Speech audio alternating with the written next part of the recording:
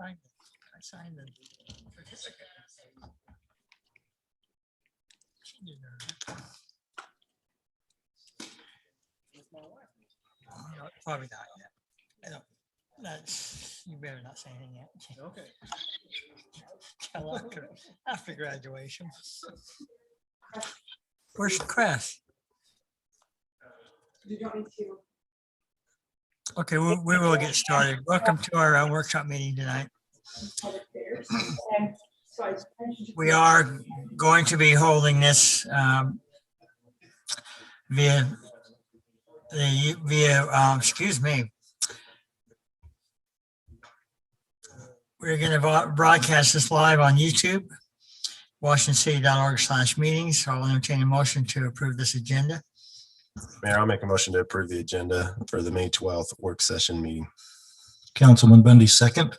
I have a motion and a second. All in favor? Aye. Aye. Thank you. Item 2, discussion and review of the third quarter financial update for the 2021 budget. Brian Brown. Mayor and council, this is a requirement by the state that we precipitate a quarterly financial report.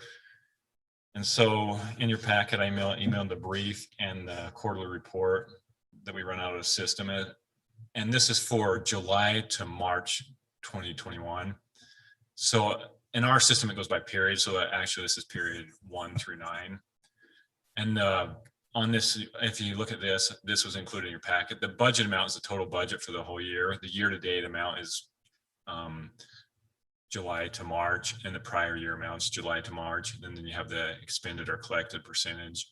And where we are at the end of March is we're about 75% through the budget. And just to highlight some of the things from this report, and these were included in the packet. I put in the revenue expenses for the last 3 years, so you can kind of see what the revenue expenses have done by funds. And in the general fund, some of the top 2 revenue generators are property tax and sales tax. And property tax usually comes in from November to January, and we've collected 100% of that, so we won't see anything else coming for that. And we collected 3.2 million. And sales tax for this time frame we've collected 6.5 million. And so that's the total budget, but we've collected, I don't have the amount we've collected, but we're 19% above where we were last year. So we should be right on target to hit that 6.5 million for this year. The other thing I highlighted in the report is the growth of Washington City. The last 2 quarters for building have been the highest growth periods for building permits issued. And so we're continuing to see growth skyrocket.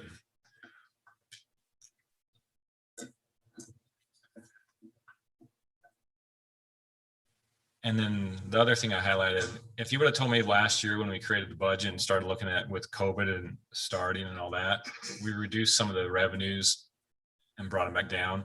But as we've gone through this year, I would have never guessed that where golf course would be where we're estimated to be at our highest revenue ever. And they will be close to covering 100% of their expenses, which, as I said in the briefing, traditionally they've covered 30%. Brian, what's the sharp decline in expenses? Can you attribute that to something, or? I'd have to look at that. It looks like they've cut maybe 100,000-ish out of their ongoing expenses from, year over year. And I don't think they did any major projects last year. So I'd have to go see what the decline in the expenses were. I can check into that and get back to you on that. It's just more curiosity. I'm happy to see it. I'm sure there's an answer. I was just curious to see I'll what check. changed over the year.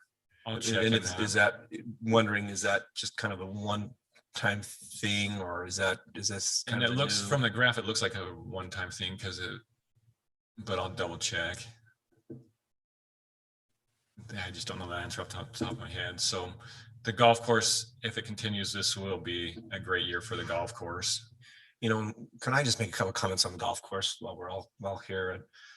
And Councilman Bundy would have a better perspective on this than the mayor, probably than anybody. But as I understand, years ago, we sold property from the golf course property and we used that as initial payments onto the community center.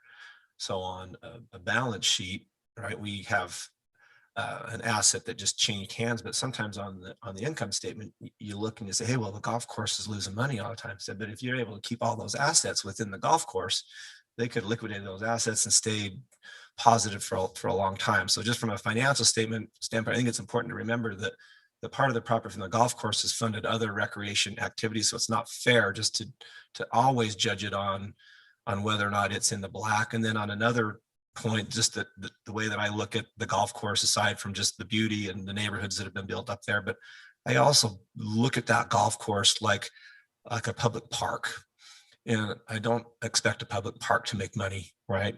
And I know this is quasi because there is an expense and a revenue component to it as well, but I think sometimes we can be too hard on our golf course. Yeah, I guess that's in summer. I think sometimes we be a little bit too hard on the golf course. in the past, they've tried to maintain that they covers at least 70% of their He's expenses. talking about. And I my don't swing. golf. And I don't golf. I mean, Now, you said that Councilman Bundy might know, that might have sounded to some like I golf, but I don't golf. But I was there when that was, and you're correct on that. It really wasn't so much the golf course property as it was property in an exchange there that the city ended up with the idea of using it for public facilities. And yeah, it was a great benefit for the city at the time. and how that was structured so that property went, or the proceeds from the sale of that property went towards the initial payments on the community center. And so that allowed us to get a start on Right. that. And I might add that at that time, it was an interesting process. We actually auctioned, the property was actually auctioned. So there were developers here that actually bid on that, the highest bidder. Were you here at the time, Thad? Maybe it preceded, but yeah, it was the highest valued property in the county at that time when that was sold through that auction. But it was a great benefit to the community center initially. So the golf course, like I said, they'll have a great year. The other one that we have been watching and we're concerned about is how the community center would end up. Their revenues for annual memberships and rentals are still down this year, but they've made it up in other areas. And once again, they will, depending on how this month and next month go, they will come close to making their budget revenues, which to me with this year is pretty impressive. Just looking at the numbers, I was like, wow, they're going to make it. So You typically, is there a percentage that a target percentage that you typically look at? And right around 58%. 58% is is what they've traditionally tried to cover their expenses. so we might be close to that Yeah. when the dust settles in one more quarter. Yeah, or if the end of this they hit quarter. their budget, they'll be right. They'll be close to that. It's awesome. Now the downside of this fiscal year is earned interest. And this is all the earned interest for the last 3 years from July to March. As you can see, we're quite a ways down on earned interest, and that's due to the low interest rates. And that's a trend that will probably continue over to next year. So that's one of the downsides of the revenue this year. Now, Can I make an interest comment? I talked with Carrie Wheelwright, our city treasurer today, and we've talked about convening our investment committee and looking at the possibility of bringing more of that money out of the PTIF and maybe into a few higher yield items. So certainly we're not chasing yield at this market, but there might be some things we can do to kind of try to help with that at least. And we're planning on convening that investment committee meeting the first Friday in June. So I think that's Councilman Coates and Ivy. If you kind of, what does it, save the date? So, Yeah, as long as we get it on our calendar. Carrie will let you know, but just kind of look forward to that. We haven't had a meeting in quite a while because of COVID and other things, but we want to get that back off the ground. Are we looking at like 300,000 or so? And I'm just trying to estimate based on the graph, just year over year lost, interest that we didn't earn this year that we may have earned, that we earned last year. I'd have to calculate. I could go do the calculation. I didn't But calculate. roughly just kind of estimating. It's going to be about Pretty half. close. We're trending at about half of it. So Maybe more than that, huh? When you look at storm drain, electric, and And Ralph, and public safety might be, that's a pretty significant amount that you're not earning on interest. And I can double check on that, what we're estimated out and see where we'll kind Not that of, there's anything we can do about it, really, or not much. there's no, So how much do we depend on this interest money when it comes to the budget, Jeremy? I mean, it's budgeted, but it's not a huge component of our budget. I think it's just something that, as Brian and I look at the budget and how we're doing, it's something that's a glaring difference between what we budgeted and what we brought in. So it's certainly not going to make or break the city, but I think we want to be as fiscally responsible as we can with our investment funds too. And do all these go back into the fund that is attributed to? So storm drain interest earned goes back into the storm drain fund and et cetera. yes. So and that's for impact fees or regular interest. We keep that separated. It's required by this. We have to separate and keep those all in the correct funds for impact or any other interest. Now moving on to expenses. So the general fund as a whole is at 72%. So they're right on that benchmark of the 75% as a whole. There are some departments within the general fund that are over budget that I mentioned in the briefing, and we will work with them regarding this and work towards making any adjustments for that. And we'll bring you any adjustments as we look at that. We plan on doing a budget adjustment to in June to adjust like the interest earnings for this year and just to finalize all the budget. As far as capital, the enterprise funds go, I broke it out by operating and non-operating expenses, because the operating should be pretty consistent year over year. There's the non-operating that could vary. And so I really see no issues with the operating. The the non-operating doesn't include capital projects. And as I said in the briefing, some of the projects may not be completed this year, and we'll carry those forward to next. So as a whole, the city looks great. And do you have any questions for me regarding the quarterly financial review? I have a question. It's not really tied to the quarterly review, but I'm just wondering if you could review for the council and for those that might be listening at home, how the capital projects affect our city budget and how they're figured in, and what the actual budget is in considering capital projects. So this year and next year, capital projects have played a pretty important role because we've had a lot of projects come up. A lot of the capital projects are funded by impact fees. And so we have a certain time frame we do have to spend those funds. And that's to help pay for new growth. So we've got to stay on schedule so we can use those impact fees. Otherwise we have to return them. So, and I know next year's budget has a lot of capital in it, but there's a lot of projects that we need to bring on to really, as we go forward in the city, everyone keeps talking about 3650 and all these other projects that we need to bring forward to improve the city and keep going. So when you consider the Washington City budget, you always have to remember the capital facilities and how they play into that total, because it doesn't necessarily mean if it's a higher bottom line that you have a greater amount of money to spend. No. Thank you.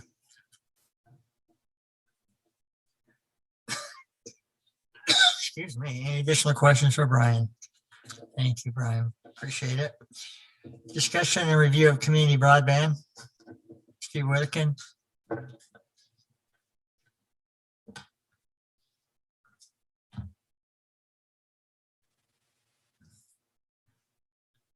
Sorry, Mayor, I had to move the meeting forward and get myself ready.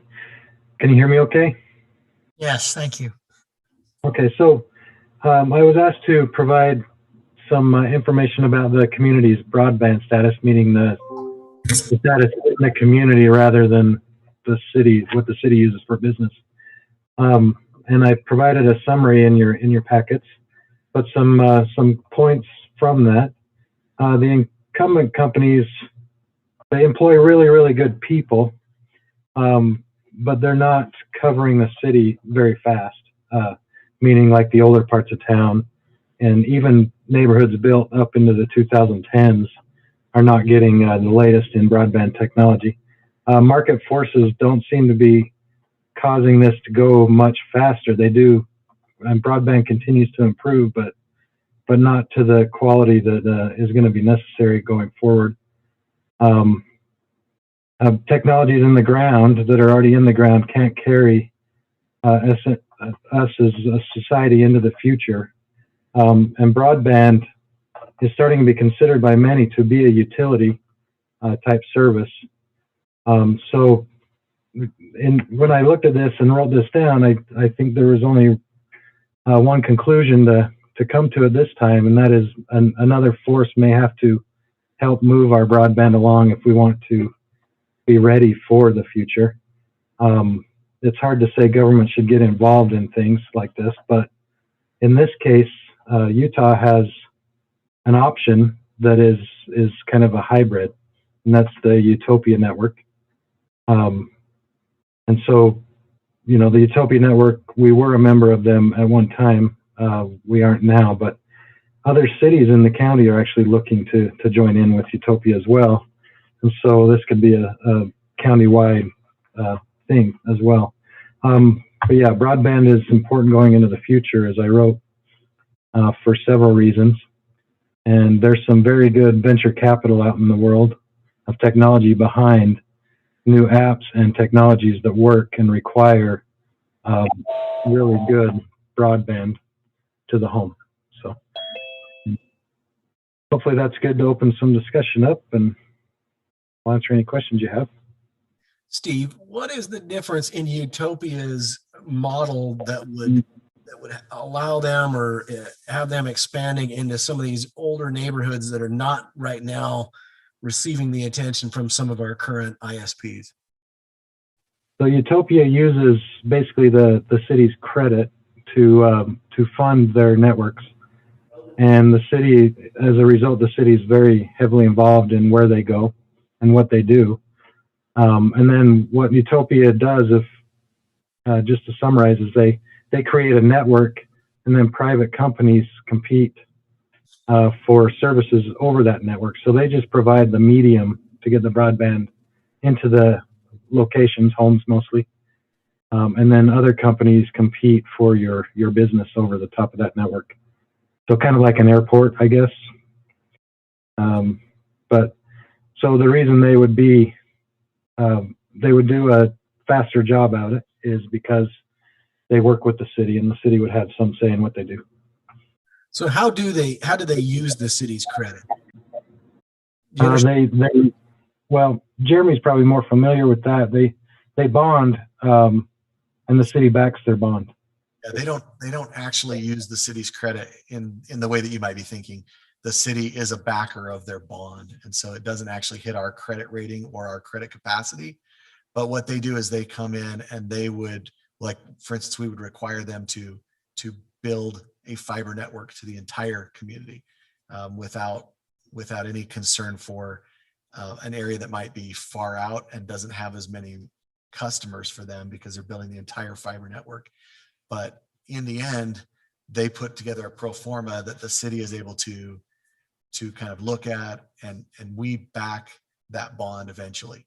If they did not get enough customers, it's a very interesting project because they put together, excuse me, they know that in the beginning, it's going to take a while for people to ramp up with the service. So there's some really interesting financing that they do so that it's a little bit more back end loaded, and they're able to pay it off as the customers come. I think the real push behind this, and we're seeing it from other, like you said, other cities in our county, we saw with COVID that really good fiber-based broadband used to be something that was interesting to people. Now it's something that is absolutely required. You saw kids trying to do school from home that didn't have adequate broadband. You saw people trying to work from home that didn't have adequate broadband. So I'm amazed even at some areas of our county that have brand new subdivisions, but because they're on the other side of maybe some older areas, they can't run the fiber through effectively, or they haven't been. So it's an interesting thing. I think we wanted Steve to kind of open the discussion about it. But there's been at least one initial conference call with entities in the county to start this. So, and then but they don't actually sell internet. Do They're not sell gonna put in internet. the infrastructure and they're gonna sell it to local internet service companies. When I looked at their website, it looks like InfoWest is the only one that I recognized here locally. They are one of them, but others would come in. So they would, okay, that was my next question. So then they can, Others could. Yeah. Even our current other local providers could. Okay. So what they do, in essence, and I don't want to put the dollar amounts out here, but in essence, they provide the fiber, and maybe they charge $30 for the fiber. Then your ISP comes on top of that and charges another $30. So you get a gig for $60, for instance, but half of that is going to pay for the broadband infrastructure. The other half is paying for your connectivity. which you're doing already with your current. You're It's paying for- already, I mean, your current Both. internet service providers are already looping in those costs because half the time they don't own the network, and there's only 2 or 3 different rail pipes coming into the whole valley here. So Yeah, it's real similar. Some areas of our community have really good, and Steve could probably talk to this. The Washington Fields area has good fiber because it was brand new, and it's easy to lay the fiber in new areas. The older part of downtown has very poor internet fiber connectivity, and it's a frequent complaint. and it's a problem. And as people look to buy a home in the downtown area or reinvest in our area, these are problems. They're problems to bring businesses to our downtown area. They need high quality broadband. So it's just an interesting concept. There's another discussion along that same line. In Salt Lake City right now, they're finding most of the 5G towers are going on the east end of Salt Lake City. And what their concern is on the west side, or the side that doesn't have as much money in their communities, would be left behind or lacking because of that. Trying to find incentives to get that kind of across the spectrum in all demographics. So would the city coordinate with this organization long-term? So every time we dig up a road, we're talking to them about dropping in conduit and sharing those. Just making sure that when the earth is opened up, that we're coordinating long-term, or is it mostly just the front end contract? No, it's long-term. We want them to continue to build the network as more is added. This is an initial discussion, but I think it's a good one to have at this point. One of the things that we can use our ARP money for is broadband infrastructure. I don't even know that we would need it necessarily on this project, but it's something that could be used to help supplement that or help kickstart the project. We can also use water and sewer infrastructure, and we certainly know that we have needs, especially on the water side. But I think it was brought up, where are we with broadband? And when you look at that, we have some real holes in our community that maybe the city might be interested in filling. It was really when we had the mid-year conference with the league down here, we attended a breakout session that talked about the American Recovery Plan, and they were specific about the utilities and the ways that these federal monies would flow into local governments. And so that's why I reached out to Jeremy and to Steve to ask for an update on the need for broadband and where we stand right now. But it sounds like there may be a dual need with some of the residential areas that didn't have high-speed internet or access to high-speed fiber from the start. But Steve, I'd like to hear a little bit about what you think of opportunities for new business, maybe downtown or in the city where fiber could be beneficial. If there were some dollars to spend, how could this be beneficial in attracting and creating jobs? Well, one thing that's happened with the COVID pandemic is a lot of jobs. Like, there's a lot of people who live in this town that actually can work in California and make a California wage, but they spend their money and live here. And this kind of broadband would enable that as well. But if you have fiber infrastructure into your business, you're not tied to any one incumbent provider for anything. And so everything gets a lot cheaper. Phone service, internet service, security services, everything gets a lot cheaper. And some of the speeds that they're providing on fiber are 10 times gigabit, 10 gigabit. And with 10 gigabit, you could run almost any business you wanted, including software development houses. You could have, the sky's the limit. But I looked more at the residential side. For instance, I use telemedicine a lot, and I know telemedicine is going to get a lot of new technology with sensors and things that can be used at home, stopping or preventing people from having to drive to the doctor's office and just basically get a better ongoing health care and things like that. So, and you could have businesses that move in just to provide those services too. Anyway, I hope I answered that. Steve, you mentioned that Washington City at one time was on board with the support of Utopia, and now we've gotten away. Was there a reason for that? I remember discussion many years ago about it and when it first came about. But what do you know? What the reason was behind us no longer? I don't have specific details in my memory, but we were one of the earliest members of Utopia, and we were a non-pledging member, which means we didn't put any money up, obviously. But then later on, Utopia ran into some hard times, and they changed their model a little bit, and it kind of seemed like maybe we could be taken advantage of. And so I think the decision by the people in charge at that time was to pull out and just, not be liable and let them go on with their own evolution. But that was many years ago, and they've changed now, and they're in the ground in many cities and serving many people right now. So I would say they certainly have changed their business model, and now we have really good use cases for how it's worked in many communities. So it's where we were in on the ground floor before, just felt like we maybe didn't want to take that risk. I think now the risk is much mitigated, and we can bring in some really good information to kind of show how it would work specifically for our community. So I think it's a different product now than it was before. So now the effort is to just keep the dialogue going, stay open-minded with maybe being involved with them again, and potential for some federal funding or whatever that may be a positive side. This is just to get you aware that we're working through the process, but it looks pretty interesting, and I think it's something that many of the cities in the county will be interested in taking advantage of, and that really helps bring the cost down too. If we can add fiber to more than just Washington City, it helps a lot. So let me ask you to maybe just comment on individuals who might say, well, look, I really don't want government getting involved in this kind of thing. What would be your response to that? Well, I think Steve mentioned it. I think we're looking at broadband now as more of a utility.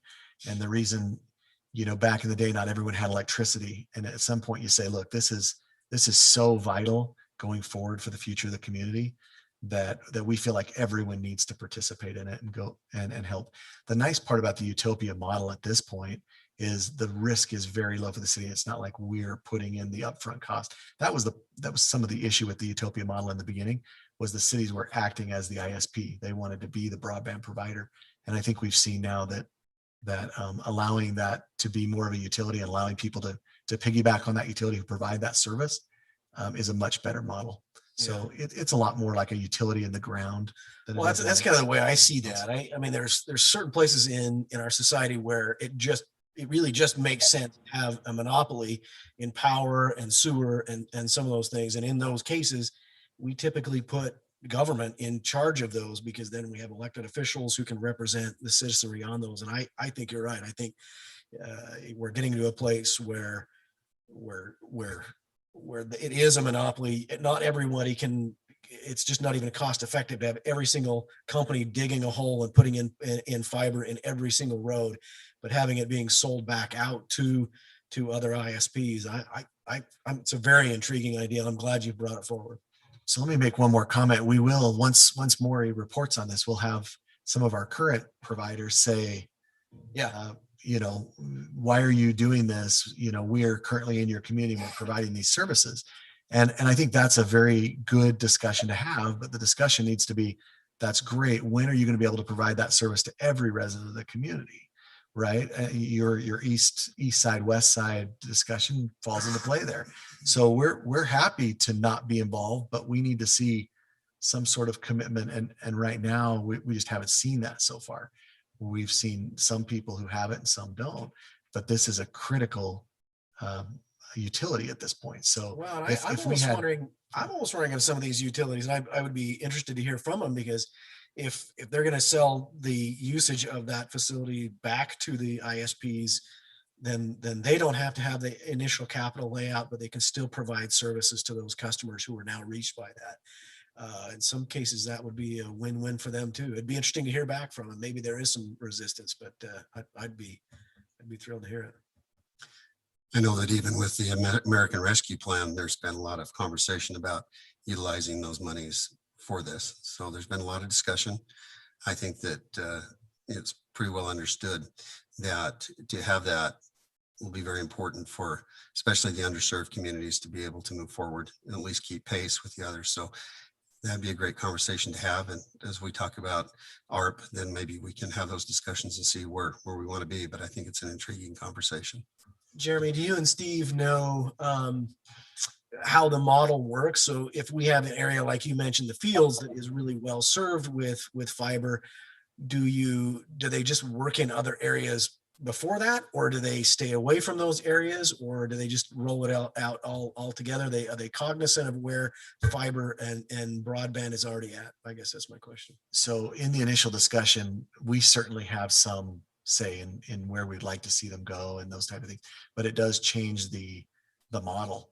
So in reality, we would want to see them in every part of our city, even those parts of the city that are already served, because there will be people that want a choice and switch over, but it helps generate enough revenue to keep the entire system running and operational. So certainly if there's somebody else who at their expense would like to come and serve the entire community, I think we'd be open to hearing that. We just haven't seen that so far in the market. Seems like some of the areas that are maybe a little easier to serve, have higher penetration, are getting that service, and other areas are being left behind. But didn't you state that that's what they would do too? Is that they would go to new construction and start there? They would easiest. go, we would require them to go everywhere. We would work with them to get everywhere. And this will be an impact to the residents, right? You're going to be boring fiber all over the place in the community. I mean, it's not going to be an easy project. It's going to be a tough one, but I see it a little bit like roads. You're going to build those collector major roads where they need to be, and at the least cost you can initially. It's the same thing. They're going to concentrate on where they can get the most service out, I would think, to more customers initially with the least cost, and then expand from there, I would assume. but because we're driving the rollout, we can kind of drive how that happens. So we get a little bit of input into how that will occur. And certainly I think you would see they want to go where they think that the most people would utilize their service, right? And some of those places are places like downtown Washington that maybe doesn't have that service currently. So, I mean, it's just interesting. We're not that far along. We'll bring you more information. And one thing I like about this council, you're very involved. You want to know and I don't have every detail today, but. So Jeremy, how do you see this in regards to like a municipal and a private partnership? Is there any possibility of that? There could be in a lot of ways. We really just sort of back the bond on the back end, and then we help them decide how the rollout's going to happen. But really, they're the ones managing it. It's quite hands off from the city standpoint. Next step. Continued discussion. I think there's another broadband meeting the first part of June, so that'll be the next step. Hopefully, Rusty and I can both attend that. They're virtual, and we'll continue to work with the other communities. I think Washington City is very interested, even if maybe it doesn't make sense for some of the other communities, but we'll keep you informed every step along the way. Great. Thank you. Thank you, Steve. Thank you. No additional questions. We'll move on to item 4, discussion and review of employee health insurance opt-out. Okay, I had a few questions about this, and this is something I just wanted to bring to the attention of the council and have a little bit of discussion to see what you want to do. I think all of us recognize the difficulty that all employers are having right now finding and retaining employees. So this is an option that Washington City doesn't currently use, but it's used by a lot of cities. And in fact, in my past city, we used it for almost 20 years. And it's quite an interesting concept. The concept is if you have an employee that is entitled to insurance benefits, but they have those insurance benefits through another source, a spouse, a parent, or some other way that they're already covered, then the city would allow an opt-out of those benefits at a percentage of the cost of the insurance. So we used 70%. That 70% seems like a break-even point once we add the other taxes and URS benefits to that 70%. The interesting part about it, it certainly wouldn't work for everybody, but it becomes a recruitment tool for somebody who does have that benefit already, and it becomes a retention tool for employees who don't need to be double covered. The city, in essence, if we're paying for insurance and a spouse already has insurance, we're spending money on something that employee may not find value in. So I guess I just wanted to have that discussion and see if the city has any interest in moving towards that. There are quite a few cities that do it at different levels. So one of the things that, me and Jeremy have discussed this quite at lengths in past, and the thing that we hear a lot from it's in the market to get employees is it's hard to get people to come to the city because you explain to them, well, you got this great insurance package, and everyone's like, well, I don't need that insurance package. I need money to eat. And I have insurance a different way. And so in the discussion with Jeremy, I was like, well, is there a way? And he brought up this is what he did in his past city. And I think it's a great idea to help give the option to say, well, you don't have to go through this way as long as you're covered a different way. But the one thing you did put on here, which is the drawbacks, is but if they do lose their coverage, they're going to have to take it back on, and it'll feel like a pay reduction for them. And I'm guessing that HR would recognize the loss of coverage as a life event that would trigger their eligibility on our plan. Yeah, one thing to bring up with this is if we implement the plan, we do have to work with our current provider. There are certain opt-out periods or periods where you can change coverage. So it may not be able to start immediately, but if somebody loses coverage, it is a life event and they're able to get back on. Oh, So the city does require all of our employees to be insured. Somebody can't choose to not be insured. And I think that's an important point. But if they're getting double insured and not getting the full benefit of that coverage, then they're able to do it. But I will tell you that it is a drawback when somebody's spouse loses their job, loses their health insurance coverage, and then they lose some pay with the city too. But I think it's one that they recognize. I mean, they understand that that's something that the city was allowing them to do. So what are we expecting as a fiscal impact on this? So I guess my question is, what are employees doing right now? Are they just accepting double coverage? Yes, Is that because we primary? have no other option for them. So Okay. they're accepting the double coverage. Or the they're not fiscal- opting out currently. They're just, No, because why would you? yeah. Okay. And that's really the incentive that you're providing. It ends up, and it depends, but when I figured it out the last time at 70%, it ends up about $7 an hour. So it's a fairly significant thing, especially to your starting wage employees if they have this. But to So the the- city budget, it's like a revenue neutral. Well, it So should or actually be a expense revenue neutral. savings, right? Because you're only going at 70%. At That 70%, offsets it's a net the neutral because we now have to Care, pay, Medicaid, Social Security. we have to pay additional taxes and URS. So does it, on top of that. So I'm not sure if I'm understanding it. It's revenue neutral or it's up or down? It's revenue neutral to the city.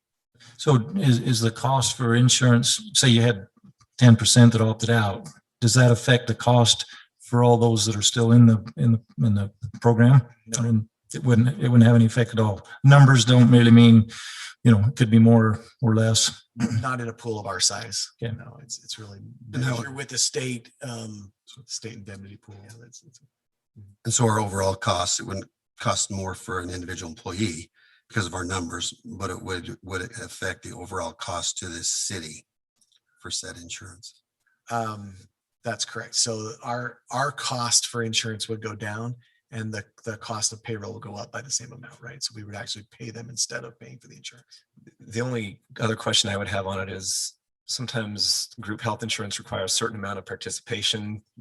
Is ours like that? And you feel like we would keep the amount of participation required? Yeah, the last time that I looked into it, and I know Ruth has, and she didn't feel like that was an issue. The last time I looked, it was 50%. So you'd have to have half or more of your employees opting out. Now, I haven't done any sort of exhaustive analysis to see how many employees are double covered, but I don't think it's overall significant portion. So it would be important for certain employees. And I will tell you, I'll just give you some kind of anecdotal stories from my last community. But there were times when we were looking to recruit an employee and they were sort of on the fence and we were working with them. And then you could say, well, do you have insurance from some other source? And they'd say, oh yeah, my husband or wife or whatever has insurance. So then you're able to say, well, we have this option that you can do this. That'll help push them over the top. It also is a really good retention tool because people do look at that and they say, I'm making extra money with the city that if I went to another community or the private sector, I wouldn't have that option necessarily. So I think the positives well outweighed the drawbacks in our last community. In fact, the only other drawback that I could see is if at some point the city decided, we don't want to do this anymore. We're going to make everyone get back on the insurance. You'd have some employees who wouldn't be really pleased with that if they were used to the payout. And this would be an additional group plan, right? Not like an individual plan, because if they have a group plan available, they would need to take it. So we would be clear that it would need to be a That's separate group plan. And they have to provide certificate of coverage showing that. And then they do have to let us know if they have a significant life event that changes that coverage. You have any information on the school districts and whether they do this or not? It seems like in the Washington County School District, historically, they would offer double coverage for those that were both insured, perhaps both teachers in the district. Do you have any historical information on why they haven't offered that in the past or what? I don't have that information for school districts. A year or so, the city managers sent around, and there are quite a few cities that do it at different levels and percentages, but I don't know about the school districts. But if there's general agreement that this is something that looks like we could move forward with, I'm happy to do a little bit more work, bring back a resolution and answer some more questions. I would say yes. I have worked for an employer that had the opt-out, and I always thought, this makes sense to do this, and so those that need it, they get it covered. If they don't and they have another option, then it just makes sense that they get the extra pay. I think so. I think it's great. I think we should do it for our employees that have different life scenarios than the rest of us. And I'm in favor as long as it doesn't create a cost increase for our other employees or to the city. Sure. Okay, thank you. Thank you. Item 5, discussion of proposed amendment to the city council policies and procedures. Before we start on this one, I would just like to ask the council to discuss this in a amenable manner. Last time we discussed it, there was some barbs and accusations. We're above that, I hope. If you're not, I will ask you to stop. So it looks like maybe what we're reviewing are the blue items and the red items. So let's do it, gentlemen, because what you're doing is you're setting a precedence in our community, and just make sure you do it right, that we do it right. So turn the time to Councilman Ward. Okay, so I don't know if there's any questions in here, or if you would kind of like me to just start in. There is one section in here that some of my notes that I sent back into staff didn't quite get put in place, and so I'd like to, in the workshop here, I'd like to at least inject that and have you aware of potential change from what's on what's written here. But open for questions if we want, or I can just kind of jump in on a few items. You just jump in, Doug, where you want. Okay. So I'm gonna kind of just start in on item number 1.1, and I'm reluctant on this. This is just a reduction of the very last sentence in here.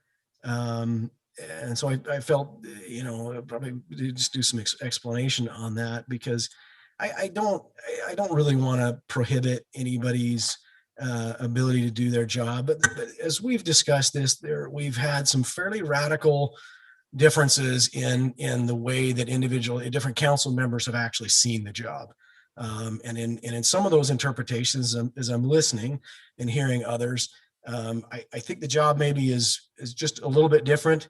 I would like us to maybe not invent our own interpretation of what the job is, but to actually work together as a council to invent, to have a unified understanding of everything that we're doing here and be as supportive as we can on that. I'll pause for comments or questions on it. Okay, so item 2.2, as injected this in here, this is a little bit of a restating of kind of what is there. But it's restating what the power of the mayor is, and then establishing, kind of the facilities here, so that we're clear that we're not touching anything that the mayor has or does there, because there is a section here later that I do want to actually, modify some of what the council is currently doing with relationship to facilities. And I think this 2.3, I think, is just really well written, establishing that the city council is the governing body. We're functioning as a majority when we're functioning. We are not like other government entities. We derive all of our power and authority from the state legislature, and they've placed a number of hedges upon us and really want us to be functioning in the public, to have our discussions in the public, and to have everything that we do with the public. And as such, this is our primary location of operations, meaning this room here. And so we had a discussion in one of our closed session meetings, and I had believed that at that time we had decided to close the council meeting, the council office, just for different reasons, that it wasn't working out for the city. That didn't happen on the time schedule that we had decided that would happen. And then that office has been kind of relocated to another place within the city. So I just like it to be clear that the council, the mayor has an office, the city manager has an office. We have full-time employees that have offices here. The council is not a full-time position, and we're not occupying offices within the city for the purpose that we're not supposed to be involved in the day-to-day operations and not directly involved with the citizens, or excuse me, the staff of the city there. So pause for any comments. Probably not a question, but a comment. In the end, I would like to maybe ask our city attorney to weigh in on this. So it was always been my understanding, and probably my motivation, that by having a workspace within the city, that you would provide a professional service to employees, or to citizens, to be able to have documents or maps or things that are needed for those things. As far as a negative for that, I think that it's interesting to know that the cities of class 3 and 4, and a lot of cities in the state have council workrooms for the purpose of engaging with citizens and answering questions. Where the complication comes in is when that office is used for something more than that. But in my mind, having an office for citizens to come in and visit about maybe a zoning item or a concern, and them coming in and be able to do that. So I guess my concern would be with where it dictates that no individual council member may occupy or use an office within city facilities.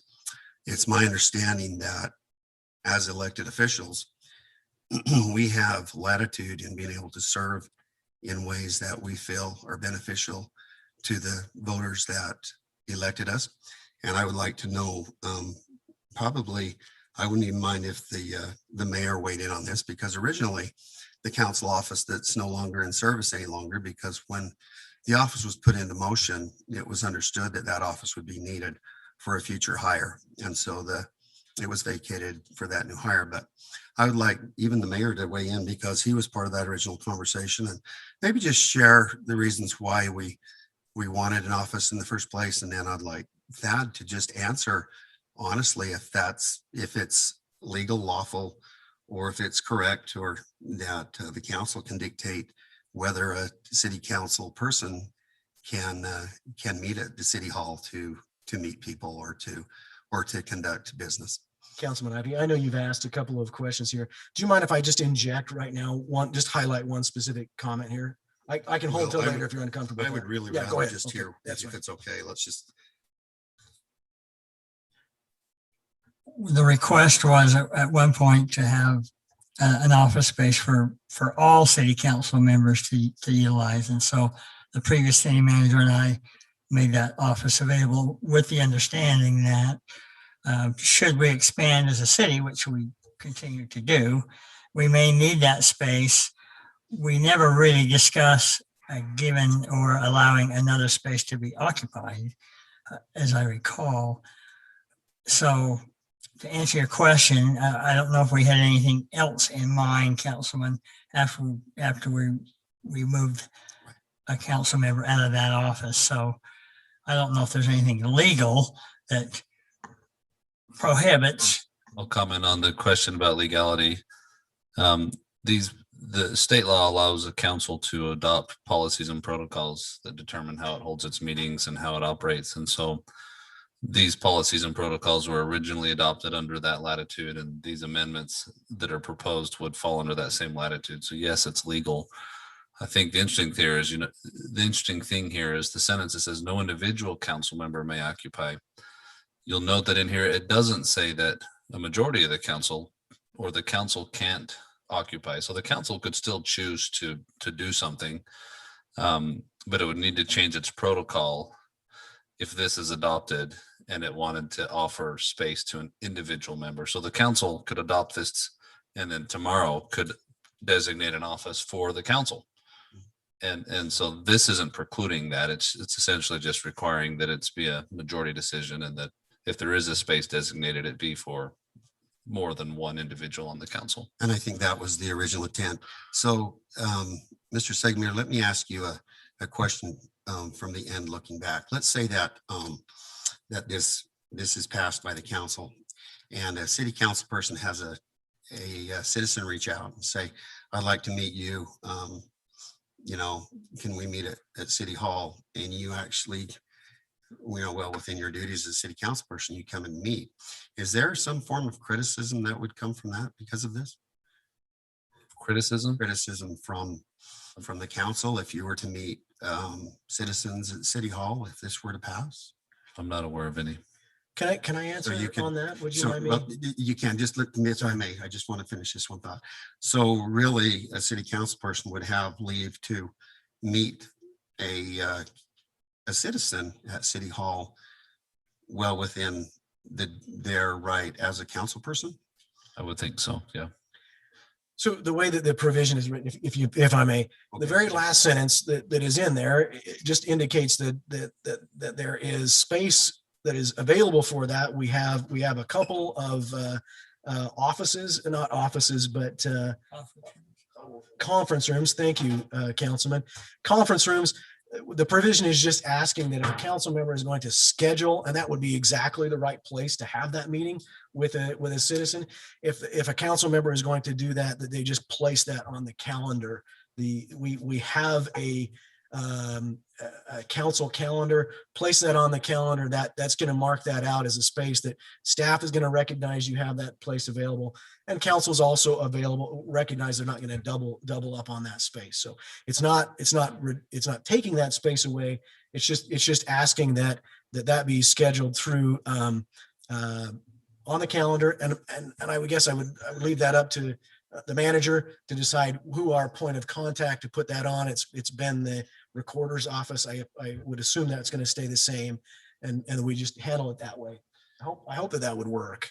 So currently through our Google Calendar system, any employee can schedule a conference room, and we could certainly have some training on how to do that. But a council member could do it themselves, Okay. or I mean, that's, any employee can get on and say, I'm going to have this meeting and here's the room I'm going to schedule. So, and my hope would be so in that exact circumstance, Councilman, that you brought up, you want to meet with somebody, you want to lay some things out on the table, that's fine. You have a place to have that very professional. I would just ask that again, that we don't leave our stuff there and continue to occupy that space. Once we're done, we vacate that and make sure that space is then available for others. Councilman Ward, could I, before you get away from that, I have maybe just a little different view of this in light of Councilman Ivy's comments there. I just, almost everything that comes to the city, if there's a need for a meeting, my preference and my thought is that ought to involve a city employee, a department head, or an employee of the city, because everything that is discussed, whether it's with a developer or with an individual citizen of the community, ultimately ends up coming back to the staff, whether it's a department head. Now, all of the staff, all the departments have an office. So in light of that, if that's what if you're going to be meeting, my thought is there ought to be a city individual present. They have maps, they have more information than probably anyone, and it ought to be in that department where what is discussed might ultimately, the solutions might end up there anyway, if that makes sense to you. I'm just used to seeing things that way. Why do council members need to have a separate place that they meet with people that takes it away from the staff? Staff, I think we just need to let staff do their job and include them on everything that's done. And they have offices, they have maps, they have all of the data. That's just my view on it. There's just no need for another space to have where we're not including some staff members. Jeremy, don't you feel like we need, staff members need to be involved in these discussions, or am I? So I guess what I would say is that a lot of times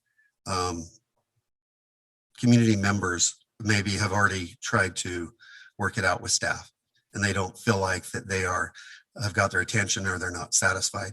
And I think that in the annals of city council from, eons ago, it's been set up in a way that the citizens can come and visit with council to work out and to find common ground. And then the council person with the mayor or the rest of the council, whatever the case may be, can work those situations through. But I guess my question is I don't think that we have a right to preclude a council member from doing the service that they were elected to do. And I, as a council member of one of 5 members here, I would be very careful to ever tell one of you what you should or should not do, as long as it was legal. And we've had the council, our attorney has weighed in. And so if it's a courtesy to reach out to the council, so it's not double booked, then I understand that, but I would be more inclined to maybe run that stuff through the mayor, just simply because it would be more of a direct line of communication, or through the recorder's office themselves. But I guess my only concern in all this is that we just don't want to create anything that won't allow us to be the best council persons we can be for the citizens that elected us, and meeting with them and hearing their problems and working with them through those problems is fundamental to who we are as council members. So I'm going to jump in here if I may. Do you mind? Well, I wanted to respond to what Councilman Ivy just Well, indicated. I'm actually trying to, Go ahead. I would like to be tempted to just respond in a way that kind of hopefully just leaves us, we can move on. I believe that the provision allows for both your interpretation of this as well as Councilman Ivy's interpretation and my own interpretation of what what our engagements with the citizens should be. And I think that the provision allows for that. We don't necessarily report to the mayor. We certainly honor and respect his office. And that's why the provision is written the way it is. So I'm hoping that it allows for that. I would like us to be careful and very cautious when we have individuals who are complaining about citizens are complaining about staff, and that we make sure we're doing that in a very careful and cautious way. But I think that it allows for that. So, having been a staff member in a city, if I were aware that, I made a decision as a staff member, if I'm saying this is the policy ordinance of the city, this is what you have to comply with. And someone does not like that, and maybe it wouldn't even be that, it might be something else. But if they haven't gotten satisfaction from staff, if I were the staff member that they didn't, that an individual did not get satisfaction from, I would be a little bothered that somebody went around me, did not include me to be able to get my side of things in that discussion. Does that make sense? I mean, I don't want to be And there's sidetracked. there's an and not additional involved in provision that. that I'd like to talk about. I'm not just saying put this in doesn't so include that's- that. I'm just- That's covered as well. Yeah, I'm just saying, just in response to Councilman Ivy, I just think that, an individual who has made some decision on the staff, staff individual ought to have that opportunity to be there and be able to respond and to explain why. I'm hoping that maybe we're clear on this point. If we're at least at a reasonable compromise, maybe we can go on to. I just have one more Okay, comment, thank you. Councilman. And what I would say, obviously, we'd work through Jeremy on that. If it was a staff situation, you're not going to go to that staff member and say anything. You're going to take it to your city manager and you're going to say, this is what the citizens see it as. And then as a council person, once you presented that, you'd step away from it and allow it to run its course. But I think that you just, again, I don't want to be redundant, but I just think it's important that we're able to serve our citizens whatever way we feel like we need to. Agreed. Agreed. But I think running it through the manager is fine. It's just that there's I could tell you, I don't know if I should bring this experience up, Councilman or Council Sigmund might remember this, but he was on the council at the time we were sitting right here. And we had, if you remember, we had an issue where an individual was told that they couldn't do work in a home on a weekend. There were some people down in the fields that said, oh, the city doesn't allow any work. Well, there was a fellow who was doing cleanup of homes, the materials on the home, wood cleanup. He was just keeping the construction site clean. And we had an individual that stood here and said that the police came down, and because people, some of the residents there complained. I don't know if you remember this, but they complained, and this individual was pointing the finger at the police and saying, oh, they handled this completely wrong. And my reaction was, let's get the police here so we can find out. Let's not point the finger at the police. There was no one here. And the police were getting, they were getting criticized, and we didn't know the other side of the story. And I just think that would apply in almost everything that happens. So if the manager's involved, I think that's great. If the manager's involved and knows about it, that there's a meeting with an individual who's not satisfied with any of the staff, then great. That works for me. That'd be certainly the way I would handle it. And I know that I would hope that the other council members would as well. And for the sake of not lengthening this conversation, I think that's always available. And I think all of you have taken advantage of that. And so there's still maybe other times when I don't need to be involved in every interaction. So certainly, if there's a citizen that is not happy, yeah, and they feel like they've got to talk to a council member, it's important enough. I would I love think to in be that involved case. in those conversations. Yes. I'll look at the council to move on to the next item. Okay, so item 2.4. This is just a little bit of a clarification here. My understanding is after the agreement with the council, we were looking to kind of close the council office. There was, again, my perception of that was that there was an agreement by not just the majority of the council, but the entirety of the council on a time frame and when that would happen. And I just, this got added in here just to be clear that it's really not fair to take a decision of the council and try and get the mayor to reverse that, or try and get the city manager to reverse that. We need to recognize that the decisions that the council makes are binding, and that can't be overruled by either of those quarters. So I'll pause for comment there and then move on. This is, so I'm In that pause, I know I'm not saying a lot. I'll just, if you don't mind, Mayor, I'll have some comments, but I'll do them at the very end. You just give me a few minutes at the end. I'll just jump in succinctly. Thank you. So I'm into section 5. There's a tiny section 5.1F. There's just a tiny change here. We discussed this in a previous meeting. the requiring of an abstention of voting, we kind of agreed that this body really shouldn't and doesn't have the ability to cause another council member to agree. So just bringing that language in line with what we had kind of talked about there. With state code as well, right? Yeah, and state codes and as well as the state codes code. Thank you. One comment from legal here is if the council adopts this edit, we would need to bring the city ordinance back that currently requires that you do abstain. So I think by resolution, we're intending to do that, right? Correct. The council has instructed staff to bring that back to you, but yeah, that would need to follow this.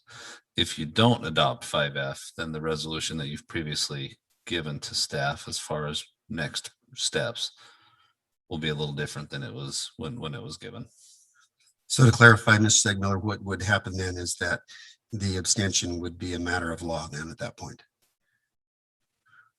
Or requirement. I'm not sure how to clarify that question. What's the I'm just question? trying to understand what you just said. So if you were to abstain on an item, what would be the status of the voting on that item? This edit is saying that it's removing the requirement to abstain. An individual can always elect to abstain at their discretion, and there's no law that prohibits that. Currently, Washington City Code reads that if a conflict is disclosed, then that individual must abstain. And this is saying that you don't have to abstain. State law governs disclosure of conflicts, and this isn't attempting to influence the disclosure. It's just influencing whether you can be required to abstain from voting. And really, a council person could abstain for any reason. It wouldn't necessarily have to be a financial, it could be anything. Of course, you don't have to justify an abstention. But the language just the intent I have on this language is to get it in line with state code. And this edit would accomplish that. And then again, from our previous meeting, because city ordinance is not in line with state code, we would need to adjust city ordinance accordingly. And thank you we need to follow through with our intentions and what we started to get it all working together. I appreciate that. Without other comments there, I'm going to move on to section 8.2, the last section there. The council body is a different function. There isn't really any power in an individual council member. The power of the council resides in the majority. And so it's asking for council members not to use city letterhead without it being approved by the council body. I'm abbreviating, but everyone's had the copy, and we can read it directly if we need to. Pausing. And then moving on to section 9.2. I'm sorry, Councilman. I didn't realize you were going. Go ahead. I apologize. So my only comment is that in this town where you know everyone, it's different to be known as a council member is much different than acting as a council member. And so I do agree that if you're in a liaison, then you should, but if not, you should be very clear that you're not representing the city on that. So just a little clarification. Okay, and that actually falls right in very well into this next section, 9.2. And this just has to do with council members and different boards that they may sit on. Again, that there are, so this is an interesting part of the council actually doesn't have any power to sit on any boards. That power is given to the mayor and his abilities.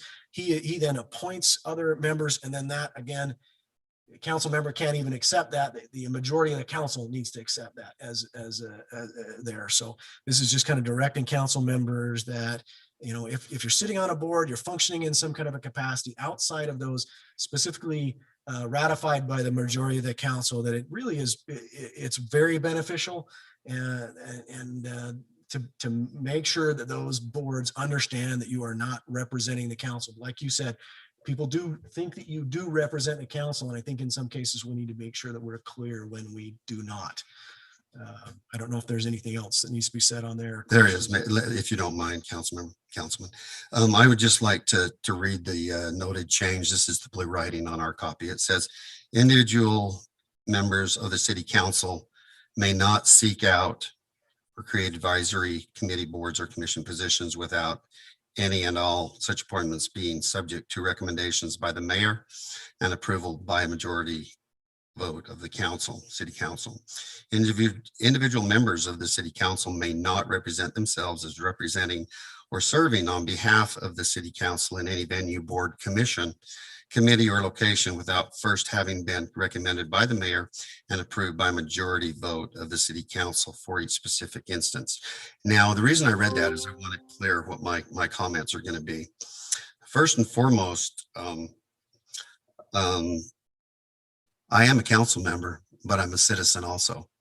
And as a citizen of the United States, a citizen of Washington City, if I choose to serve on a board where I represent myself and I happen to be on a city council, I think that you'd find again that this is time tested and true throughout municipals throughout the United States and throughout all time, that those people that are usually leaders of the community, they're asked to be on boards because they have understanding or expertise or interest, or just simply a proven track record of showing up.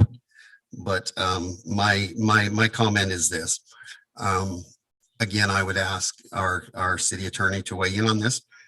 In the event that the council would pass this and the wording is such where it basically precludes council members from doing this, I would like you to address the legal ramifications of this and whether or not an individual council member has a right to serve on other boards and commissions in their community or in their county or in their state. Councilman, can I agree with you at this point? It's my intention not to prevent a council member from serving on a board. Yeah. The subtlety of this is saying that you represent the council in sitting on that board. That's the subtle difference. And so I would also ask our legal counsel to define if what we have here doesn't meet what I just said, then it's not really what I intended to be. My answer would be, this is written narrowly that limits the council member from making a representation on behalf of the city council without approval by the council and recommendation by the mayor. All council members have, and you're on the council because you meet the qualifications of citizenship and other things. And so surely you've got other personal interests, and this does not impact those at all. I think the caution is, if you do go join a board or seek a committee, that you make sure that you have that responsibility because you're the elected person that understands the laws and the provisions within which you got elected. You make sure that you clarify with them that the status within which you are serving. Mhm. And if it's going to be a city council status and this is adopted, you need to make sure that the council and mayor have ratified that position. And I totally agree with that. I absolutely do not disagree with one thing that you said. And just for information, I think it's great sometimes in sharing with the mayor some of those assignments that I've had. He's given good wisdom and insight about that very thing. And so I appreciate that. And I don't have an issue as long as I just want to clarify that individuals may serve on boards and commissions, but they may not address them as being a council member representing the city on that board or commission. And I think it goes a step a little bit further than that, but not much, which is just a caution to say that the assumption is going to be you are, unless you clarify that you're not representing the council, if that's fair. And then unless there's other comments, I'll move forward. And the mayor looks like he's looking at a clock or something. I am, but a councilman, Thad, did you write this? I did. This was my drafting. Would a rewording of the first sentence work? I don't know what that rewording would be, but maybe. Absolutely. Whatever you direct me to reword, I'll do it. I open to whatever suggestions the council Or has. addition. I like- think it meets both what Councilman Ivy is saying and what I'm saying currently, correct? I believe so. Okay. My opinion is this limits your representation as a council representative. I do not think this limits your representation as an individual or a business owner or whatever other capacity you might have outside of the council. So a good example would be the Lions Club. Any one of you could go, solicit service on the Lions Club and be on their governing board. And as long as it was just your individual name or your business, anything other than Washington City or Washington City Council, this doesn't limit that. But if you want to be on that board as, you know, representative of Washington City or Washington City Council, you would need to make sure that this council had a chance to ratify that. So Mr. Sigler, I do agree with what you said, but I tend to hear what our mayor said, and that is, I think that the way this is worded, it may be a little bit confusing. I think maybe it could be worded better to say that you have those individual members of the council may serve on committees and boards as long as they represent themselves and not as a council member per se. I just think it could be worded in a way that may Yeah, and may relieve some. to the mayor's comments, the first sentence could include some words so that it's clear that the advisory committee, board or commission positions that are being sought were on behalf of the city council or the city. So we could add some language to narrow that down so it doesn't sound so broad. The second sentence does a pretty good job with that already. Yes, thank you. I think so. And I don't want to get into a ton of details, but it's written intentionally in that way intentionally, because I think there's been some problems in the recent past that I'd like to see us be a little more careful towards. So am I okay to move to 11.3? Sure. This just kind of talks about council members' relationship with employees and in their workplaces.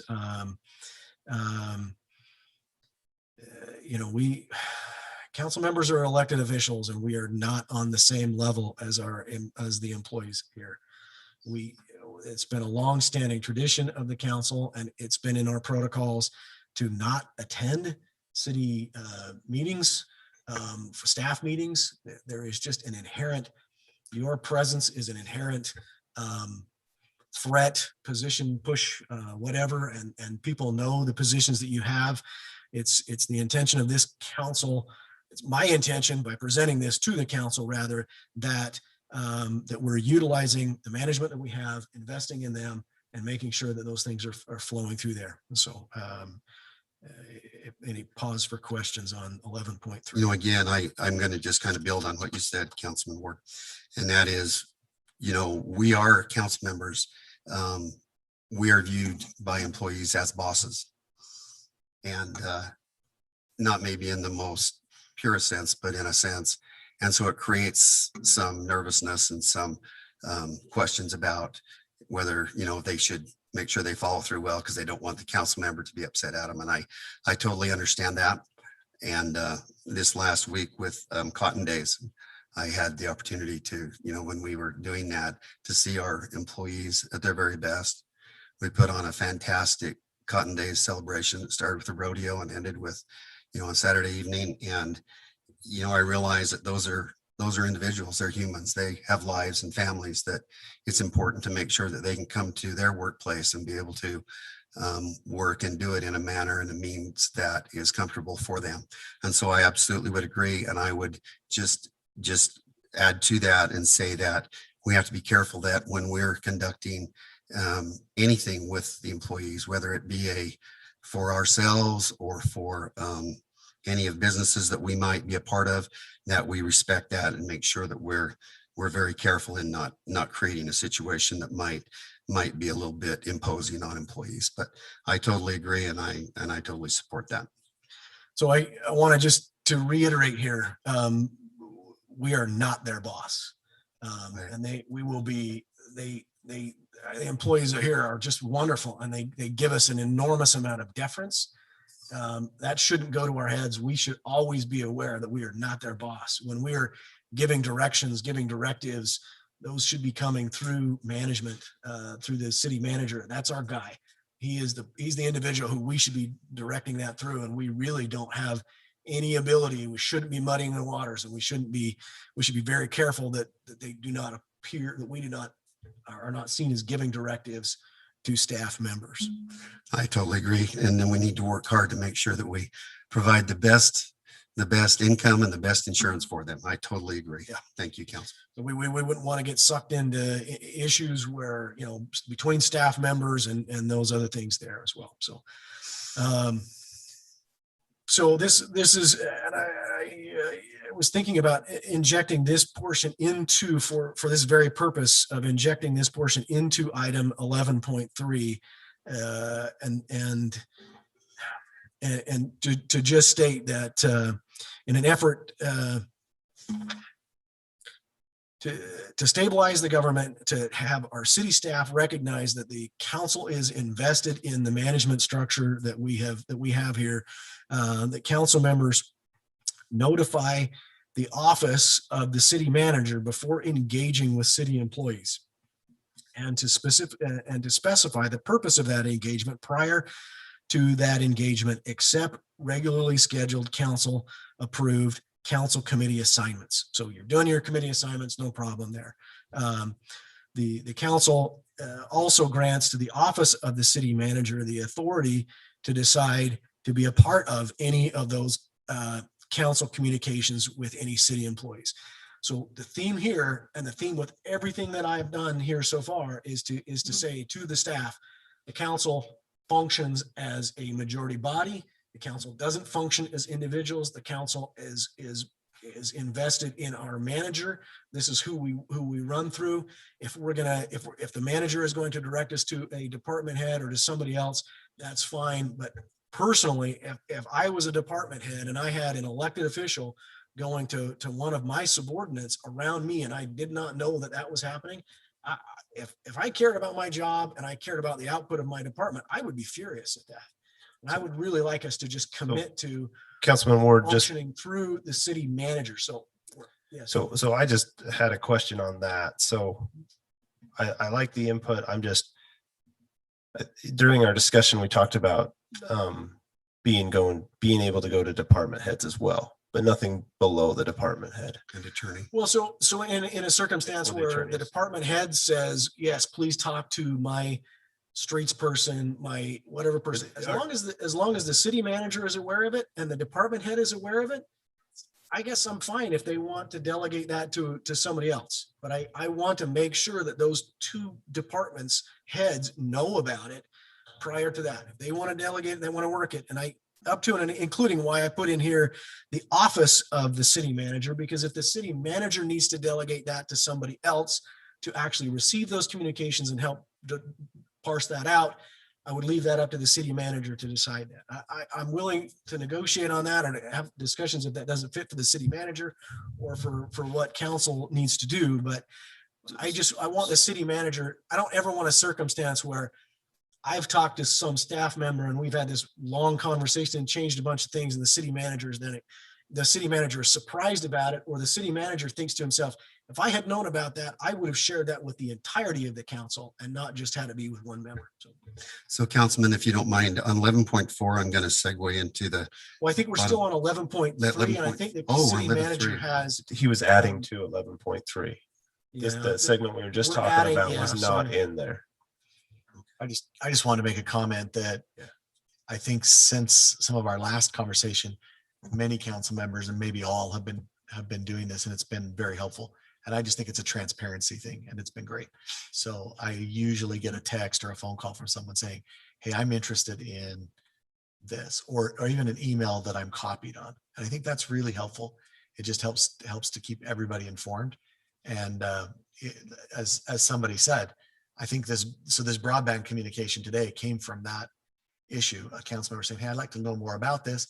Let's bring it up. Let's discuss it. And let's bring it to the council. I think it's more than maybe just one person, but other people have an issue that there's really just something they want clarification on.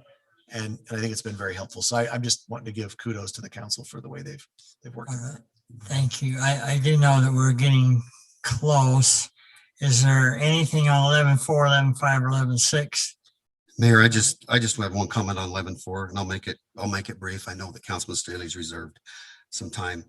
Just the last part of 11.4, it says it is inappropriate for any city council member to independently seek out the donation, sale, or acquisition of property on behalf of Washington City.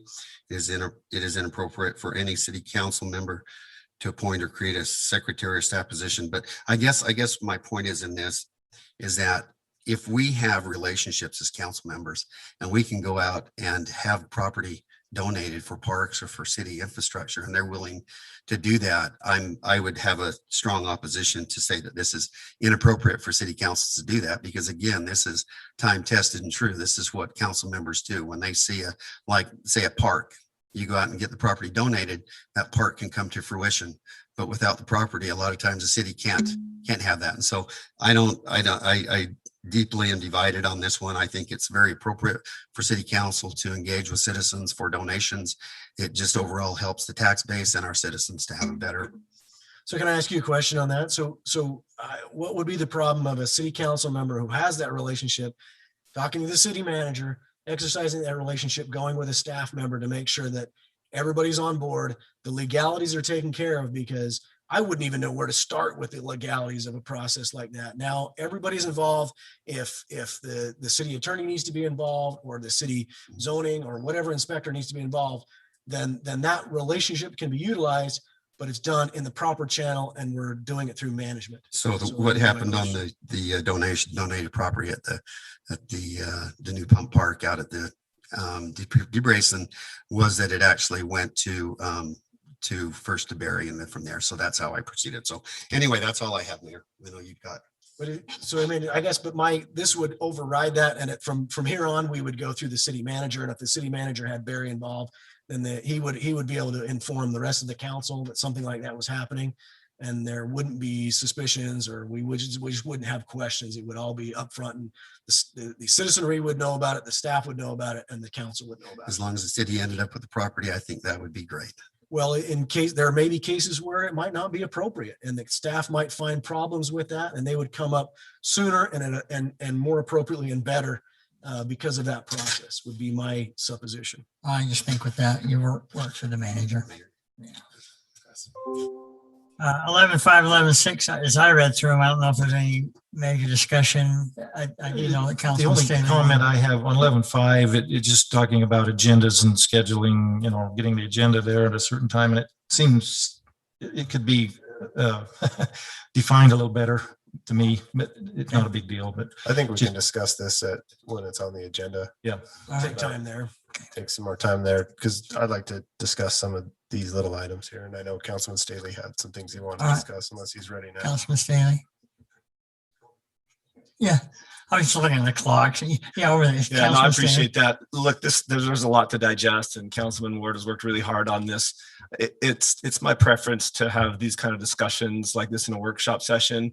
I've prepared kind of my comments and thoughts on these, and I just preferred to write them down line by line and just kind of highlight the items, just because there's so much to digest. But it would be my preference to continue this discussion in another work session rather than the regular meeting tonight. I hate to belabor it, but my intention with coming prepared to the work session was to be able to have some input on these before it came to the regular meeting, and I don't want to feel rushed. So I'm open to the council's thought on that. I mean, we can go overtime, or we can.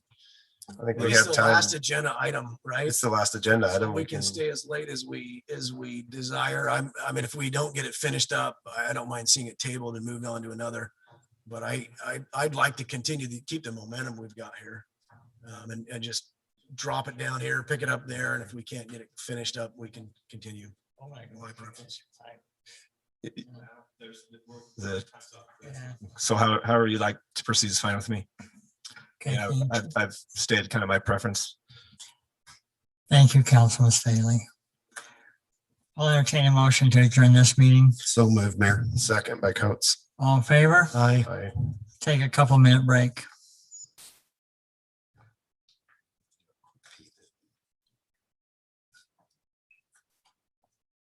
Okay. I am gonna go to the restroom.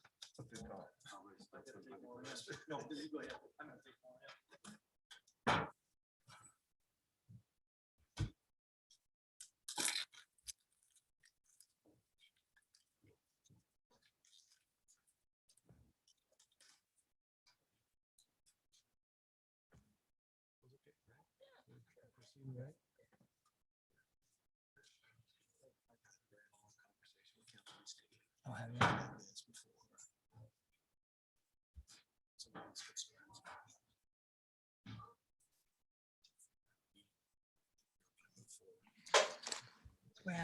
Yeah, Steve, is you getting any feedback or anything on that? No, you sound great, as usual. I think it's because I signed in a different way on the audio. And so I think it was Oh. just that different, because it didn't give me the option right away on the screen. So I had to go down where the microphone is and pull up the arrow and go through 2 or 3 other steps. That might have been that short feedback. Okay, but you sound like your normal self now, so That good to bad. go. That bad. Okay. That good. Thank you.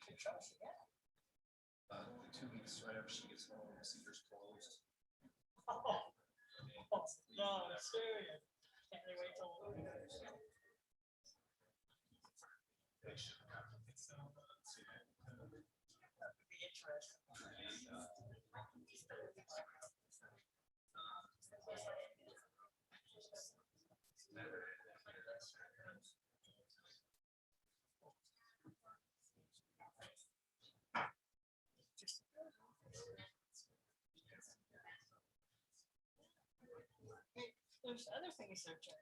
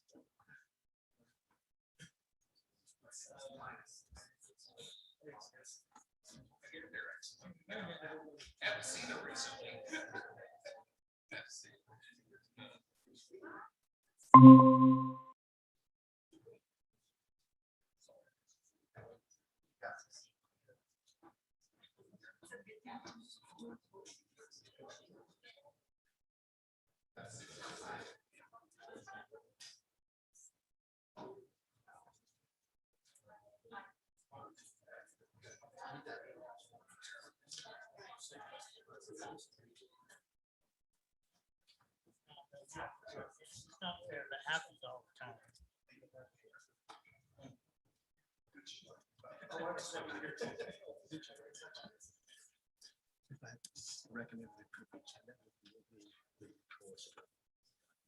Oh, yeah, let's do it. Yeah, absolutely. Not at all. Yeah, where's that at? What number is that at?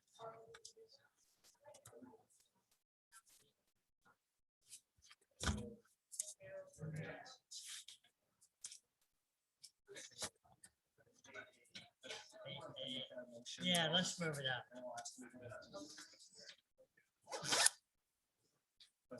You're all right, man. Absolutely. They don't need to stay here all night. They've got important stuff. Will you make sure Tom Carmen's all right? We understand, but we need you in charge of this meeting.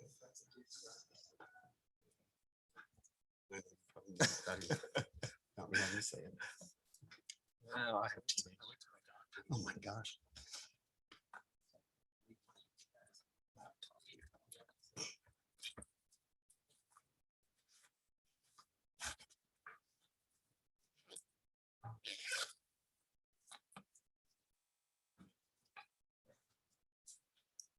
Yeah, I think we're ready, man. We better get cracking.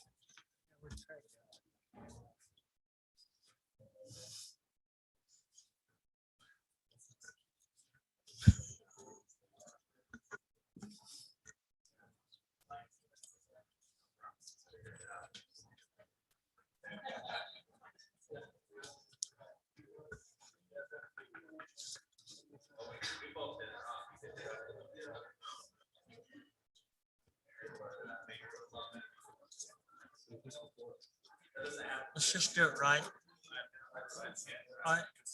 Yeah, right after the consent agenda. Welcome to our city council meeting. We apologize for the slight lateness. We ran over a little bit on our workshop meeting. May 12th, 2021. This council meeting is being broadcast via YouTube Live. We invite those of you that would like to participate at washingtoncity.org/meetings. I've asked Councilman Bundy if he will lead us in the invocation, and Councilman Ward if he will lead us in the Pledge of Allegiance. Our Father in heaven, we humbly bow before thee this evening to express our gratitude for living in this free land of America, and particularly the community of Washington, where we call home, for the many freedoms that we have and the beauties that surround us, and for the good people that are here in the community, and for everyone's desire for the community to grow and develop and be a good place for families and for individuals to enjoy each other and the surroundings that we have. We're grateful for the freedoms that we have, the constitution of our land that affords us the opportunity to be free to make our own choices. We're grateful for the opportunity to be here in this setting to make decisions in accordance with the desire for everyone to be served and enjoy the community that we have. And we pray that we might be guided and directed in the decisions that are made with the thought in mind to do that is best for the community at large. We pray for the attendance of this meeting and making these decisions in the name of Jesus Christ. Amen. Amen. Please rise and join me in the Pledge of Allegiance to this great nation. I pledge allegiance to the flag of the United States of America and to the republic for which it stands, one nation, under God, indivisible, with liberty and justice for all. All right, thank you, gentlemen. Move to approve the agenda with one modification. Thank you, Mayor. I'll make a motion. I'll motion that we approve the agenda with the modification that we move item 8A, which is the ordinance presented by the Washington County Youth Coalition, to after the consent agenda, which will be just before item 5, preliminary plat. You don't want to give them a chance to spend all night in the meeting with us? Yeah, we joked Councilman about Staley, that I mean, already. Just give them good practice for the future. So no, Mayor, I will second that, Councilman Staley. All right, I do have a motion and a second on the changes. All in favor? Thank you. Mayor, at this point, may I have a personal privilege briefly? Yes. I apologize, council and attendees, but I'm going to be leaving in about 5 minutes. I've been asked to speak and hand out diplomas at the Youth Council graduation ceremony. So it's a very worthy cause to leave. And I just wanted you to know that I'm not just skipping out for a ball game or something like that. So thank you. Nothing wrong with Is skipping that out for those targeted? I've done that. I've done that. Why are you saying that? Even anything about Little Got 2 League. weeks left. Yeah, that's Little League. That's different. Thank you, Councilman Larry. Item 2, announcements. Anything to announce? I personally would like to thank all those that took the bull by the horns, like that pun, Sherry. With our Cotton Day celebration, it was outstanding this year. I know that I received many phone calls on behalf of the city and those that put it together and made it work. So I think, Sherry, you're the one that's part of the committee chair here. Would you pass that on and make sure that the others get, let's give her a big hand and give the, That was a lot of fun. I mean, I'm easily entertained, but that was a lot of fun. so thank you. Are there any other announcements that need to be brought? I want to say how great the parade was and the 5K. So I thought our staff did a good job on the 5K, and I was happy to do that with my son, and then got to run over to the parade, and we had a great time, and he couldn't stop talking about the parade. So thank you for inviting us, because he was like, that was the best thing ever. And there was plenty of candy to go around. So he loved that because Mayor, I just have one suggestion too. When I get a cart next year, will they please charge it first? So my golf cart stopped halfway through the parade. I understood that was just operator error. It was, yeah, I can handle push a button and go.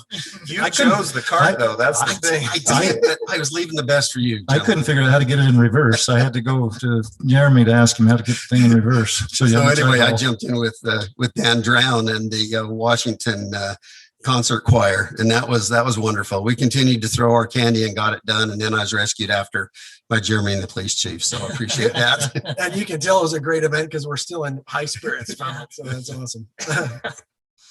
All right, thank you. And if you need to go, Councilman Ivy, go ahead. Item 3, declaration of abstentions and conflicts. Any to declare at this time? Okay, thank you. Move on to our consent agenda. Item A, approve the minutes from the city council meeting of April 28th, 2021 and May 6th, 2021. To approve the board audit report for April. And final plats. Approve the final plat for Iron Horse Phase 2, located approximately 4155 South 1000 East. Applicant Lance Charnos.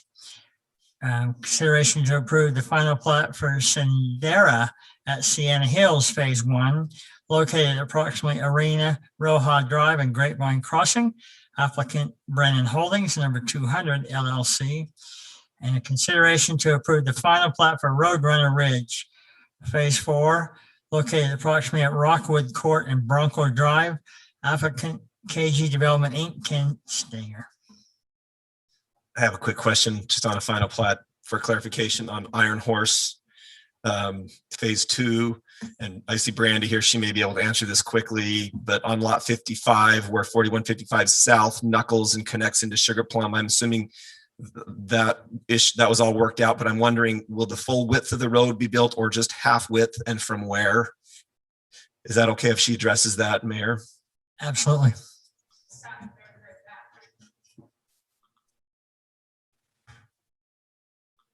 Brandy Walker with Civil Science representing Lance tonight. The knuckle that was discussed in that preliminary plat amendment will be built. It's the entirety of the road is getting platted, as well as sidewalk, curb, gutter, everything. So the road will be in full improvement.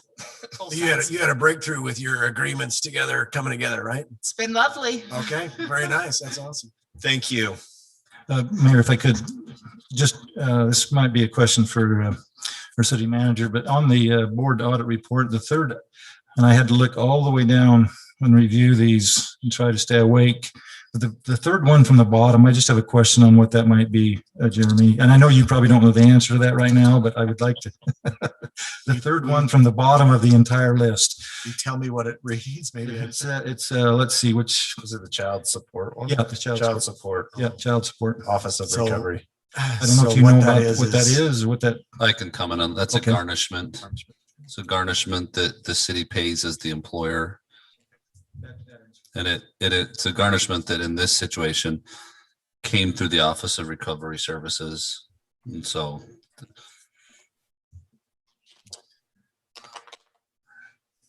That, Mayor, if there's no other items, I'll make a motion that we approve the consent agenda. Councilman Bundy, second. Thank you. I have a motion and a second. We'll do a roll call vote. Start with Councilman Bailey, aye. Thank you. Ward eye. Coates, aye. Bundy, aye. That is approved. Item 8A. Consideration to approve an ordinance enacting Title V, Chapter 2G, Section 1 of the Washington City Code prohibiting tobacco and nicotine use in public parks, city-owned cemeteries, special events, and mass gatherings. Washington County Youth Coalition. I know we had talked about this in previous workshops. Yeah, we had a workshop on that. I missed the workshop, but I went back and watched that online. I wouldn't mind if one of our members came and at least introduced it. I think that would be appropriate. Mayor, I will just start speaking here. I am the source of this document. I drafted it. I wrote it with assistance from the Youth Coalition and from the Southwest Department of Public Health. So I'm the drafter of this. I submitted it pursuant to the council's request at the prior meeting. If the Youth Coalition wants to speak, obviously you've asked them to come up, but this was the ordinance that I prepared at the council's request. So, council here, I just, my question, is this covering everything? I mean, you list public parks, public rec, public trails. Does that still mean public facilities like outside City Hall and stuff like that? So the council can't, when you say, does it cover everything? The answer is it covers everything that a city council can restrict. But there's a lot of places in Washington City where you could use these products and not be applied to this. In the city, I'm saying city-owned properties, though. Does this statement say they cannot smoke or use in all city? Because I'm just asking the question, because it No, doesn't read we've that way to only me. specifically identified the areas where the public is invited to public property. Okay, So this doesn't cover the public works yard, for example. I'm not saying that we want to promote it there. I'm saying that the request I received was to look at the public spaces spaces. where the public are going to gather. And so this covers those type of spaces. You know, we've got other publicly owned properties that are used for public services that are not listed in here. okay. And I'm good with that. I will just want to be clear of what was in, because I didn't see it as everything, so. that makes Another sense. thing is, you know, we've got public roads and public streets. And this doesn't limit that unless you're on that public street for a special event or something of that nature where the public is gathered. Of 100 or more. Correct. And I see we have public parks identified. And then we say city cemeteries, but I'm assuming that we include, baseball, softball fields and trails as part of public parks. That's Well, part of the those would be in definition. the recreation facilities / parks. Yeah. Number 2, recreation facilities is trying to cover kind of the other recreation fields that aren't exactly, a park, if you will. So I feel like we ripped off our youth coalition and we didn't give them a chance to introduce this. I feel terrible about Well, that. they were looking like they didn't come ready to introduce. And so I kind of stepped in That's because fine. That's fine. I still am feeling guilty about get it. them up here. Yeah. Yeah, just give us an overview. Just trying to put you in the, This young man did such a good job before, both of them. Well, we're the Washington County. Please, Youth will you Coalition. please state your names? Oh, I'm Zachary Moore, Okay. I'm Madison Bang. and we are part of the Washington County Youth Coalition. We have about 25 to 30 active members, and we would just like to say that we're in support of this tobacco-free policy in the public parks because it promotes freedom in a sense that it limits secondhand smoke, and people are more likely to stop smoking if they aren't around other people that are smoking. Yeah, and it will promote like smokers now just to quit because they're not like encouraged like through like social norms as the same with kids, and it'll keep the city parks clean and clear from harmful effects of toxic cigarettes and e-cigarettes and environmental waste. Thank you. I have a dramatic reduction of guilt now that you've done that. I appreciate that. Thank you. Thank you. All right, I'll entertain the motion. Mayor, I'd make a Question though, sorry. I did have one question on item 2.6. So it's saying in there that mass gatherings over 100 or more people on public property. Is that a little bit redundant? Because we've already restricted it on public property and now it's also mass gatherings. Well, we haven't restricted it on all public property. So this is saying if you get together in a protest of 101 people on Telegraph Street, Or even on the street. then this on any public property. So this is the only one that looks broadly at public property. All the other are recreational or public invitation spaces. This one is saying if any other public property where there's a mass gathering of 100 or more, then it would apply. And then a procedural question. This replaces a current ordinance. Do we need to vote that out and then vote this in, or? Look at section 1 repealer. Oh, that's right. It's in the title. Okay. So if you pass this as it's written, it will repeal the resolution that previously just recommended that you don't use tobacco and nicotine. Number 1 on definitions, I think, is also informative to the public, which is because of the variety of forms and formats that technology have allowed for consumption of nicotine and tobacco products. This essentially adopts the state law that defines those broadly to be e-cigarettes, vaping cartridges. And then if state law changes to deal with new technologies and new opportunities, this would just track the state law definition. Great. I like that kind of legislation. So, and then the previous meeting was a workshop meeting, correct? Correct. So we haven't had any, well, okay, that's answered my question. Okay. Yeah, it was a workshop meeting requested by the Youth Coalition. Mayor, I would move that we approve ordinance enacting Title V, Chapter 2G, Section 1 of the Washington City Code addressing tobacco and nicotine use in public parks, city-owned cemeteries, special events, and mass gatherings. Staley, second. I have a motion and a second. We'll do a roll call vote. Bundy, aye. Coates, aye. Ward, aye. Staley, aye. All right, that passes. Thank you. Well done, Youth Coalition. Yep, very well done. Item 5, preliminary plat. Consideration to approve a preliminary plat for Falcon Storage Condominiums located approximately 36 East Industrial Drive. Applicant Josh Cantor.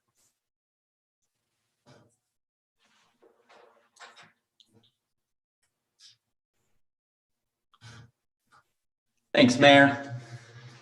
Give me just one sec here.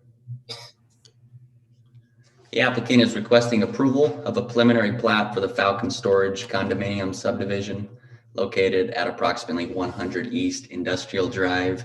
The applicant is proposing 121 individual storage units on an area of coverage of 8.55 acres. The complex will house an on-site office and 10 visitor parking stalls.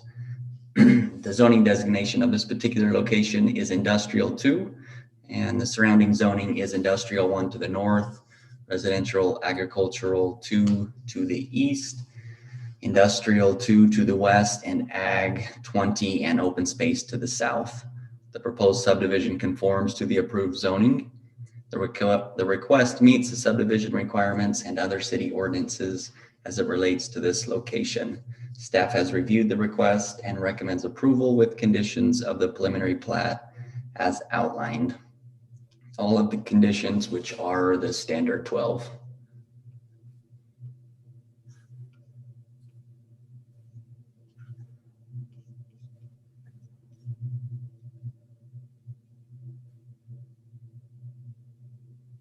I frequently ask for an overhead on the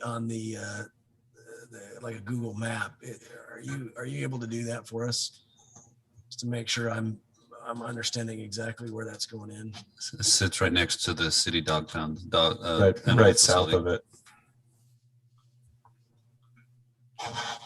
South of it, or? Yeah, just directly behind it. Yeah. Okay. So I think as you look at the parcel, the little on the top right corner, that's the city pound. Oh, okay. For orientation, thank you. So I think, is there an access that's through there that needs to be maintained, or is that on the other adjacent property? That's a question I had. This appears the city owns to the south and to the east, and so there's a property in the meander of the river there that accesses just to the east of the city animal facility. And you'll see at that intersection, there's a gate there. Sometimes it's locked, sometimes that is a private access right of way.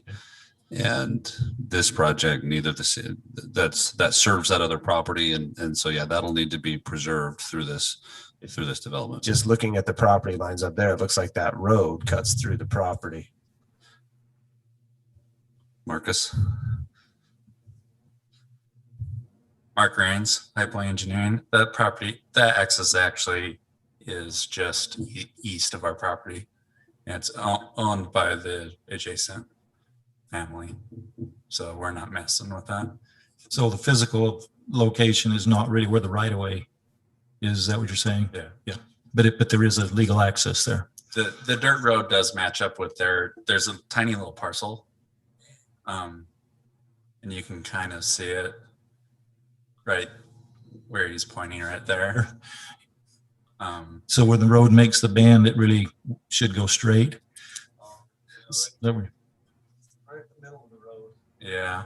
Oh, So we are leaving a little buffer area right there that we're not intending on doing anything with. Are you fencing around that edge? We are fencing, but our fence is closer to the road. You can see kind of a dark line outside the gray shaded area. That will be the wall. So it will accommodate that road. Just for the record, the city doesn't necessarily consent that that's a public road, but we do acknowledge that that's a private road that accesses a private piece of land that can't be, impeded. We don't have any other position, for example, that it might be sufficient to develop a property on or anything like that. We just acknowledge that it's a private driveway. As long as they keep it open, Well, right? this property owner can't impede that property owner's private driveway in the city's opinion, but the property owner that uses the driveway can close it if they want.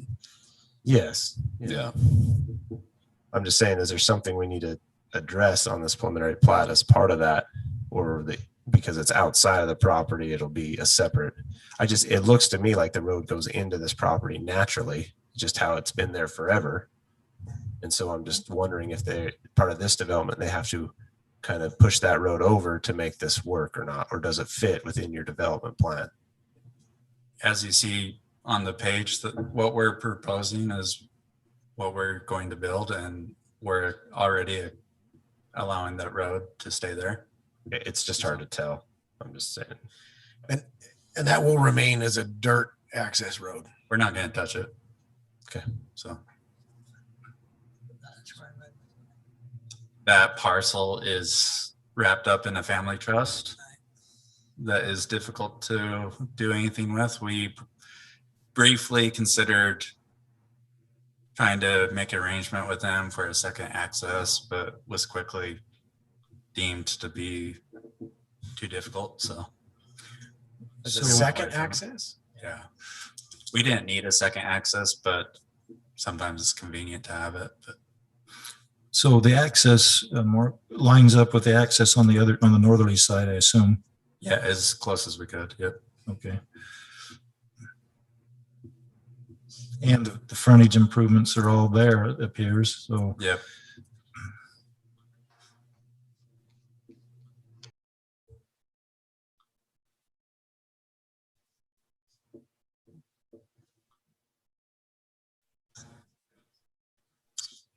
Any additional questions? Comments?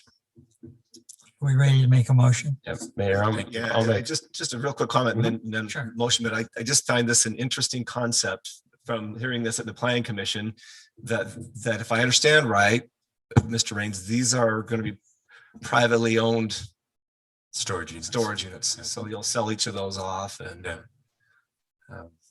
there's a lot of questions I have in my mind about how you work through some of the particulars as far as taxation and dues and other things, but probably not appropriate for this conversation. So good luck with working through all of that. And it is a novel concept. And I do want, just for the record, I really like the rendering. I realize this is straight zoning and you have the ability to build how you want. But from what I see in this rendering, this looks like a very nice facility for a storage facility. And I appreciate that at least the rendering here, I hope that it looks nice like that. It has good frontage and good landscaping and things like that. Other than the dog park's not going to be landscaped.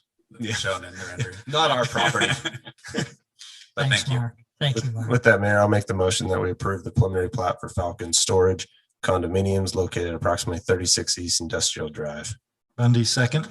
I have a motion and a second. We'll do a roll call vote. Bailey, aye. Ward, aye. Coates, aye. Bundy, aye. All right, that is approved. Thank you.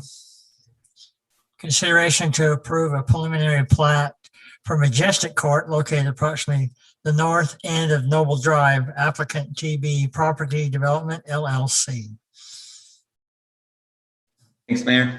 The applicant is requesting approval of a preliminary plat for the Majestic Court subdivision located at approximately Noble Drive and 2900 South.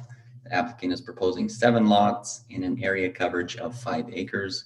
The zoning designation is single-family residential, 15,000 square foot. The surrounding zoning is open space to the north and east, R115 to the west, and residential half to the south. The proposed subdivision conforms to the approved zoning. The request meets the subdivision requirements and other city ordinances as it relates to this location. Staff has reviewed the request and recommends approval with conditions of the preliminary plat as outlined. Planning Commission reviewed this request in their April 21st, 2021 meeting. Commissioner Anderson identified the importance of condition 14 and put an emphasis on this condition. The Planning Commission recommend approval of the preliminary plat for the Majestic Court subdivision based on the following findings and subject to the following conditions, all of which were the standard 12, and then 13 through 15 came from the Hillside Committee, which state condition 13, common space should be utilized as much as possible in the green hashed out areas found in the Hillside report. Condition 14, all slopes with a 3:1 or greater ratio shall have engineering design. And lastly, condition 15, geotech notes should include moisture content, collapsible soils, and note any other items of concern.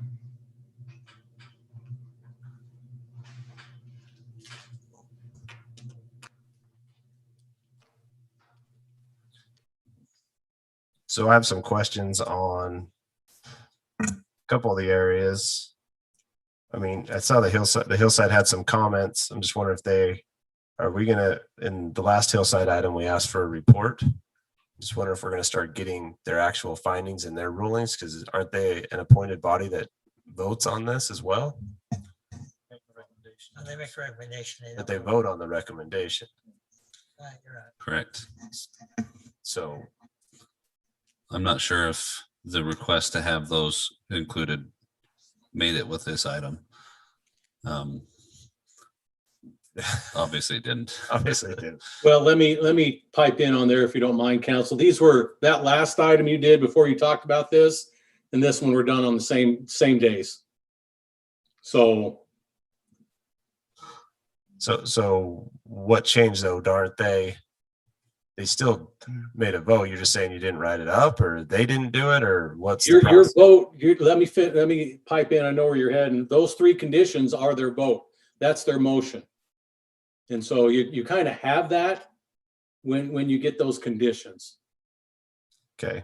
That is what they say, and they vote on those conditions of approval. They go directly into this preliminary plat. Okay. If that helps you. It helps me. Now, my next thing is that it mentions in the report the green area of the slopes that'll be undisturbed. And I don't see any green area. Nothing was ever presented to us that showed that as part of the condition. So, well, I'll be more than glad to take care of it. It's real simple. I've got a green pencil in the area they were based. That's why this area here was left in common area. I get that you can draw it, Drew, but apparently there was an exhibit presented to Hillside staff that I would like to see. Do we have that exhibit or no? We do, but I don't have the chance to get it to you right now tonight. I don't have that ability of sitting in a file.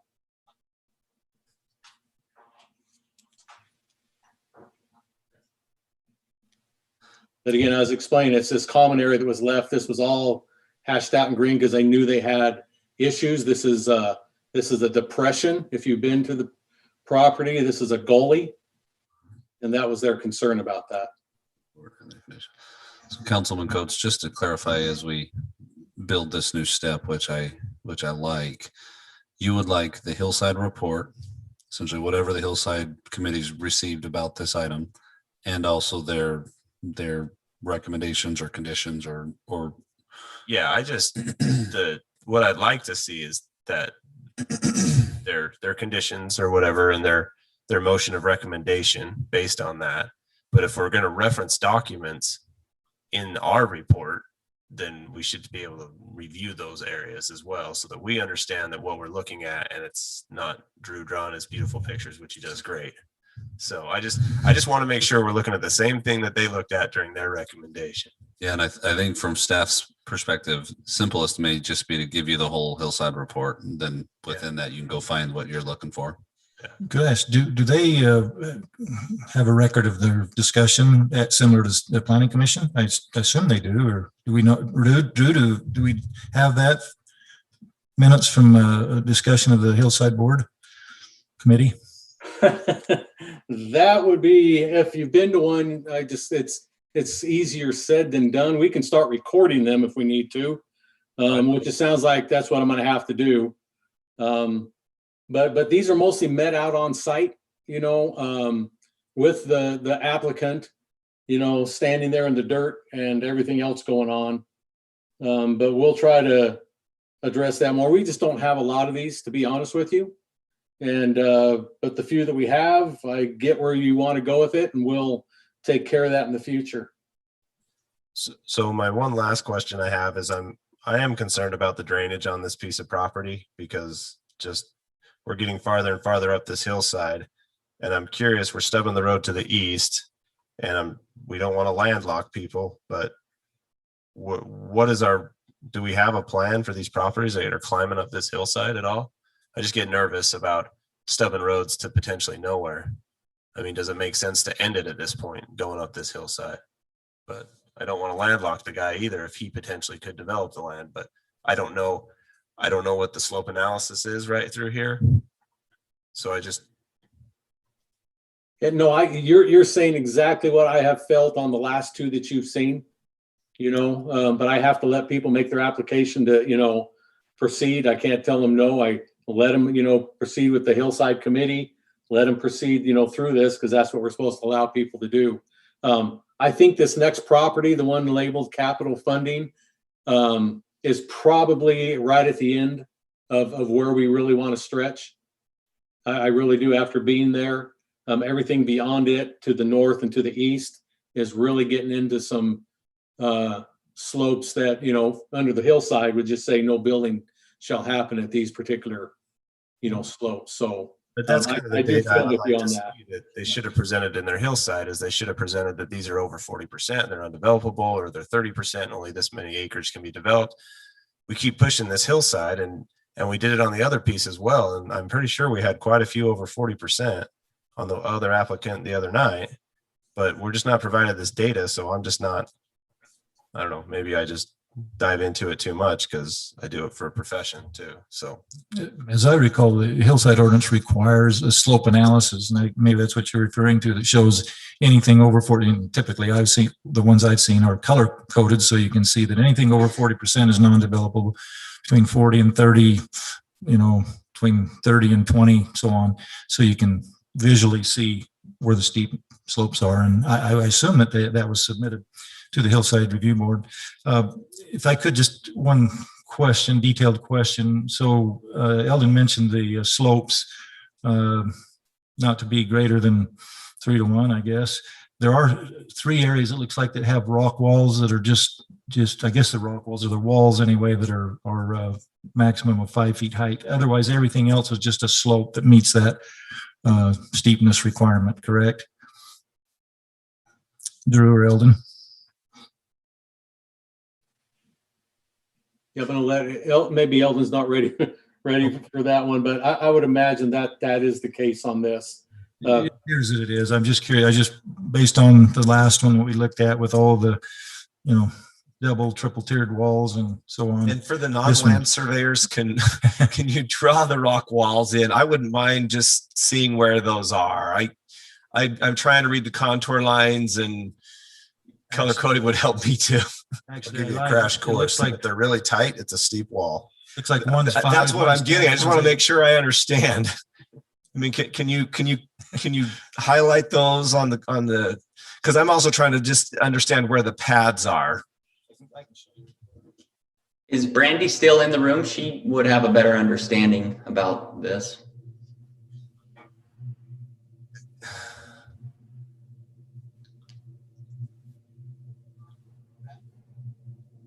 Randy Walker with Civil Science. Yeah, Drew's doing a good job of drawing them in. The height of the walls? Yeah, they're kind of labeled. It's hard to read for you guys.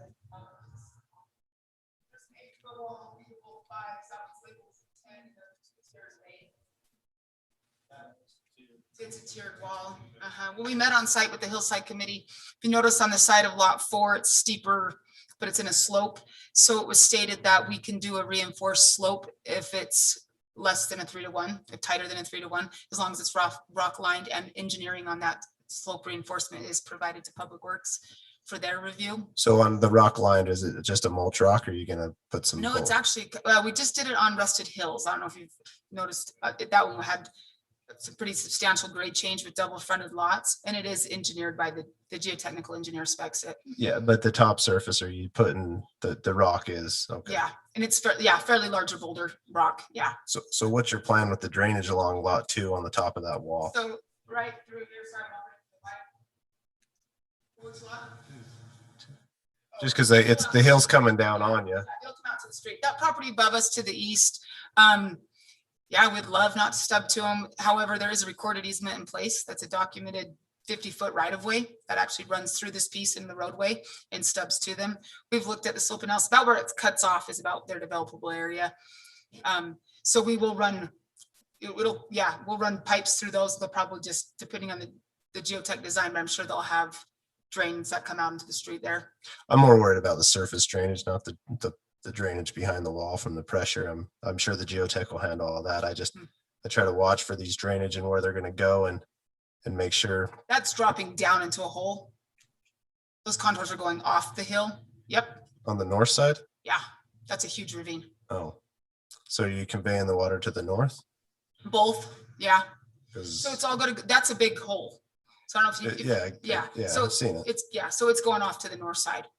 I So just, theoretically they could, but the plan that you're looking at shows it coming to the street at the pad elevation. So it'll drain down there. There's I believe, it's a 24-inch pipe that's stubbed up. is our public works okay with all the drainage from the wall going right to the street, or do we need I to? didn't review this because it did go through Hillside. We'll go back. I mean, we haven't even started the process yet on construction docs, so. I see the curved contour lines, but I'm not sure what the straight parallel lines are that you see through lots 6 and 7, on 5, on 1. I'm just not sure what those straight parallel lines are. Design contours. So the dashed ones are existing ground. Right, I understand that those are the natural slope and the contour, but That's a walkout lot. It's Okay. stepping down. Yeah, so so, and that was my other question is where are the, can you draw in the pads too, Drew? I'd like to see where the pads are, just. Okay, I see that. And that's the basement, okay. this property's been very challenging. I mean, really, there should have been a stub road coming into from the west, but there wasn't. It's essentially landlocked down below. There is a sewer and storm that's been subbed up, that's existing to facilitate the development, but as Is far it- as access and stuff, it's been challenging. That storm drain's already in place? Yeah, it's a 24-inch. So this subdivision is in kind of the infamous section 36, where there are multiple parcels, numerous parcels that don't have access, right? So this is basically high descent drive is going to provide access further on to access some of those parcels. There's a little bit of oversight when they plan Majestic Sunrise. Right here, there's a 24-inch with a huge old beehive grate on it. And then Barbara was proactive before this house got built on this lot and arranged a sewer easement. Sewer was not stepped up, and there is actually stepped up as well. So it'll sewer and storm those existing locations right there. If Public Works is on the line, I wouldn't mind just hearing their input on the ability to get sewer and storm drain and other utilities there, if there are any concerns on that. So not a lot of concerns, but again, this is really preliminary. So construction drawings will determine a lot of what can and can't happen there. But things are stubbed to the lots. Imagine Brandy's done her homework, made sure they'll hit the lots.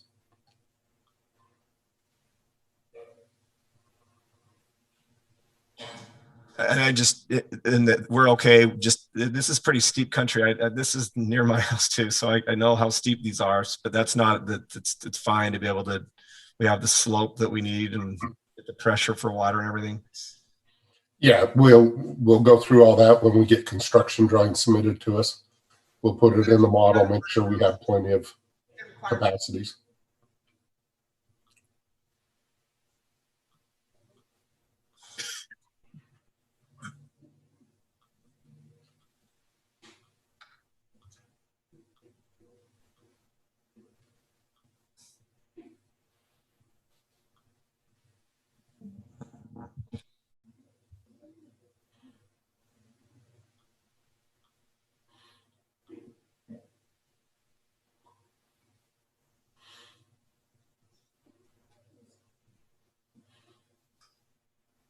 Any additional questions?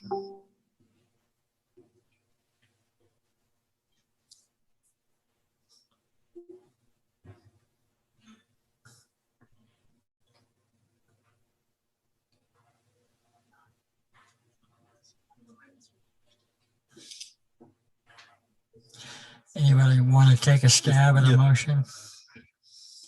I would move that we make a motion that we approve the preliminary plat for Majestic Court at the north end of Noble Drive.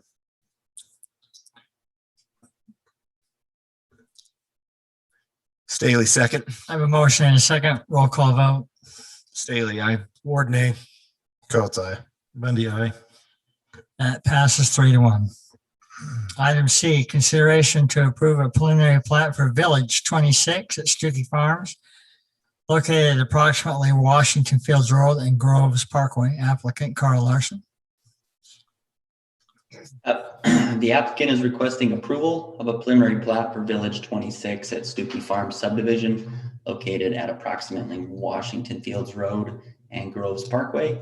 The applicant is proposing 3 lots on an area coverage of 15.6 acres. The zoning designation at this particular location is planned community development. The surrounding zoning is planned community development to the north, east, south, and west. The applicant's request meets the subdivision requirements and other city ordinances as it relates to this location. Staff has reviewed the request and recommends approval with conditions of the preliminary plat as outlined. The Planning Commission reviewed this request at their April 21st, 2021 meeting and recommend approval of the preliminary plat for the Village 26 at Stuckey Farm subdivision based on the following findings and subject to the following conditions, all of which are the standard 12. And we're happy to answer any questions at this time. So some of the questions I had was, let's start with the roadways around the perimeter of the west and south. These roadways look to be half-width roads, and typically on these developments, we require half-width plus 6 feet for the asphalt. So I'm assuming we need to do that. Is that?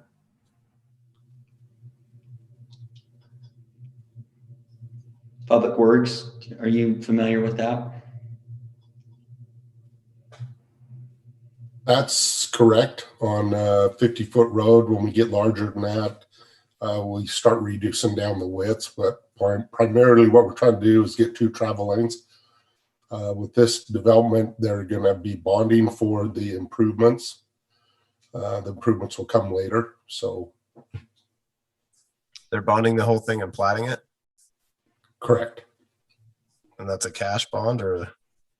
It's however they want to bond, whether it be cash or an actual bond.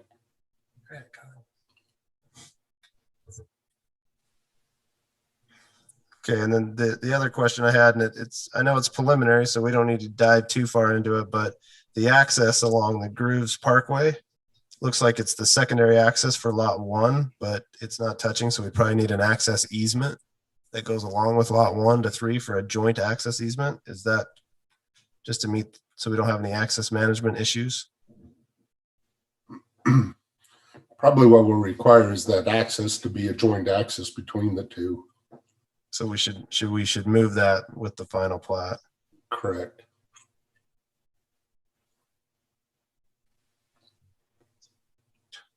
So I would ask we make that a condition, that access is a joint access between lot 1 and 3.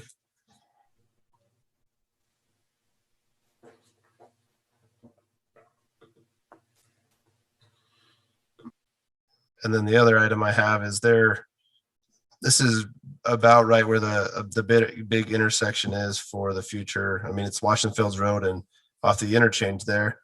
Do we have an access management concern about lot 3 accessing off that lot on Fields Road? Do we need that? We would not get an access off of Fields Road. We'll be too close to the intersection. They'll have to come off of Groves Parkway. So that's my question is, do we need to require a joint access between lot 2 and 3 so that they can go through the developments to go to each access? So lot 2 has access. Lot 3 would not get an access. Yeah, but to get a double access to the lot and in and out. I'm just concerned that we are not giving them that with this plat. So do we need to make some kind of an easement as part of this plat, a condition that lot 3 and 1 utilize the same access, and that no access will be given per our access management plan along Washington Fields for lot 3? Well, I guess it all depends on the use of the lot, whether we'd have to have a double access into it or not. Well, for Washington Parkway, the standards would not allow them, probably would not allow them to have an access there because of the classification of that, of Washington Fields Road, correct? And then, but lot 1 could access off from Water's Edge Way or Grove Parkway as long as they meet the access management requirements. Correct. Is that right? Correct.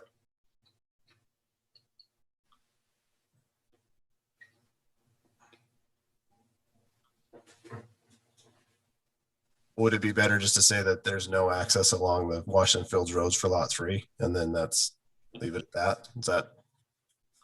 Works for me.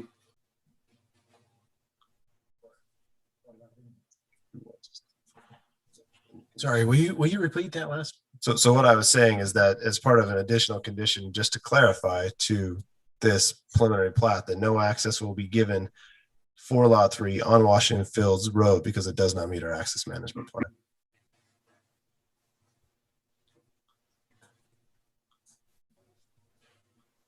Also in your briefing document, item 9, it says driveway locations to be approved by Public Works. So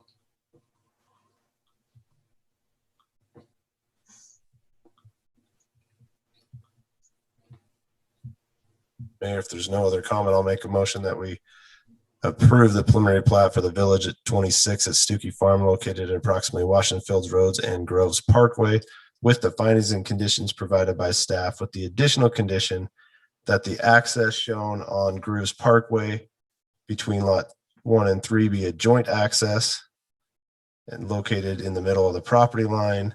And then the next condition be that no access along lot 3 will be allowed on Washington Fields Road per it does not meet city access management plan. Bundy, second that motion, but then I do have a question if I could there. One additional, I apologize, Mike. There is the access up on lot 2 that comes onto Washington Fields Road. I'm kind of not grasping the nature of that access. Is that just a typical, like a street access there? Goes into where it says 35 foot and 39 foot PUE, I guess PUE, but those are look like little private lanes almost to me. they are. It's part of the development there. It's the is it Primrose? Primrose. Yeah, Primrose retirement home. Okay.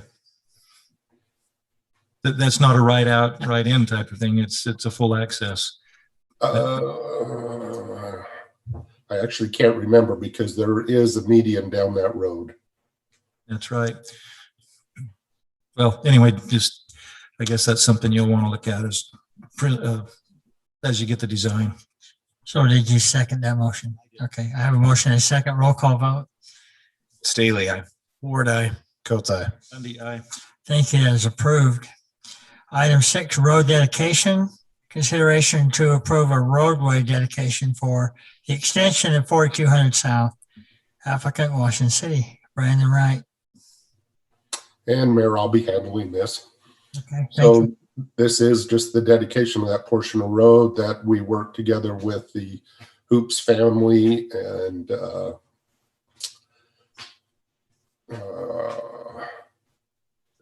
Cardiff Wells Group. Gibbies. Gibbies. Thank you. To get this access installed, built. It's built now. It's actually open for use. 4200 South is moving along quickly, and hopefully within a month or so, that will be actually tied into 4200 South in front of the high school. And when's that being paved? The rest of it, Mike? Those not the one here, the stuff to the south. They're moving through there right now, constructing with the development, and I think we're a couple of months out, and that'll be done. Did it just open yesterday or today? Because I drove by this within the last few days and it still had the orange barrels out there blocking it off. I believe it was yesterday they opened it up. Might even been this morning. This is great. If there's no questions on this, I'm happy to motion that we approve this roadway dedication for the extension of 4200 South. Bundy, second. I have a motion and a second. Again, a roll call vote. please. Bundy, aye. Coates, aye. Ward, aye. Staley, aye. Thank you, gentlemen. Item 7, public hearing, consideration to approve a zone change request, Z-21-10, a zone change request from residential agricultural 1 acre minimum lots, RA1, to single family residential 15,000 square foot lots, R115, located approximately 300 West Sycamore Lane. Applicant Jed Christensen. Thank you, Mayor. Stated the applicants requesting approval of a zone change of approximately 5.02 acres. Again, as stated by the mayor, it's currently zoned residential agricultural 1 acre, but it's utilizing the bonus density program. But since then, all the residents within here want to drop the bonus density part of it, go to straight zoning. And so they are requesting the R115 on this 5.02 acres. And that's basically the gist of the zone change, is just to put it into straight zoning so they can utilize some more of the ground for the lots number 1 and 8. And so this particular location is general planned as low density residential, allows for the R110 and R112. So the R115 is greater than those. Surrounding zoning to this parcel is RA1 to the north, east and south, Washington County zoning to the west. Staff has no concerns with the proposed zone change as outlined. The Planning Commission reviewed the request at their April 21st, 2021 meeting. The Planning Commission unanimously recommended approval of Z-21-10 for the zone change request from RA1 to the proposed R115 onto you, the City Council. I'd be glad to answer any questions that the council has on this proposed change.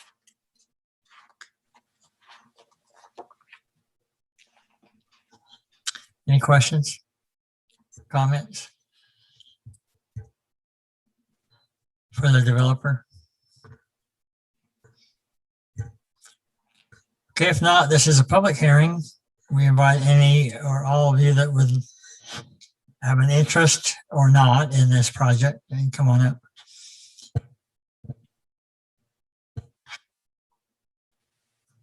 Not seeing any. Denise, was there any written comments that were submitted?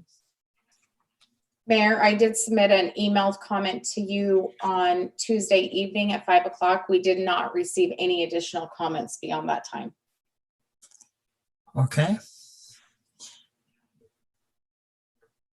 I will entertain a motion to close this public hearing.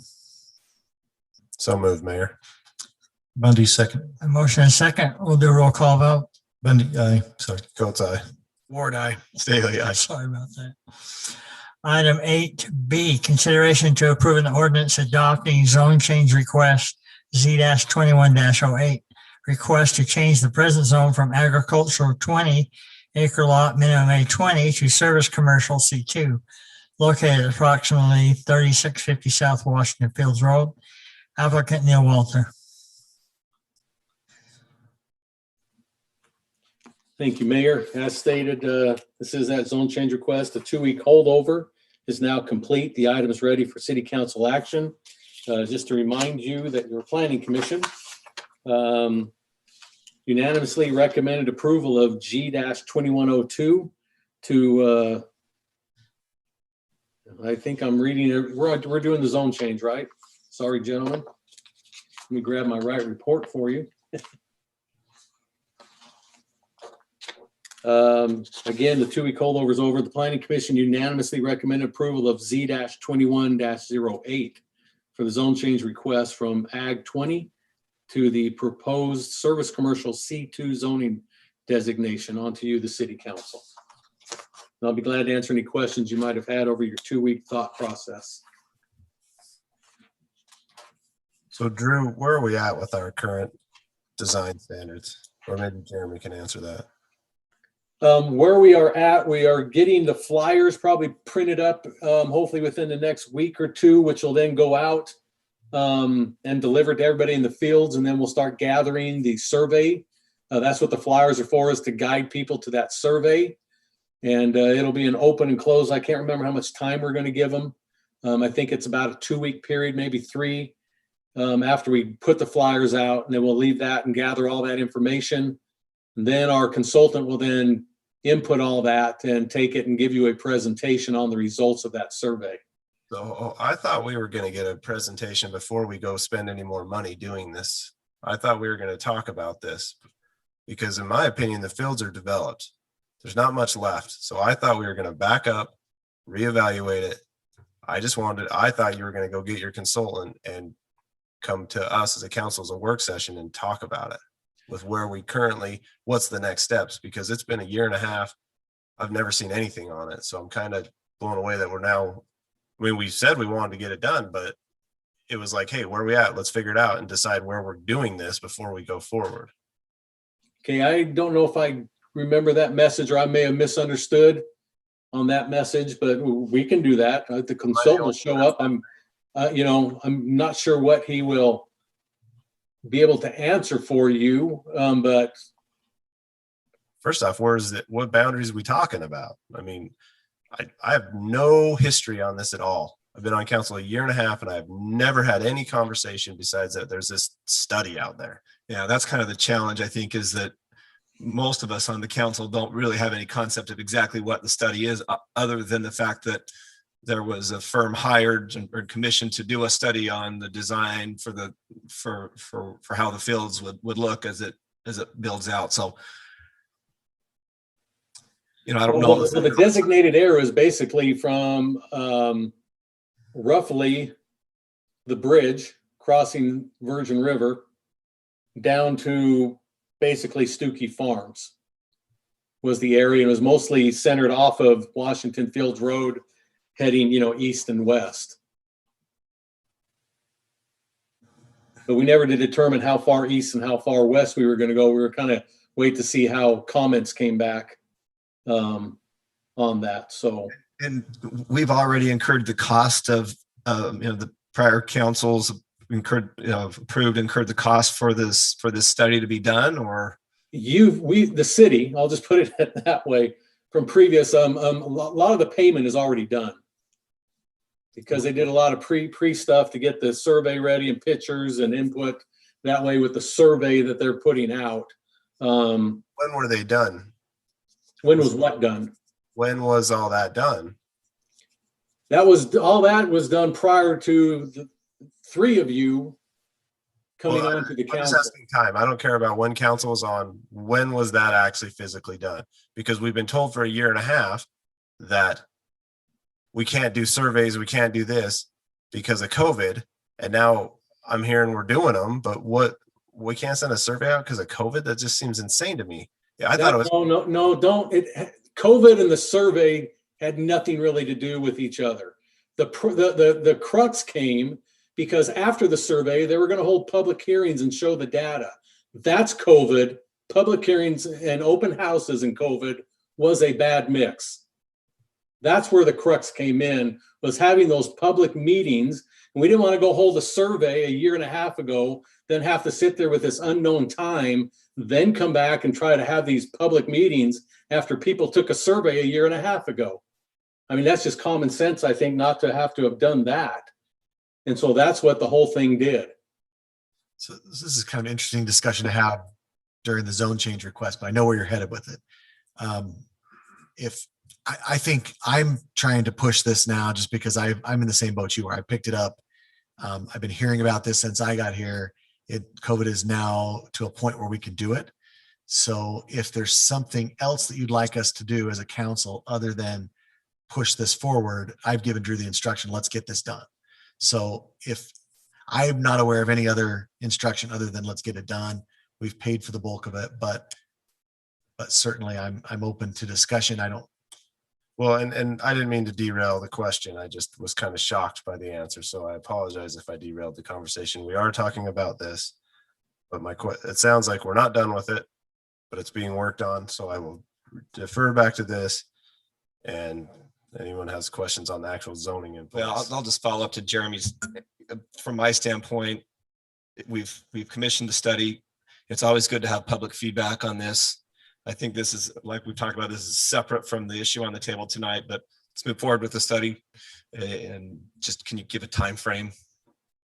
Yeah, how about we discuss the study at our next council meeting, and I can have Drew kind of hold on to those until we at least have that discussion. I don't think 2 more weeks is going to impact us at this point. So if everybody's okay with that, we'll discuss it maybe during the Council work meeting or session. workshop? Let's do it during the workshop. That sounds good to me. Okay, sorry. No need to be sorry. We'll just move forward with it. Any additional questions on this item? So I have questions that I think are pertinent for the applicant. Could you just give can you give an update on what you understand as you're looking on the west side of the property where the canal is? Can you give an update on where you are with easement or deeded properties on that portion of this particular request? Yeah, so Neil Walter, thank you for having me this evening, and Councilmember Staley, thank you for your question. I remember that you asked us to consider this at the public hearing 2 weeks ago. We had a chance to meet with the city manager and also with Drew. So Jeremy and Drew met and we discussed this particular issue. As we discussed it, you can just barely see in this diagram, we're not comfortable essentially dedicating or donating the ground that would go under that easement. We would like to leave the easement in place, but we are concerned and did hear the need for a trail system. And I think that having a trail that was just, for example, a paved trail in a paved parking lot really wasn't the intent that we're looking for. So what we've got is a 20-foot, so there's a 50-foot easement, and then we've added an additional 20-foot strip. And we recognize that at some point the city may want to have a nice, may want to be a nice walking trail or other resources through there. One of the reasons why we feel very strongly about the need to retain that easement and not donate it is was maybe you asked us to consider. The parcel's already very narrow. And when we look at circulation, setback, landscaping requirements, we feel like that in order to be able to get the best use out of that C2, or excuse me, this this commercial parcel, we need that ground. We need to be able to have access to it and be able to maneuver around it. But we do want to maintain the easement and have no problem with that. And we've proposed adding a 20-foot strip to accommodate any other landscaping or walking trails in this area. So obviously along the duration of the canal, the primary purpose is for the canal itself, right? It's for maintenance of the canal and that's a 50-foot, right? And in fact, a lot of those properties along there that have been through the years have been deeded over, to the canal company, and that may very well be the case here as it goes to the north and possibly the south as well. Short of donating the property, I would feel strongly that, and land surveyors help me here, but that there would at least be a public right-of-way easement, so that if a secondary purpose of that was a trail, that if that's the correct easement there for that purpose, but the primary purpose would as it is on all properties along the canal, is for the maintenance and access to the canal. And that's why we've proposed the additional 20 feet is to accommodate public access and a trail system or other types of public amenity that might be important. So the trail, I just want to make sure it's clear that the trail it's on our master plan, but it might end up being along Washington Fields Road. And we've considered that, and that's okay with us too. So it's kind of it depends on what works best for the city. It might work better along the canal, it might work better along the road, but that hasn't been fully determined as of yet. So when we met with staff, that was brought up, and the discussion was that there might be, because of traffic and safety, there may be a need for it to come along Washington Field Road. And we respect and understand that there's a need and that's not fully determined. We're prepared to be flexible and work with the city, whether that trail ends up along Washington Field Road or whether it goes down along the canal easement. We've tried to be prepared for either scenario. Because we realize that this is an important consideration for the city. I was the understanding that the 50 feet is something that may not be fully of record or specific, but I understand that the canal company has basically stated that they have rights of 50 foot along the canal. Is that, am I wrong on that? Or No, there's a 50-foot easement for the canal company. actually is an easement? Yes. Okay. So Possibly deeds, frankly, possibly. yeah, deeds. there would have to be a document that would grant that. And I didn't know. I thought, so So I'll comment on So that. it could briefly, be in there. Councilman Bundy, in the 1940s and 50s, and then in the 60s and 70s, the canal company obtained and recorded documents along the canal way. Some of them are titled, right of way and quit claim deeds. Some of them are just right of way. Some of them say right of way for the big Warner Draw projects, but then the canal way is one of the sub projects within the Warner Draw. So there's a number of documents over the decades that have been recorded.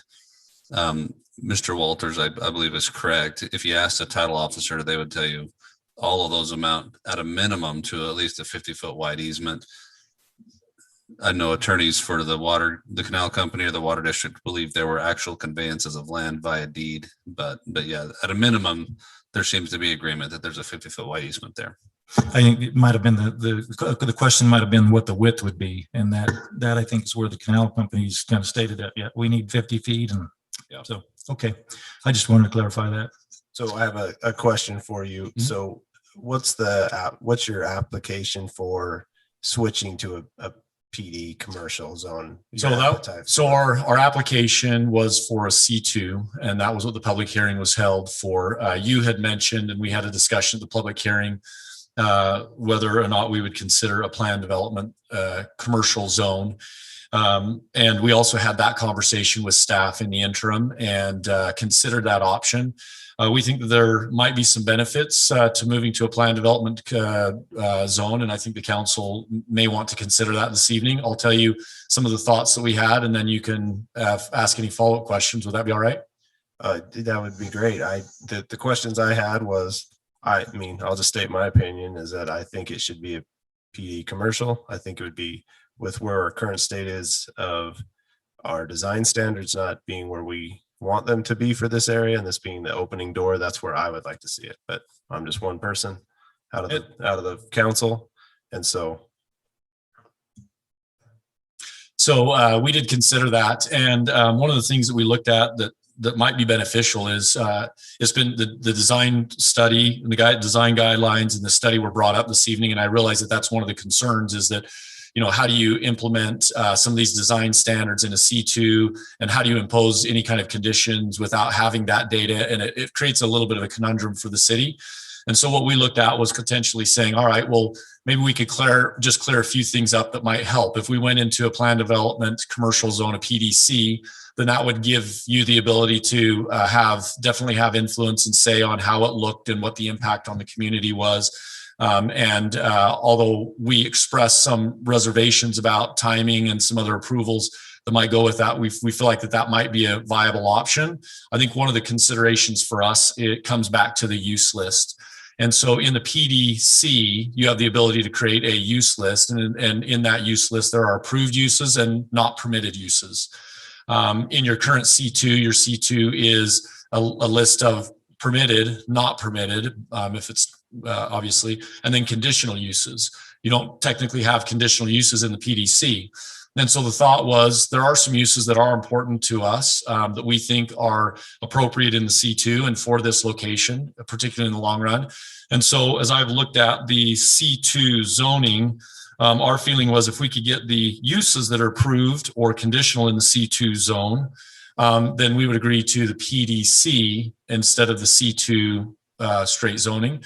And that would allow the council to have input and be able to provide direction. And then we'd also have a clear use list. But in a PD commercial, you can put whatever you propose. And what we're proposing is that the use list in this PDC would be the same as the permitted and the conditional uses in the C2.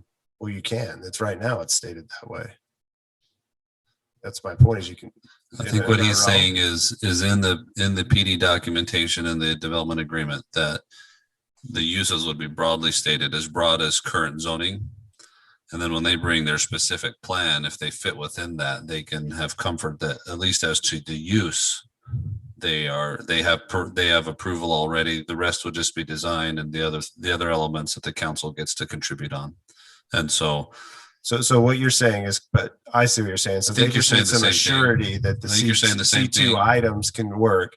Because I'm like, you can put whatever you want in there as commercial as long as it's approved by council, but you're wanting a surety from the council that you can at least put up to C2 uses. Correct. We're asking that the C2 uses would be the permitted uses in the planned development commercial Can we zone. do that?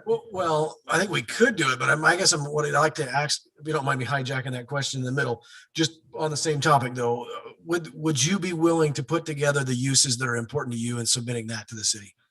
Rather than us giving rather than us just saying, look, everything's C2, because then it gets the difficulty of like, why not just C2? We're not moving very far off that. So that's the compromise here. I think what he's saying is let's compromise. We'll come in with a plan development that allows the city council to comment on design and look and no, feel. I hear what he's saying. I'm just asking him back if he would be willing to submit those items in C2 that are actually important to you. So rather than us including all of C2, would you be willing to just put in there the ones that are important to you? Your C2 zone is already useless, is already fairly narrow. So you could put in C2 and C3 because with the PCD, you're not locked into just the one. If you could delineate the ones that are important to you, then that's typically how these come to us anyways, is from the applicant is driving that, they're submitting it, then there's input from the council. I'm just asking if you would be willing to amend your compromise to that point. So I'd be more than happy to. Our first draft of that use list would be the current use list in the C2 zone. So you wouldn't eliminate any. So I'd love to, I would love to, I think it'd be a great conversation. I have the C2 and C1 use list here. I'd be happy to talk through them. If there's some that are specific to you that you'd like to Can we pull them up? consider. Can Steve? Yeah, pull that'd them be up great. for us? Yeah. Because And I'm cognizant that I kind of jumped in the middle of your conversation. I didn't, if you want to pick up where you were at, but that's fine. Well, I forgot where I was at. Well, You are welcome. If I may, I think that one of the objectives here is, and I heard that we heard this loud and clear at the last city council meeting at the public hearings, that there's a potential study out, there's design guidelines, there's a desire to have some influence and direction over the development of this particular parcel. What we're looking for is some clarity about the uses, because the way that at least in my view, the nature of a conditional use is it's a use that you can make a determination at the time of the application. And what we'd like to do is clarify the uses, and then to reference Thad's comments, then in exchange for that, we would work with the city to make sure that it was designed and implemented and developed in a way that was complementary with what you'd like to see for the entrance to your city. So, and I see where you're coming from. I do. I understand you're trying to rezone it so that you can do what you need to do with the property. I think, but typically in these PDs, I mean, it's not what you asked for, but it's kind of what I'm asking for on this council, is that the PD, you present more than just that, what you have. So I'm kind of following on Councilman Ward. Let's narrow down that list to say, this is what we want to do, because that's the point of the PD, is that we get to see it. We get to be interactive with it. So it makes me concerned that we're just saying, yeah, we want a PD, but we're going to approve the C2 uses. And then you can say, well, I'm approved for all the C2 uses. So you have no say in it. So typically your PDC has an approved use list. I'll agree with you. And what we're proposing is that the use list be what we essentially came to council with in the beginning, Right. which is the C2. We're just And used to seeing those PUDs coming into us I know as an that. actual And design and I so guess- forth. So I'm interested in the conversation of meeting that compromise with a little more movement. The design guidelines that are coming in that we're going to receive and that we're going to develop are part of that. The location of this, the traffic around this, and the fit of the city is also a part of that. So that's going to have some more influence on not just the design and how it fits, but also some of the uses. So if we could take the use list from everything and drop it down to the ones that you're interested in, I think that might be interesting for So- me to hear. And I understand that. I think what we're proposing that we would be uncomfortable with is moving to a PDC and then moving to essentially a negotiated use list.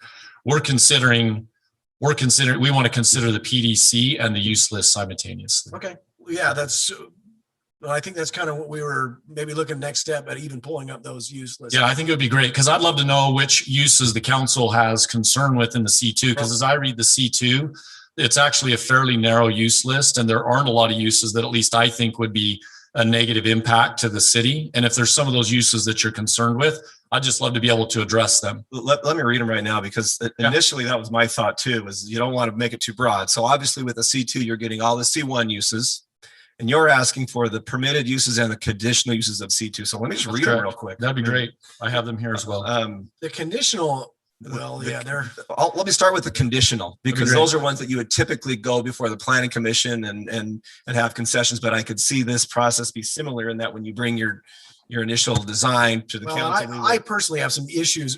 We actually talked about this. I have some issues with our conditional uses right now. I'm just wondering if they're written strong enough, if they're working for us. So those items, bed and breakfast, inns, hotels, motels. This is on conditional? These are on conditional. Okay. So these would be basically the far end of the spectrum, because your C1 are going to be less intrusive, and then your permitted uses, and then your conditional uses would be probably, they're saying this is kind of the edge of the child daycare facilities, preschools, churches, temples, religious worship, commercial recreation, entertainment facilities, educational institutions, indoor pet daycare facilities, resorts, medical clinics, private businesses and technical schools, public utility facilities, reception centers, and schools.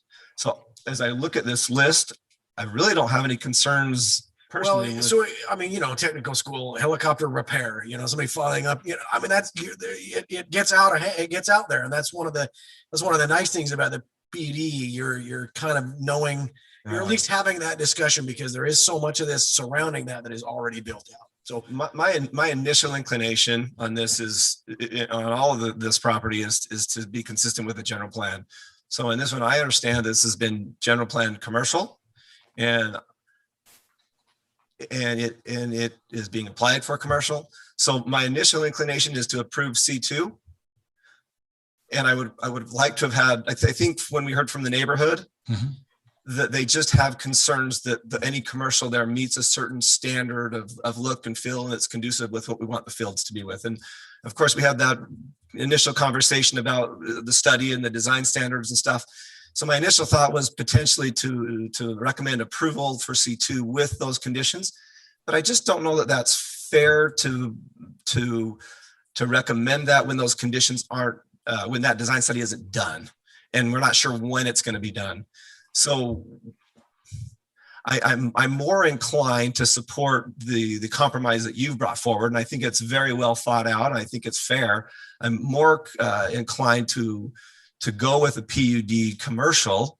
We can have a discussion about the uses, but I think what that allows us to do is as a representative and the property owners, they can do what they want to do with the property, but it's also going to have a little bit of check and balance, that it's going to have, it's going to fit within the neighborhood, and then it's going to be a benefit to the neighborhood. And that's what I'm hopeful.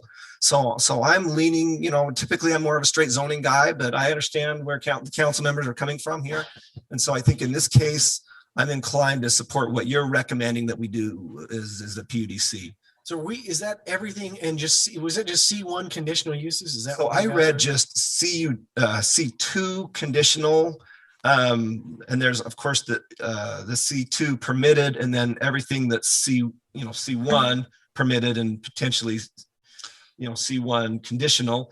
But I feel like on any use, whether it's permitted or conditional, it would still come back before the council, but they would have not if he was actually they would. The proposal he's recommending. Every one of them will have to come back before the council. So the use won't be debated necessarily, but the design standards, all of the site plans use would already be decided. Yes. So for an example, case study, C1 allows a restaurant as a permitted use. If the council were to adopt the recommended compromise position, and the PD plan comes back with a restaurant, the council would be limited from saying, we don't want a restaurant there. Right.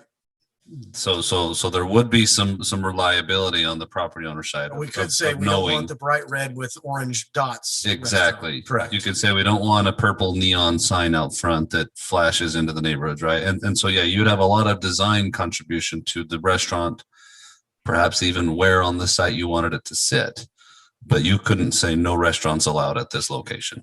But that's because it's a C1, right? Like, I'm just saying he's asking for a C2, but typically you can go into a C1 as well. C2 is C1. C2 includes C1. I know, but my question is, are we only allowing C2 items only, or are we allowing C1 and C2 like it traditionally has been? I was going to say, if I needed to be more clear, that the definition of C2 is everything that is in C1. And so my expectation would be everything that was in C1, plus there's just a nominal number of additional uses in C2.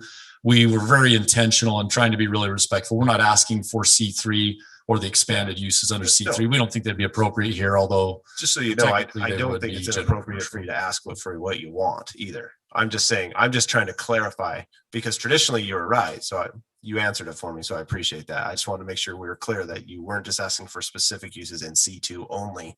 That's correct. Because it is a variance of what you're asking for from what we're traditionally do. So in our code, the definition of permitted uses in C2 is a number of lists plus a statement that says everything that's permitted in C1. And so if you were to come and ask for a straight C2 zone, that would include the permitted and conditional uses that are listed both under C2 and under C1. And so I think your proposal, Mr. Walter, is the PD agreement would carry the same definitions as contained within the zoning designations. That's correct. Thank you. And I would say, I think the developer is working hard to try to come up with a compromise that works well for the comments that we heard last week. So we appreciated that when we met with him as staff. It'd be pretty hard to not give any commercial zoning designation to this area that we have general plan commercial. So this is sort of a way to say, we hear the residents and the public, but we're going to do it this way so that there's a little bit more design input. So I like the way we're going. I'm not necessarily prepared. I haven't read over those uses and really thought about them, especially thinking about them in this area, specifically for that. Maybe I should have leading up to this meeting, but I didn't know that was going to be asked. Well, I'm interested to. And that's kind of why I asked the applicant if there were specific uses within there that they could carve out, and that's kind of where they wanted to go. We could focus it a little bit and maybe come to a vote tonight. I'm just wondering. So if we can. let me ask you this. Is there a plan to put a medical clinic there? When you say a medical clinic, I think that if IHC said we'd like to have an Instacare facility there, I think that might be an appropriate use that we'd want to consider.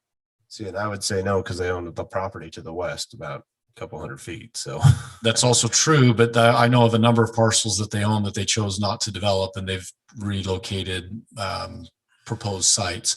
So one thing that's I think is it's at least a valuable consideration in this context is we don't know where they will ultimately end up, even though they may have sites. The school district's another example, although we don't expect, and that's one that if you said, hey, we're not planning on having a school here, that's fine. There's a use that we could strike.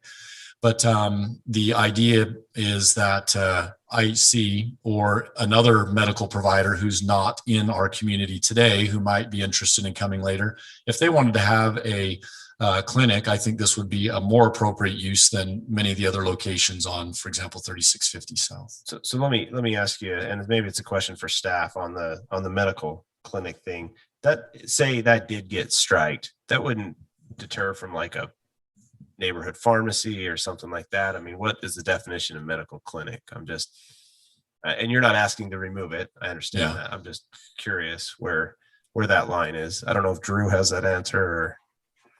Yeah, well, what is the exact stating in the code? Where is that in the C1, C2 about what is it?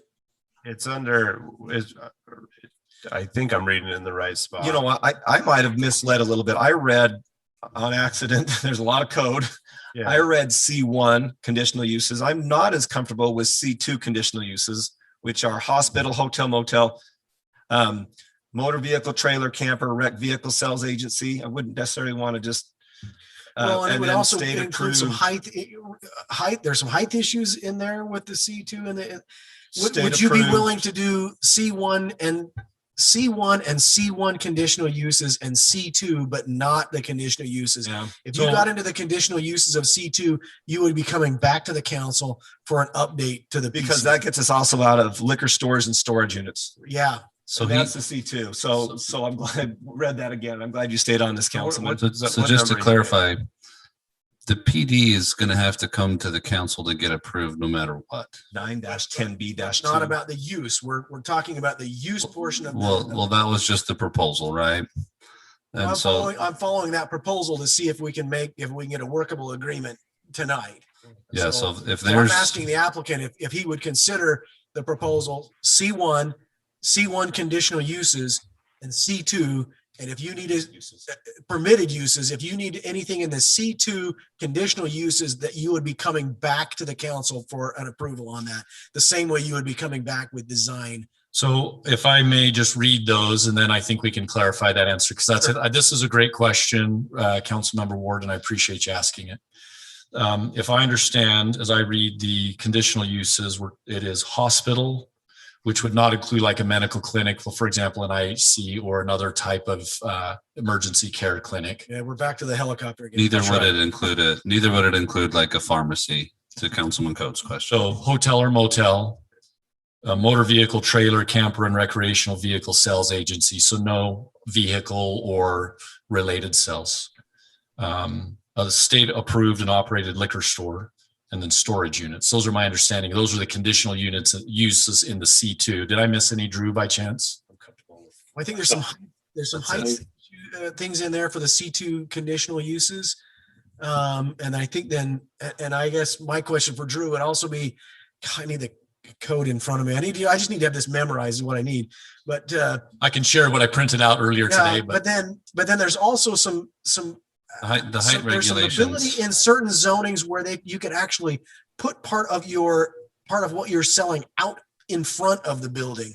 And I don't necessarily think I would be comfortable with that in this location, but I can't put my finger on where that's at. It is in the So C2. Go ahead. The height regulations are not included in the conditional uses list. Where are they? They're down in subsection D of the But isn't code. there a conditional use where they can go above that height? Well, we Is that just- we have a height ordinance that changed it, so commercial can go that's right. higher. So this is, we're just looking at the zoning designation ordinance. And so it's just a list of permitted uses and then conditional uses is what the conversation has been. Can we get them on the screen? I'm having a hard time finding these, and is there any way that Steve can get them on the screen for us to? Hold on, give me a second. Thank you. I'm liking the notes, by the way, Drew, over the Google search. That's really Yeah. And then did we find where like displaying of part of your product outside of your facility? It's in the permitted uses of the C2. Yeah. So, okay. And I'll read it to you while he's looking for it if you'd like. Retail and or wholesale and or rental of goods, merchandise, and equipment, which may include storage and display outside an enclosed building. Examples of such include, but are not limited to, art shop, bank, beauty shop, bookstore, clothing store, drugstore, florist, laundry, theater, and variety store. Like tire stores, they frequently do that. Yeah. Can you gentlemen see that on your screen? Ordinance reads now. What was that, Drew? Can you see that C2 on your screen right now? Yes, thank you, sir. There's your conditional under B. So, and that's the same, that's the same list that I read just a moment ago. Okay. So if there's some of those that you say, hey, this really just doesn't fit, then I think that we'd consider some of those conditional uses, omitting them. I think the list that Councilmember Staley was referring to is the C1 conditional, those ones where we are definitely seeking to include. And they wouldn't necessarily be off the table. You would need to come back to the You could council. still come back and make a request to amend the PD. Can I ask you about the height? Would you be willing to would you be willing to agree to a lower height? And then if you needed more coming back, like a 35-foot height in this location, if you needed to come back for greater height than that. So I understand why you're asking for the height limitation. One of the things that's, at least from our standpoint, we're looking at it saying, we've come originally before the council looking for the C2. We're trying to be accommodating by moving to the planned development. Would you state a height that you would be comfortable with? I think that we'd like to maintain the height that's outlined in the ordinance and follow the ordinance instead of having a separate height outside of the. Councilman Coates. Well, is it just 35? I'd have to defer to Drew. I can't remember. Yeah, I it think changed. multifamily is It was 43. Yeah, the code was updated, even though it says in here it's 35. You did make a change a little while back. Codifiers hasn't got that ordinance in yet. It's at, I'm pretty sure that commercial is 45. 45 would. Yeah, multifamily is 42 and commercial is Somebody were 45. to build in the residential area behind this, if they were to build a home that was maximum height, what would the maximum height be? 35. It wouldn't be that much different than the peaks of the roofs of the residential. Well, so, and then again, so Our- if we just could so you know, our compromise code to is- something lower than that, and then in the design, if you came back and said, look, we really do need this, but you put to something together that you're architecturally really well done, and then a council could move on that. But we would have the comfort and safety of thinking that it needed to be approved from us if we could maybe agree to something slightly lower than 45 at this location. So just to interject here, Councilman Ward, if it goes to a PD as he's proposing, the council has the ability to comment on the heights as drawn when they come before you. Even though in this agreement, we would be basically giving him what is in the C2 zoning. Only as to uses, Only not the as, uses. not as to all the other provisions. So you're talking about a height regulation in the zoning code Okay. that he's going to lose if he goes to PD. Are He's you just comfortable with asking, that? he's just asking that the city would agree that the uses listed there would be available. This is the council that just recently increased that height. I disagreed with it, but that's beside the point. But so I mean, just to make you feel comfortable about that height and where the council is feeling about that. So I think it's really important. Your city attorney has suggested, which again, my understanding is the same. We're talking about the uses, all of the other things that govern the landscape, the setbacks, the circulations, the height. There's still code that applies to all of those. They're not just all tossed out and we start all over. And so from that standpoint, I think what we're proposing is that we try and work together on the use list. We've made a proposal. I think that the discussion has been, is there some of those conditional C2 uses that are a concern for the council? I'm happy to discuss them individually. As far as the other conditions that have to be met for development are still in place. They're not abandoned in the PDC.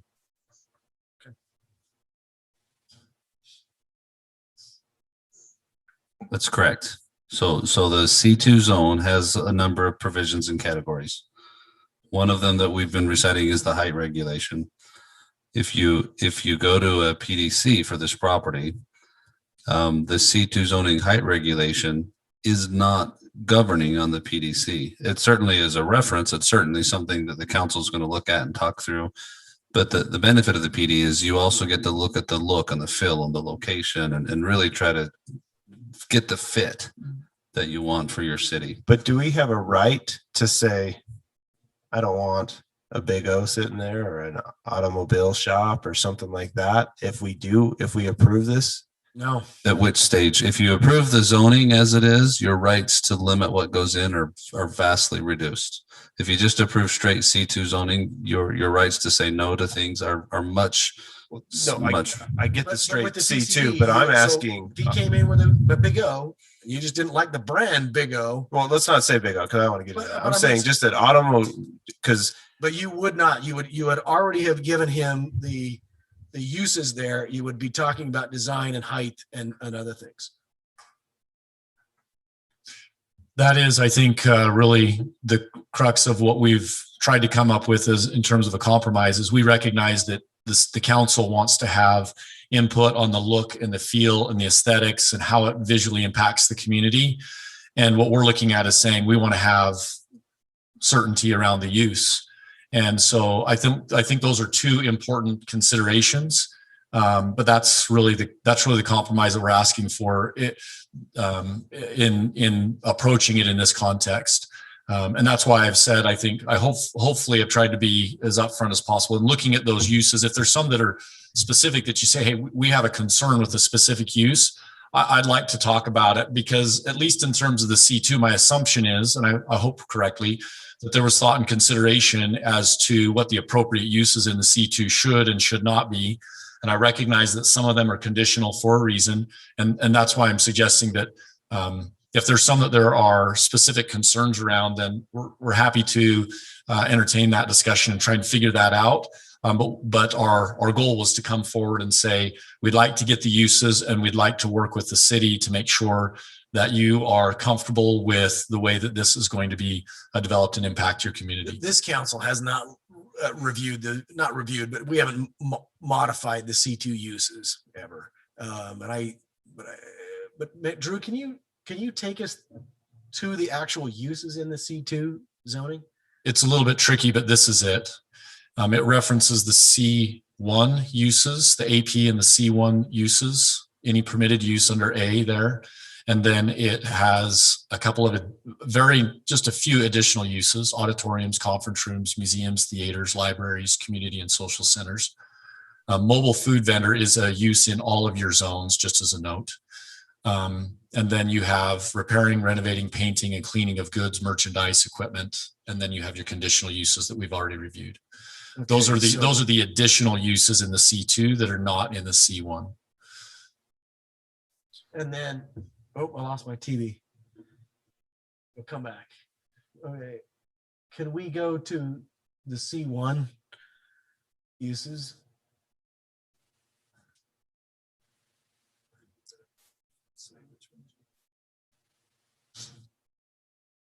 Automobile shop. So mobile food vendor, restaurants, retail operation of cleaning, laundry, cosmetic, and repair services, retail sale or rental goods, merchandise, and equipment conducted wholly within an enclosed building. Those are your only approved uses, in addition to whatever's considered administrative professional. Those are the only permitted uses in a C1. Okay. To be quite direct about it, most of your uses that we've discussed, you have about half of your uses in conditional, about half of them that are permitted, and the use lists are fairly narrow to begin with. So can you go back, Drew, back to C2 where we started? That line there: repairing, renovating, painting, cleaning goods, merchandising, and equipment where the operation are concealed entirely in the enclosed building. Would you be okay removing that? So you don't want any repair of any I don't necessarily device not at all? want it. I just want it to come back to the council if you're going to go there. If that's one of the purposes, I would like to have the council have the opportunity to hear what it is and talk that over. Are there any others that you'd like me to consider removing? That's all I'm seeing. Any other members of the council? So which ones did you say? Sorry. So the line, basically the line that says repairing, renovating, painting, cleaning goods, merchandising, and equipment where the operations are concealed entirely in the fully enclosed building. Well, I might be okay with them, but I want them to come back to the council if we go there. Well, the ones I have concern with are automobile service stations, including in the C1 zone, excluding repairing, painting, and upholstery of automobiles. Well, I guess that's true, and I'm assuming that that's including the C1. So I'm just saying the repairing portion of C1 and the repairing portion of C2. If that comes in there, I want it to come before the council, and we do what we would normally do on a PCD. So I want to be clear, Councilmember Coates, when you're referring to automobile service stations, you're referring to, for example, an auto repair facility. Fuel station I'm not talking about. But I would kind of have that, the repairing portion of C1 and C2 Okay. I think I'm following you. I appreciate this feedback. Are there any other ones that you think that maybe we ought to consider? I have one that's actually in the PUDC zone that I might have a little bit of concern with. Can you scroll down, Drew, to 9-10E-3? So sorry, this is PUD. This is the actual zoning that we're considering approving, and one of the permitted uses in there is industrial. But you wouldn't be granting that to him. That he would need if he was going to go to that permitted use. Only if it was in the there, but use that's list. in the PCD, so it would have to come back to us. The So only you- ones we're automatically giving are the PCD or the C1 permitted, C2 excluding the ones we're discussing now. So if I may, Councilmember Staley, you can create a PDC that then would have a use list that is that included industrial uses, but they would have to be specifically included in that use list. We're not proposing any of those uses in the use list, and so by virtue of that, it wouldn't be an approved use. It's not an upfront grant that we're Yeah, essentially you're negotiating the paragraph of the development agreement right here. I'm almost wondering if it might be easier just to grant the PUDC and said, bring your project forward. I mean, I get that there's permitted and conditional uses, and if somebody wants to take a stab at those. Well, I mean, I can appreciate their standpoint. Yeah, I was going to because say, I he's- don't think that it we'd be helps comfortable him with that. With the marketing of the project. It helps him with the evaluation of the project, but it also helps us with the design and the fit of the area. So what are the concerns? We have a concern with the auto repair site. So my concern is that I don't know all my concerns. So well, introduce yourself to him. no, do you understand what I'm saying? Is because we're requesting a PD commercial, but they're not presenting a PD commercial today. Right. So it's just zoning in a PD commercial, but that's typically the way that it works, right? So you propose a It hasn't PDC. here. Okay. It hasn't worked that way here. No, But typically a I'm PD commercial, you say, fascinated this is what I'm doing, approve what I am doing. And you're not asking for that. You're asking for a straight zoning, but the look can change. So Well, to be technical, I don't mean to interrupt you, but to be technical, he's applying for a C2 and we're showing some hesitancy. And so he's suggesting a compromise. And I appreciate that. Thank you for clarifying my technicality there. What I'm saying is I'm just hesitant because we don't have a project in front of us. PD is here's my project. And I know you didn't propose that. So I'm leaning toward, we table this item, you put together the list of what you want to do, and then present it to the council. And you've heard our concerns. And if there's anything else that you know you're not going to do, cut it from the list and bring it back to us. Or that's where I'm leaning right now. I don't know about the rest of the council. I'm not trying to. I feel like we're shooting off the hip through this meeting and trying to just wing it and figure it out because I want to move you forward. I don't want to hold you up over some of the things, but I just don't want to make the wrong decision on this. And I think I agree. I feel like we're shooting off the hip, but I'm fairly amazed at how much progress we've made. So So one of the longstanding legal principles underneath zoning jurisprudence is that a city has an obligation to define their zones and specify what's permitted in there. And then an applicant has a right to request those. And historically, there was a restriction on asking which use within there you would be applying for. You get to come and ask for a zone overlay on your property, and then your usage would follow later.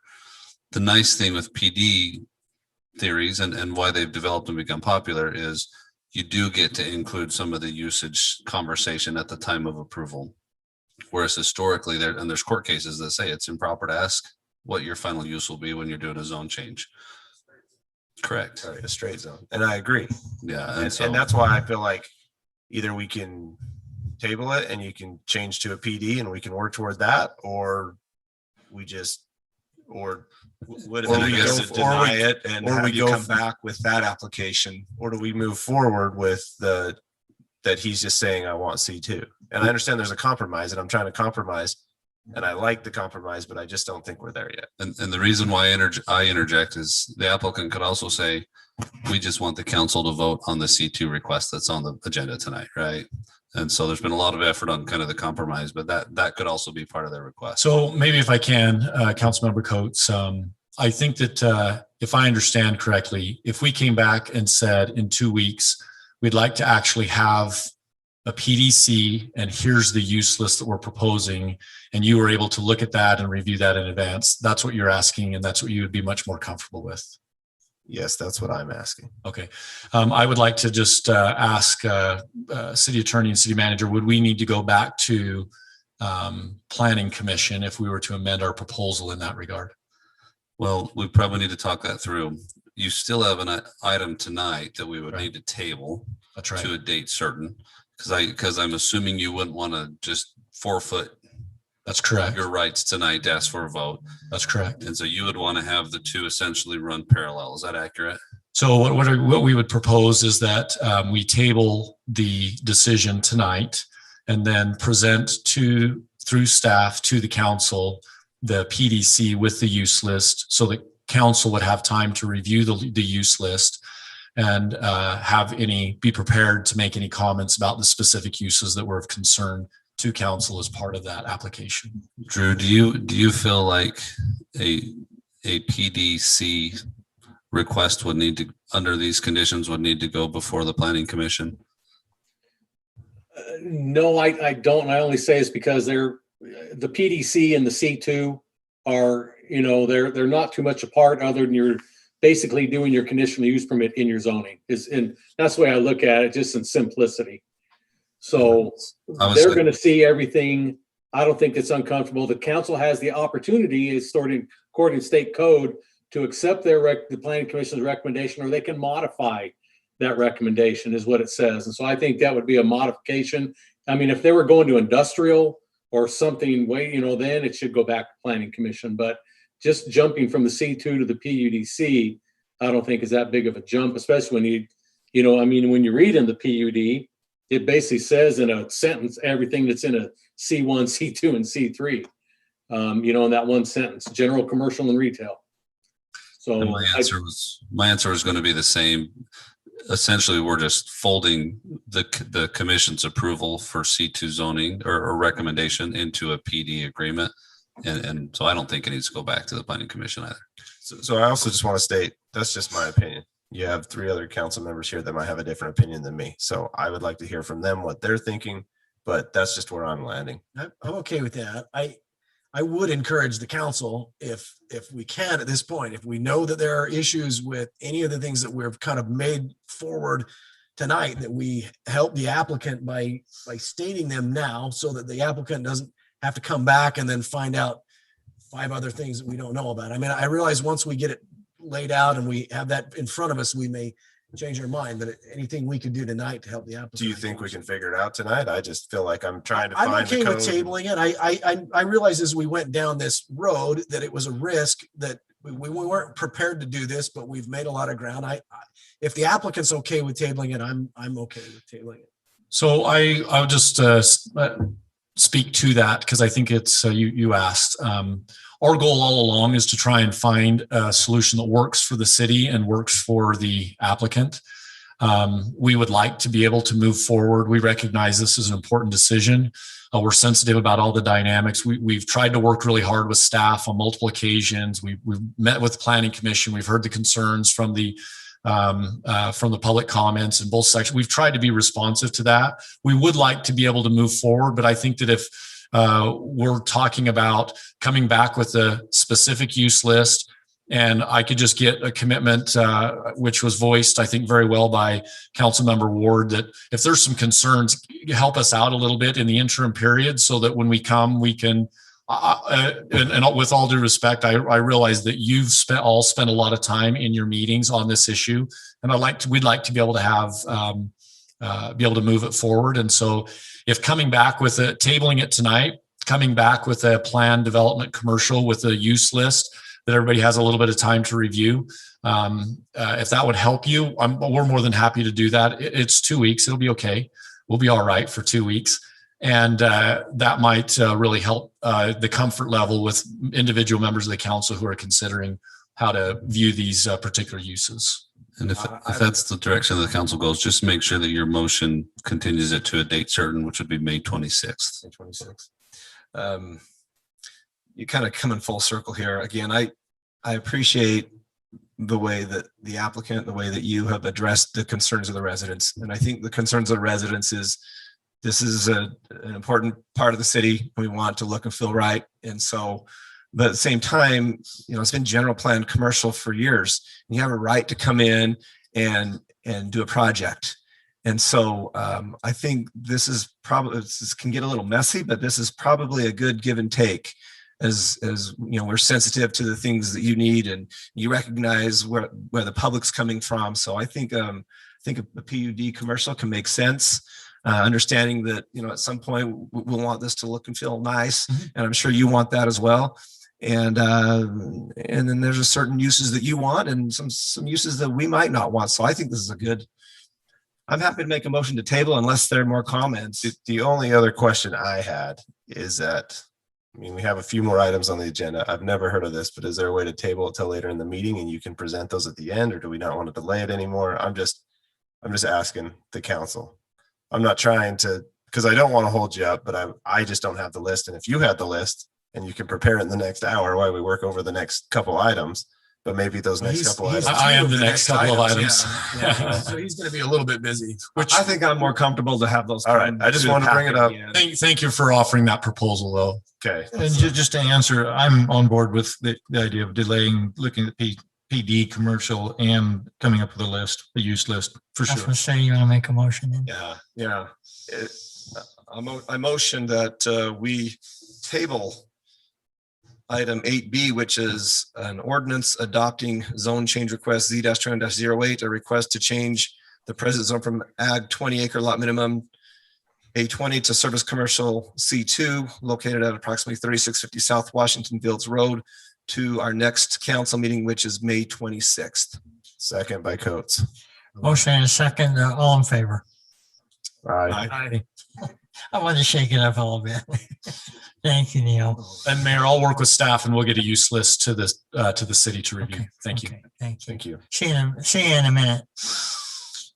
Item C, consideration to approve an ordinance adopting zone change request Z-21-09.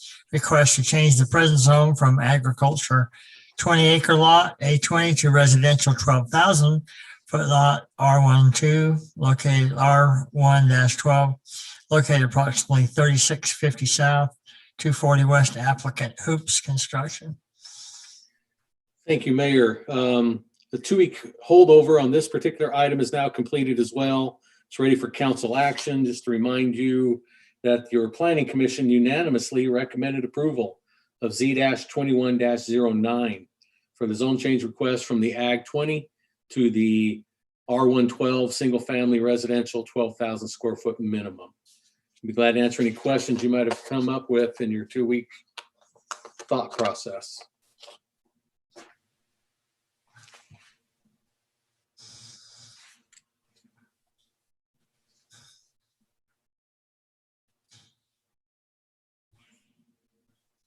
Any questions or comments on this project? There's not, Mayor. I'll make a motion that we approve the zone change request for Z-21-09 to change the present zone from ag 20 acre lot minimum to residential 12,000 square foot lots R1-12 located at approximately 3650 South 240 West. Bundy second. I have a motion and a second. This time we'll do a roll call vote. Bundy, aye. Coates, aye. Ward, aye. Staley, aye. Thank you. Item D, consideration to approve an ordinance adopting general plan amendment request Z-21-02. Request to change the land use designation from very low density to medium high density located approximately 500 East 3650 South. Applicant Neil Walter.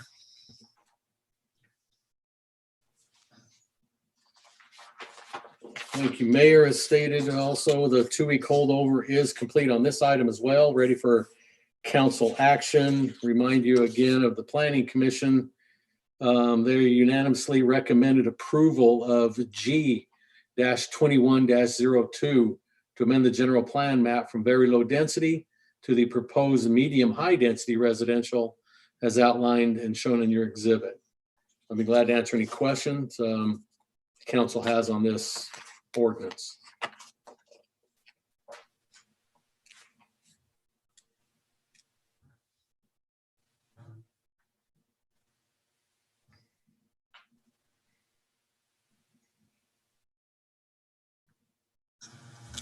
No discussion. Councilman Bundy, I would motion that we deny the zone change request G 2102 to request land use designation for very low density to medium high density located approximately 500 east, 3650 south. Just thinking that everything surrounding there and joining neighborhoods can all, would anticipate is going to be something more along the line of the very low density. I'm inclined to second the motion. I'll second the motion. I have a motion and a second. A roll call vote. So I have some discussion. I don't think we gave the applicant a chance to see if he's, I don't know, I'm inclined to go into low density, just not medium high. And I hate to have him start over on this piece. I think low density or very low density on these pieces is applicable. So I would ask the applicant what their train of thought is before we deny this. I know we have a motion, but. May I, Mayor? Absolutely. Neil Walter, and thank you, Councilmember Coates, for giving us an opportunity. I recognize there's a motion and a second. Maybe what we could also propose in this case is that I could go back and revisit the proposal with staff, and we can come back with a revised proposal in 2 weeks. I recognize that we recognize where there's a lot of feelings about this. We've had a chance to work with staff and put together some revisions, but we don't have a chance to talk about those tonight with the motion and the second that are on the table at this point. And so I just ask that we have have the option, as was indicated, instead of just turning it down, to let us come back with a revised proposal. So he's asking to withdraw the motion and table it to May 26th. I think we have a motion at a table. Well, I guess he denied it. Was a motion to deny. So I would withdraw that motion and move that and we the take. second would have to remove his second as well, right? And table this to the May 26th meeting to give the applicant an opportunity to consider a different zone. I'll second that motion and just offer a little bit of thoughts. Is that I understand that traditionally you buffer, but this has also been general plan very low density for a long time, and surrounding is also very low density. And I feel like the buffer is accomplished by the canal easement plus that 20 feet. So I think you have the buffer. So I don't think those past principles that would say high density next to commercial apply so much in this case. But there are other residential uses that we would really like. At least that I would approve. So did you second that table? We had a motion. We have a motion and a second on the table. Okay, I will. Bundy, aye. Coates, aye. Ward, aye. Staley, aye. All right, thank you. Item E, consider it. You might as well stay up here, Neil. Item E, consideration to approve general plan amendment Z-21-03, a request to change the land use designation from very low density to low density, located approximately 500 east, 3650 south. Same applicant. So I would ask the applicant, would he like us to table this one as well so he can evaluate all the property, or would you like us to make our motion now? Because I personally want to table it because it looks like you're going to be relooking at all the other two that are adjacent to it. So it probably makes sense to relook at this one as well. So I think that we're comfortable moving forward, but if you'd like us to bring them all back together, I don't think that would be a concern on our part. We think that this one, as I listened to the public comments and tried to listen to Planning Commission and Council, there wasn't a lot of concern that I heard about what was being proposed in this particular application. And we'd be happy to, if it would suit the council, we'd be happy to bring this one back. But I think this one was the least controversial of the three. I agree with you. I just want to be fair with you that I think we have, and correct me if I'm wrong, council, some that think it should be very low density and not low density to meet the general plan. So that's why I'm just asking the council, is that what, I just want to be fair to him so he can go evaluate or not. So I'm inclined to go low density because between 12 and 15,000 square foot lots, you're getting the same type of house. You're just getting a smaller lot. And with the current, I'm good with low density, but not all of you might be. So I just want to be fair to the applicant. And I'd I guess- probably just add that the difference between very low density and low density is $1 million homes versus $700,000 or $800,000 homes. And we have them all over the place, both. We do. Right in that area. We have Do, $1 million homes and $700,000 homes. And If it's not a problem for you time-wise to delay for a couple of weeks on this one as well, I would suggest that we do that, just because you may want to look at the whole picture. I don't know. It just, because if we do it. We now, would then- support that motion if that were made doesn't by a member of bother the you. council. But Thank you, Neil. that being the case, then I would motion that we postpone or what do we call it? Table. Table. You've done this a Item while. 8E. Yeah. Table item 8E, approval of general plan amendment G 2103, requesting to change the land use designation from very low density to low density, approximately 500 east, 3650 south. And Councilman Bennett, if you'll just add the date, To May 26th. the May 26th. We delay it to the May 26th meeting. Thank you. Coates seconds that. Motion and second, roll call vote. Staley, aye. Ward, aye. Coates, aye. Bundy, aye. Thank you. Thank you, Mayor. Yeah, thanks, Neil. Item 9, awarded bid.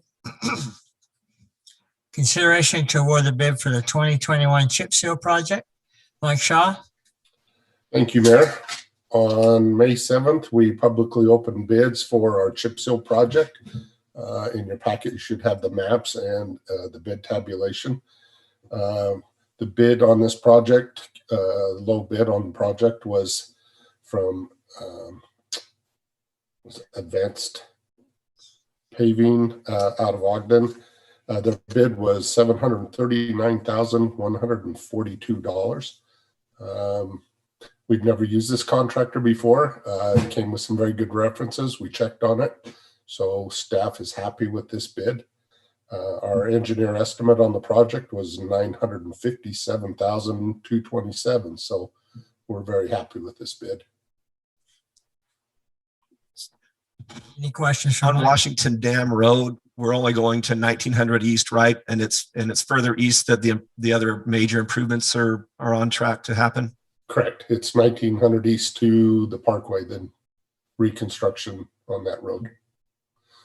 So This that project also includes some lane leveling that will happen with it to help the ride of the roads, get rid of some of our imperfections. It is 9A. What do you want? So Mike, these are pretty high profile roads. And we're doing a chip seal on them. Are we doing half the road at once and tightening it up? Or, I mean, I'm sure you have a game plan. I just am curious. Well, it is up to the contractor. It's part of his bid to take care of the traffic control. I'm sure we'll shift traffic over. One thing with chip seals, you do want to put traffic on them fairly soon after we go in, we roll, we get traffic moving on them because that actually helps knead the chips into the road. We definitely sign it, reduce speeds, and then the next day we'll start sweeping chips. Are there any areas that we need to do? Because there's some areas on Fields Road I know that have some pretty big divots. I'm just curious, are we going in and patching any of that before we go and chip it? I just want to make sure I'm just Yes, that is part of the project that the bid was that they had to go and do some lane leveling with the project. Okay. So we'll have lane leveling where we've got some rutting happening as well as utility crossings to improve the quality ride of the road. This project we also have on our webpage on our projects list, so public should be aware of it if they're going on there and looking at it. when would it start? How long will it take? Well, we will know that tomorrow when we award it. We'll get their time frame. It sounds like they're going to be fairly quick at moving in on the project, and I believe it was a 30-day project. And you mentioned that'll be very helpful for that section of Washington Dam Road. Well, that'll give some good improvements there on any. It will. Yeah, I mean, it's not exactly what we needed to do. We needed to really reconstruct, but that was $13 million. So this was our next best option. Any additional questions? I'll entertain a motion. Mayor, I'll make a motion. We approve the award for the 2021 chip seal project for the amount of $739,142 to Advance Paving and Construction LLC. Bundy, second. Motion and a second, roll call vote. Bundy, aye. Votes aye. Ward eye. Staley, aye. All right, thank you. Move on to item 10, resolution.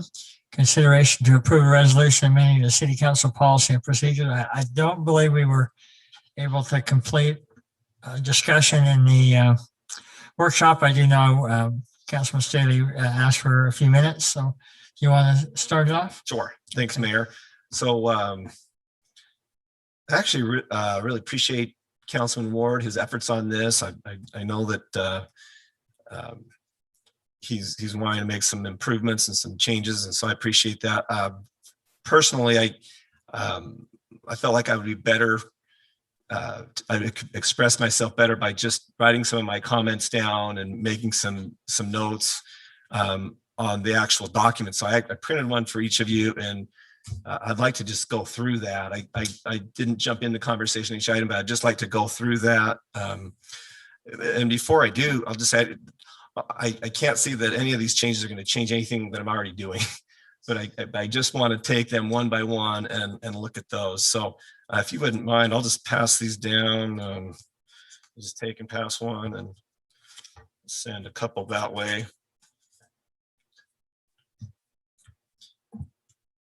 All right, so picking back up from where we were in the workshop, if you don't mind, I'll just start with, I guess, with the cover page, and the way that I look at this is that this particular document that is on the table for resolution is a meeting policies and procedures document. So I would just, as I'm looking through this, through the lens that any modifications or additions should be relevant to the scope of this particular document. So is that the language of the, because I mean, some of these go beyond meetings. And I'll just continue here with, so on number 2. Well, I guess I'm asking that as a question. Are you So I actually just like to go through it, if you don't mind, and that's the way that I see it as the basis. I know we also have the other documents that is the council protocols.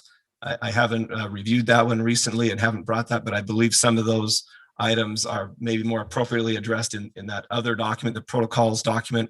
But as far as the meeting policies and procedures, I feel like any changes to this ought to be within the scope and context of what this document is designed to do or intended for. So on number 2, authority. And so this document states that the authority for this document, which is titled City Council Meeting Policies and Procedures, it says that the current edition says that it's the Washington City Code.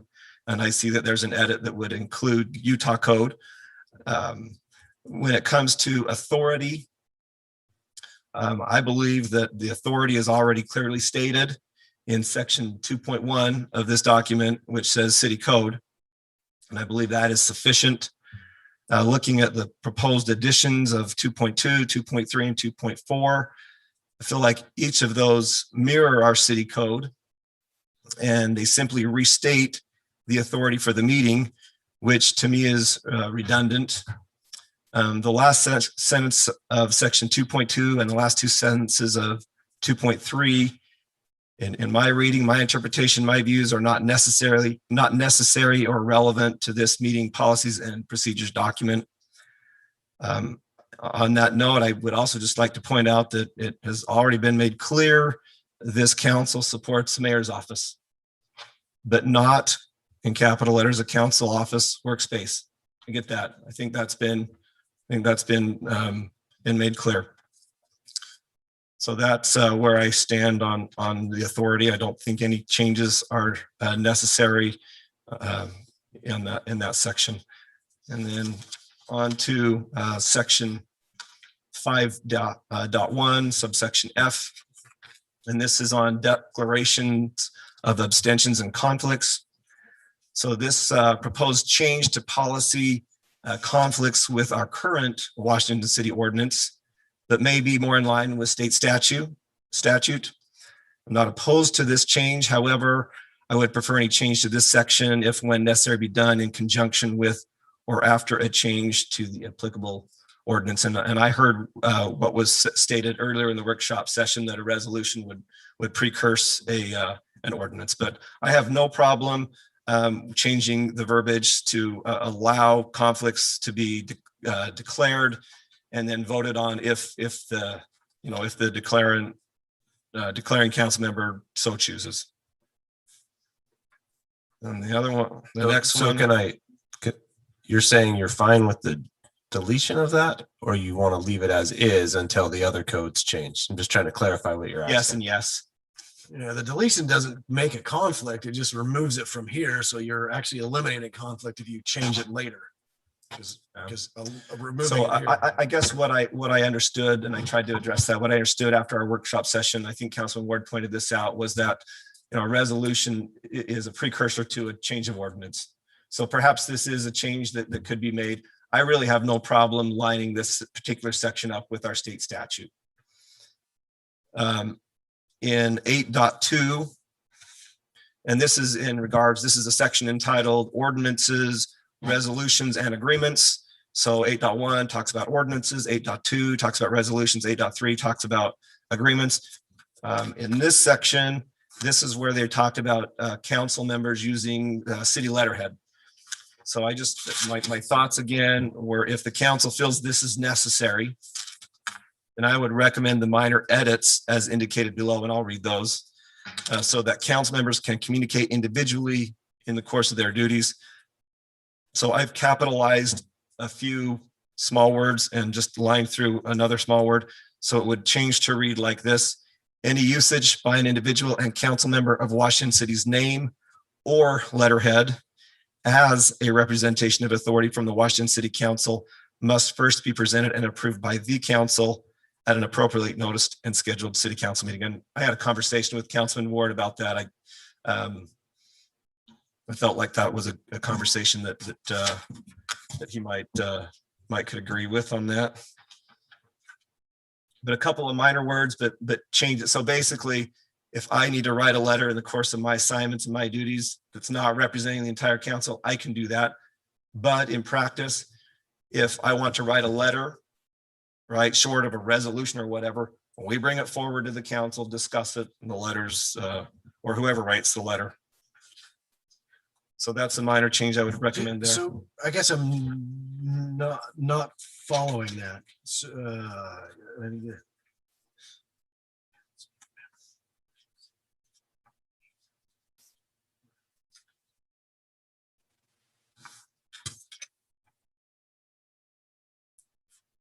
What it's saying that is if a council member or council members are using Washington City's name or explicitly the letterhead, then as a representation of authority from Washington City, then it would need to come to the council, but it would not inhibit an individual council member from writing a letter on letterhead.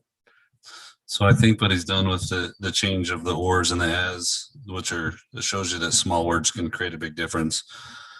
I think he's saying that if Councilman Staley was to write a letter to the Humane Society asking that they come and dedicate funds to, spay and neuter cats, that he could only write it as Councilman Staley and not as a representative of the city council, unless he comes to the council and gets approval from them to write a letter on behalf of the council to the Humane Society. And so he could still write a letter on letterhead as Councilman Staley, but he couldn't make a representation of having authority from the council about Humane Society matters unless he's come to the council and asked for that.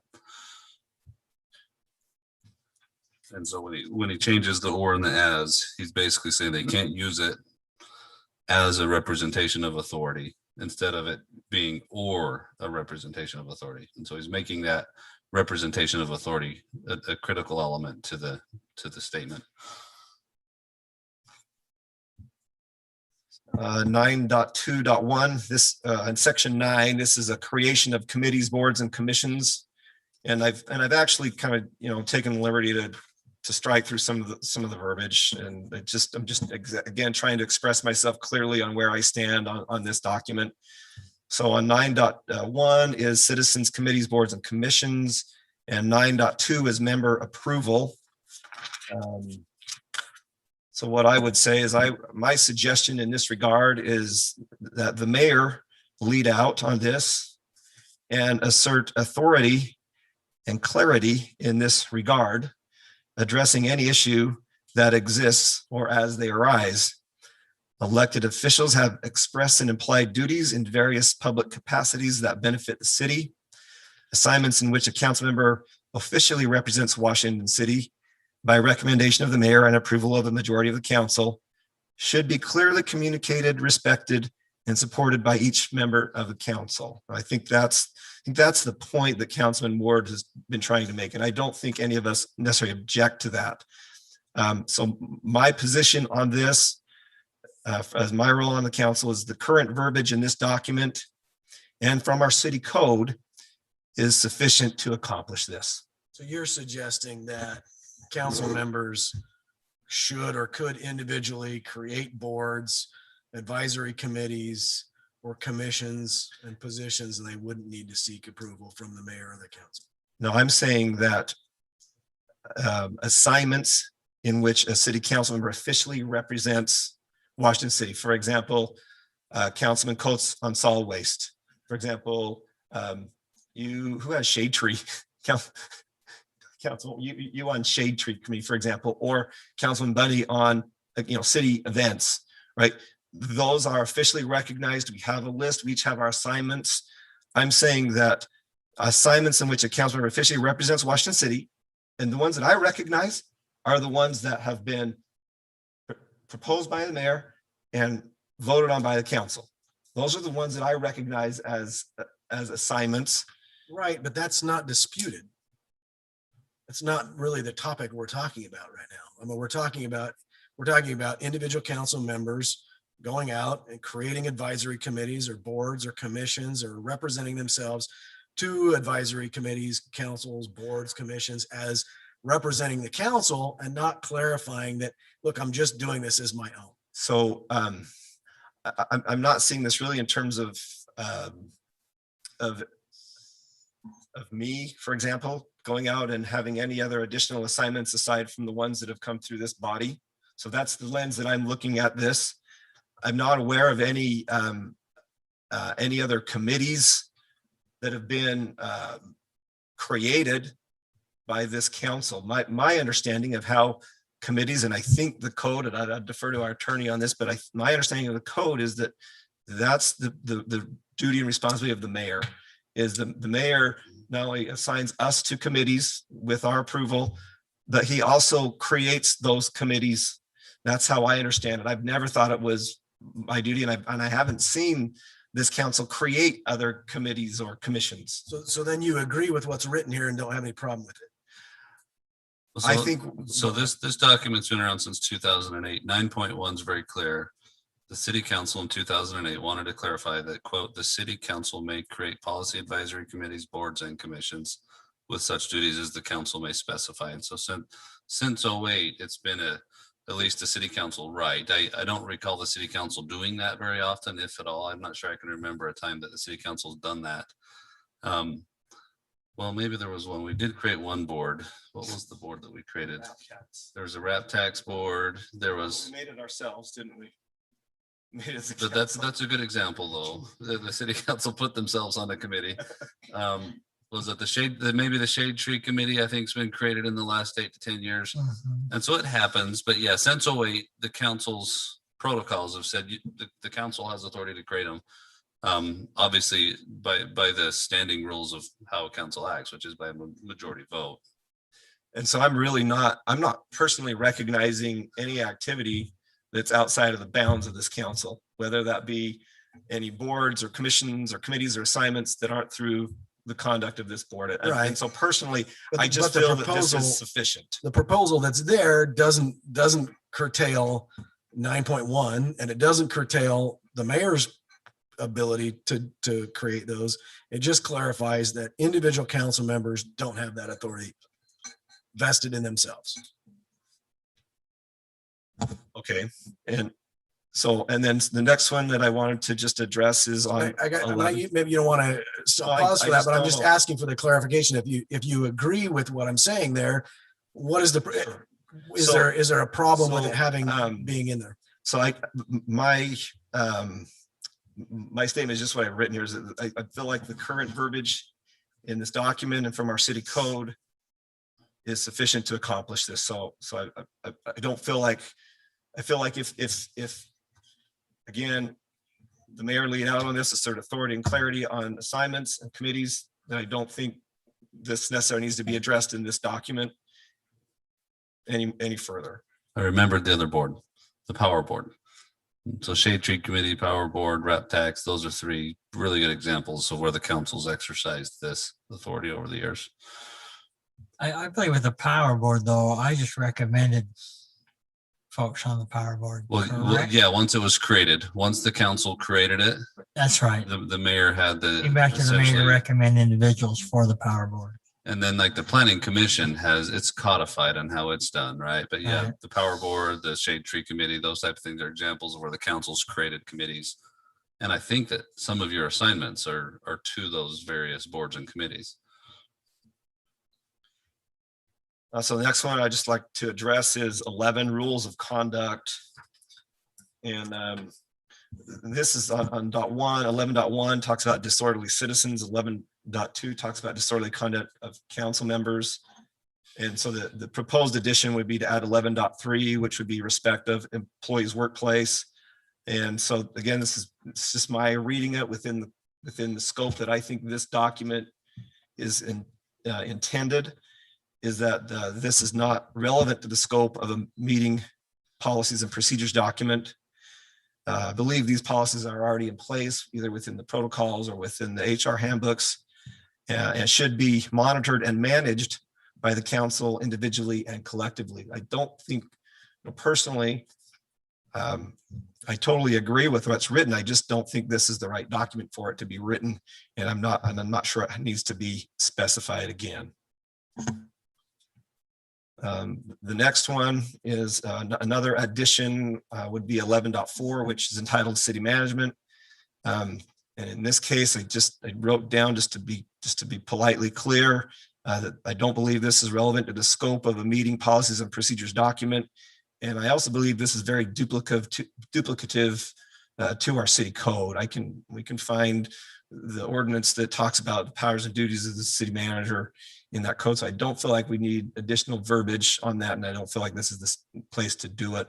11.5 was another addition. And I apologize if I'm kind of wordy on this one.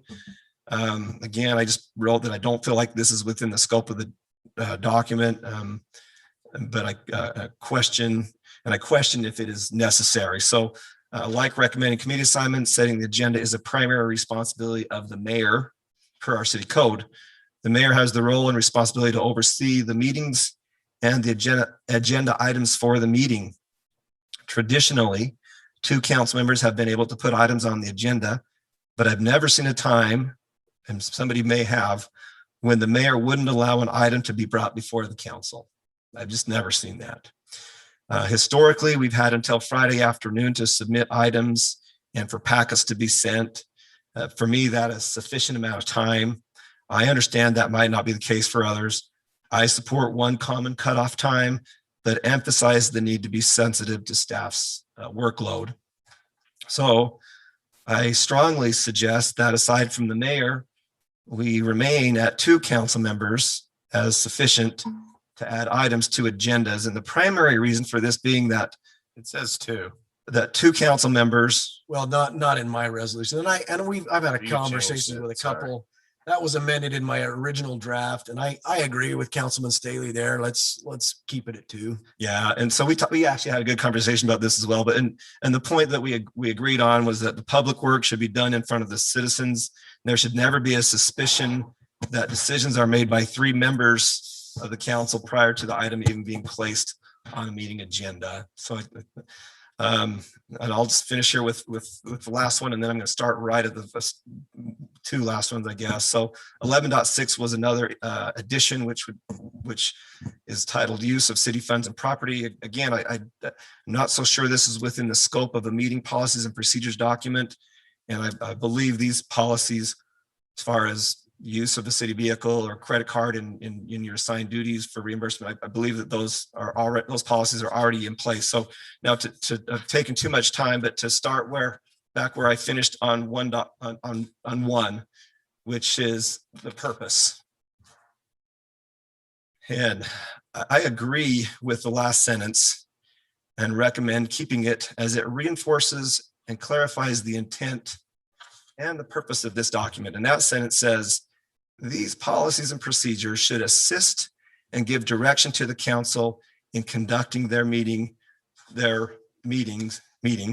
not inhibit it. And I just worry that if we can't understand without it being letter of the law where we are, what we're trying to accomplish and what our roles are, then I just worry that we're inhibiting ourselves as a council to be effective, that we can over legislate ourselves, over critique ourselves and miss what we're doing. Again, this isn't going to change anything that I already do. This isn't going to change the way that I approach things with staff. It's not going to change the way that I approach my preparation and my conduct in the meeting. But I just, as much as I appreciate the councilman, I appreciate the fact that we've been able to have hard conversations, necessary conversations. But I believe just the conversation,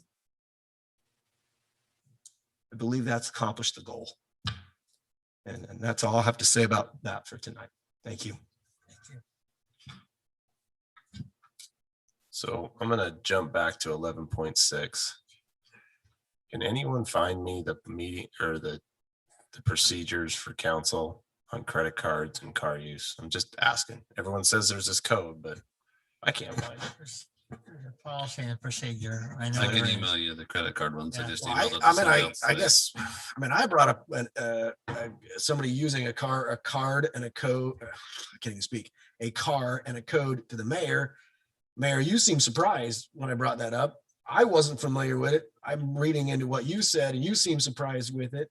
So I think it very least it needs to be reviewed, because it doesn't seem to be that the council all has the same idea of what is even allowed there. So, and I think that's it. I think in my proposed change, I think that's encapsulated. If we want to take a look at that, let's do it. At which point we have one, it's established, and we have something that comes before the council, and we're all invested in it. Do you have that? Thad? I don't have the vehicle policy in my drive, but I'm gonna hit send on the credit card one. Okay. But we do have them, right? That. Okay. Well, it's for official city business. For all employees, yeah. Yeah, I just want to make sure. And I'm not certain that it shouldn't be different for the council, and maybe we to just take a look at that and just decide what we're all comfortable with. If we all, if there's an agreement on there, a majority on there, great, let's move forward.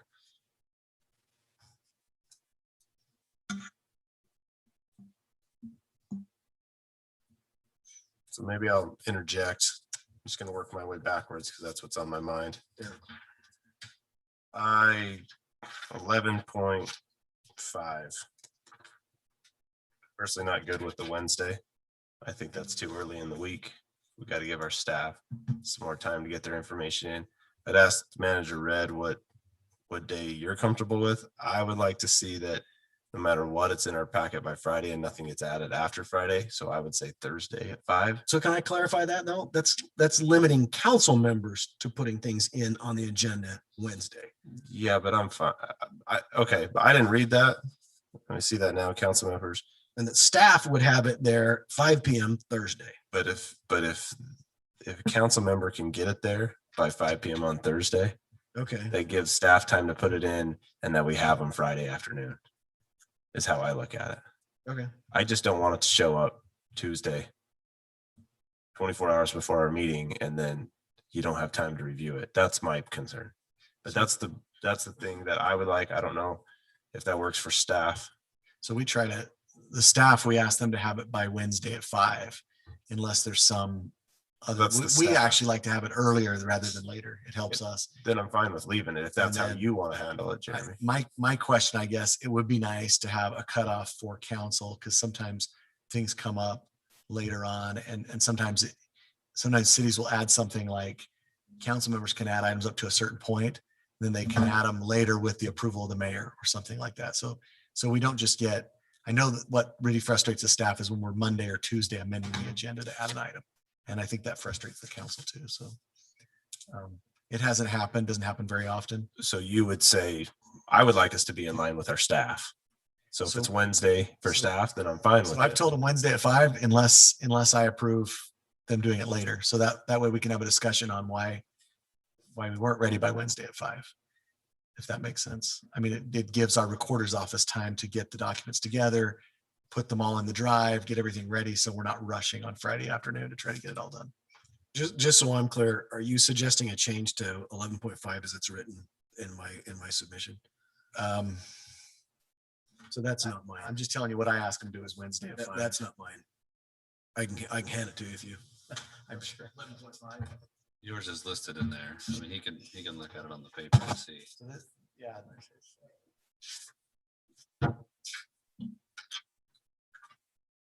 Yeah, I mean, I've asked them Wednesday at 5, but that's not a hard cutoff for them.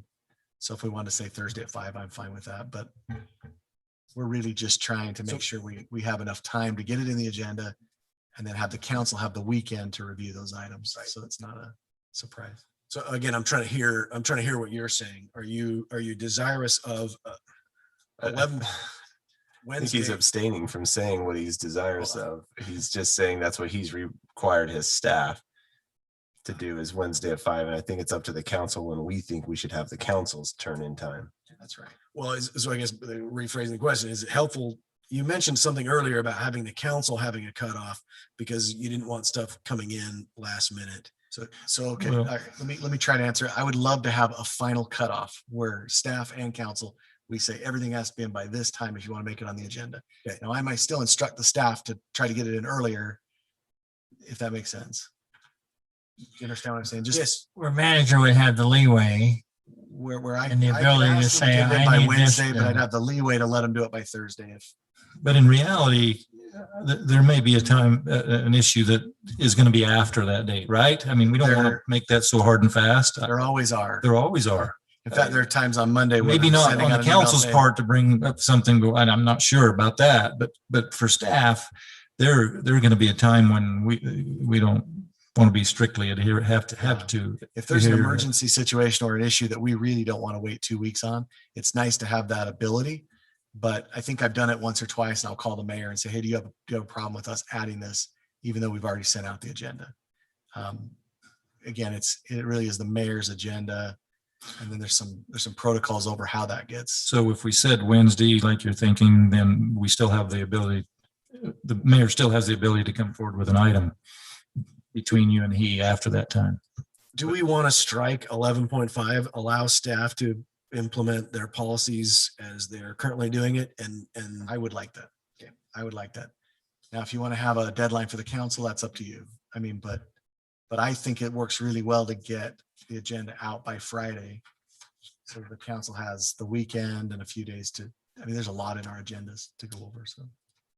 well, there is a lot in the agendas. I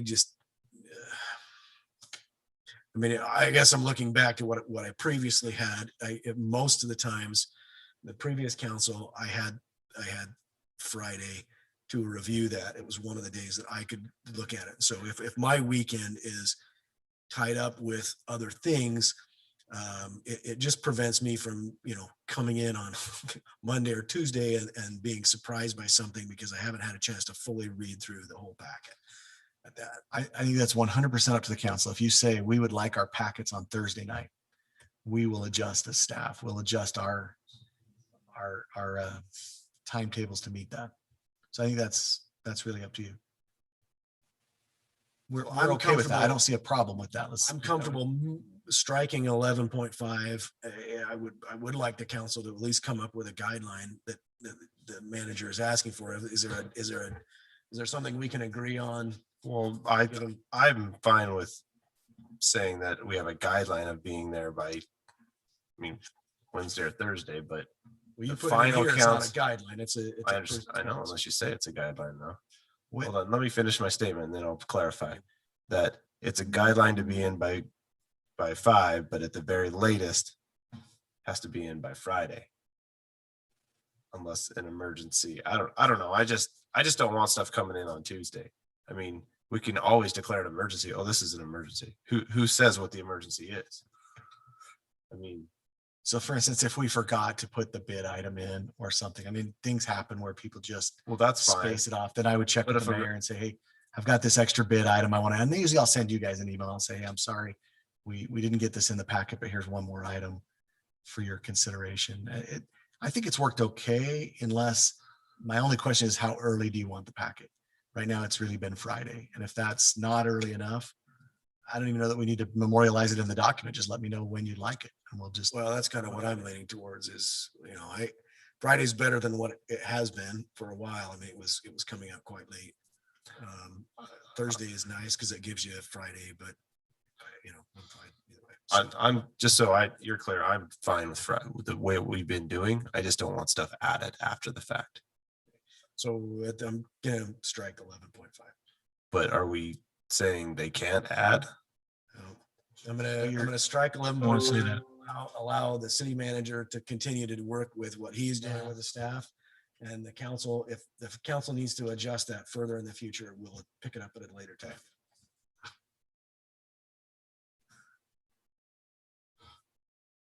Did you have anything else, Councilman Coates? No, I think we're under the understanding, right?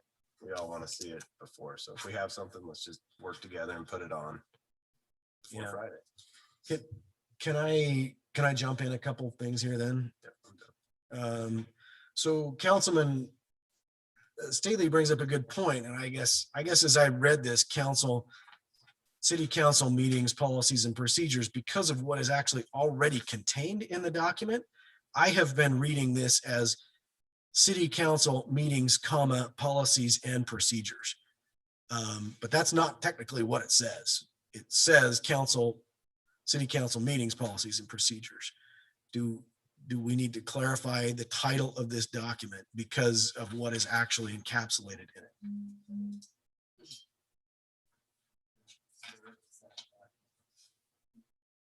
But it's odd because, I recognize what our legal representative Segmiller had done is he's basically slotting this stuff into where it fit with what was already in there. So I don't know. I hate to make him go back and redo all that work when a comma would clarify that. And I don't know, there is the policies document is a little bit more it's just kind of a be nice and share well, and it doesn't have as much teeth in it as this document. But I guess So the document I wrote was not I wrote it per request, right? And right. so, I mean, yeah. but I listed the things that I wanted in there, and you slotted them into this document here, right? Correct. Yep. And so if you go to your code on city council, there's already a code on city council that says ordinances and resolutions. You go down there, there's a section that talks about meetings and procedures. And so this was a document that the council in 08 adopted because they wanted to, and then you go to that very first paragraph, they wanted to preserve order and orderly transaction of city business, and they didn't want these procedures or policies to inhibit the meeting, but wanted them to assist and give direction. And so that was the statement that they were adopted for at the time. This council can repeal the whole thing, they can amend it, they can add a second one behind this. And so really, this isn't code, this isn't any document that's appealable, it's just a policy and procedure that a prior council has adopted and has remained in effect. If we want to take some of these provisions out of here and put them somewhere else, you can. I don't know that there's anywhere else. This is the only long form policy and procedure statement that this council has adopted over the years. And Does it need to have a comma after city council meetings, comma, policies and procedures? I think that that would address Councilman Staley's comments, which is, you know, some of these things are not specifically directed to meetings.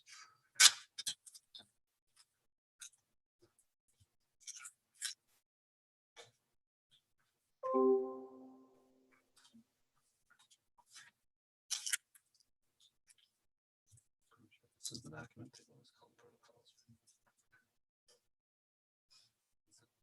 Is it in code or is it in?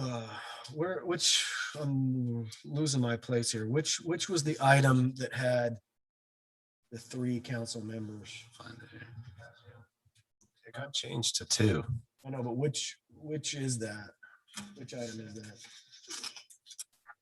Because I agreed when that was brought up. I'm with you. I think we're all in agreement on that one. No, but I need to find it here. What's the question? Which item is that? 5? 11.5. 11.5. Thank you. Appreciate that. So.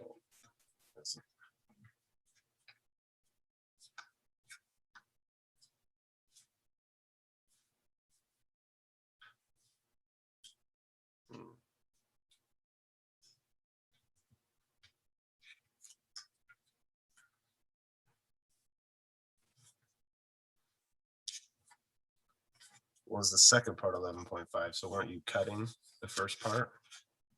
All together. That's what you said is all together. Striking the whole thing, right? Oh, right. We're striking 11.5. Yeah. So that would take away. And so it's already in there. Okay, so that's fine. Right. But are you trying to leave it or are you trying to strike the whole item? I just couldn't remember where that instance of declaring, it is at 2 council members, but that's already, I think that's that's elsewhere in the policies. So I think a full strike of 11.5 would be okay. So, Councilman Ward, what about 11.6? It seemed that we just need to go back through each one of these that may not be relevant in this document, if that's the way we feel. Well, I think 11.6. 11.6 maybe. What are you proposing there?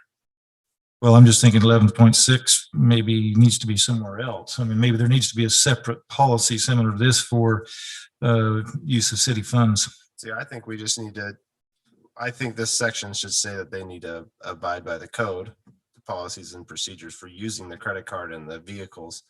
And then we need to bring up those procedures, because what I saw, what was sent over, at least on the credit card, is just a credit card purchase agreement. It's not like the procedures of how to use the credit card. Well, and but I disagree that I don't think that the city council members should be on the same policy as employees. Well, I'm not saying they should. I'm stating here that we should curtail that until such time as the council has an opportunity to actually write a specific policy for the council. That's what I'm suggesting. So. And that, So there are 2 documents. There's a document that deals with sort of conduct of the council and different things like that. And then this meeting policy document. So maybe having a city manager who's newer to your city has caused us a little bit of confusion here. So we could certainly look at those 2 and bring that one back. That might be something the council wants to look at as well. And some of these changes may fit better in that document, because I do understand what we're talking about. We're maybe trying to shoehorn some issues that may belong in the second document into a document that might be specifically referring to city council meeting policies and procedures. So that might be helpful in 2 ways. Does it make sense? I'll email that. I'll email that out as well right now. What was the question? Does it make sense to combine it and make one new document and just? So state code came out a few years ago and allowed cities to come up with their own council meeting policies. And I think that's what this first document was an attempt to do, just define some policies around how our council meetings would be conducted. And we have a separate document apparently that handles sort of some of the other council council issues, and it's called, what's that called? So this one's called City Council Protocols. They were both adopted in 2008 with Mayor Clove and the council that was seated at that time. But this one talks about, I'll just read the headings: purpose, council members and authority, conduct, council conduct with staff, council conduct with board and commissions, staff conduct with council, other procedural issues. And so I think that it kind of broadens to some of the areas that. What's the title of that again? It's called City Council Protocols. So this is the one that It's outlines. not, it's just in reading that, I mean, I've read that document. It's just, in reading it, it is not as specific as this particular document. It's not. This is the one that outlines, for instance, that the council would work with the manager or the department heads. Yeah. This is some of that information is contained in this document. So the titles of the two documents are a little bit misleading than what the intent and what's actually in those documents. This is really the meteor of the two documents that we're modifying here, in my opinion. So I would be tempted, I'm just tempted to leave in 11.6. And then, as I stated earlier, I would like to see an addition to 11.3, stating that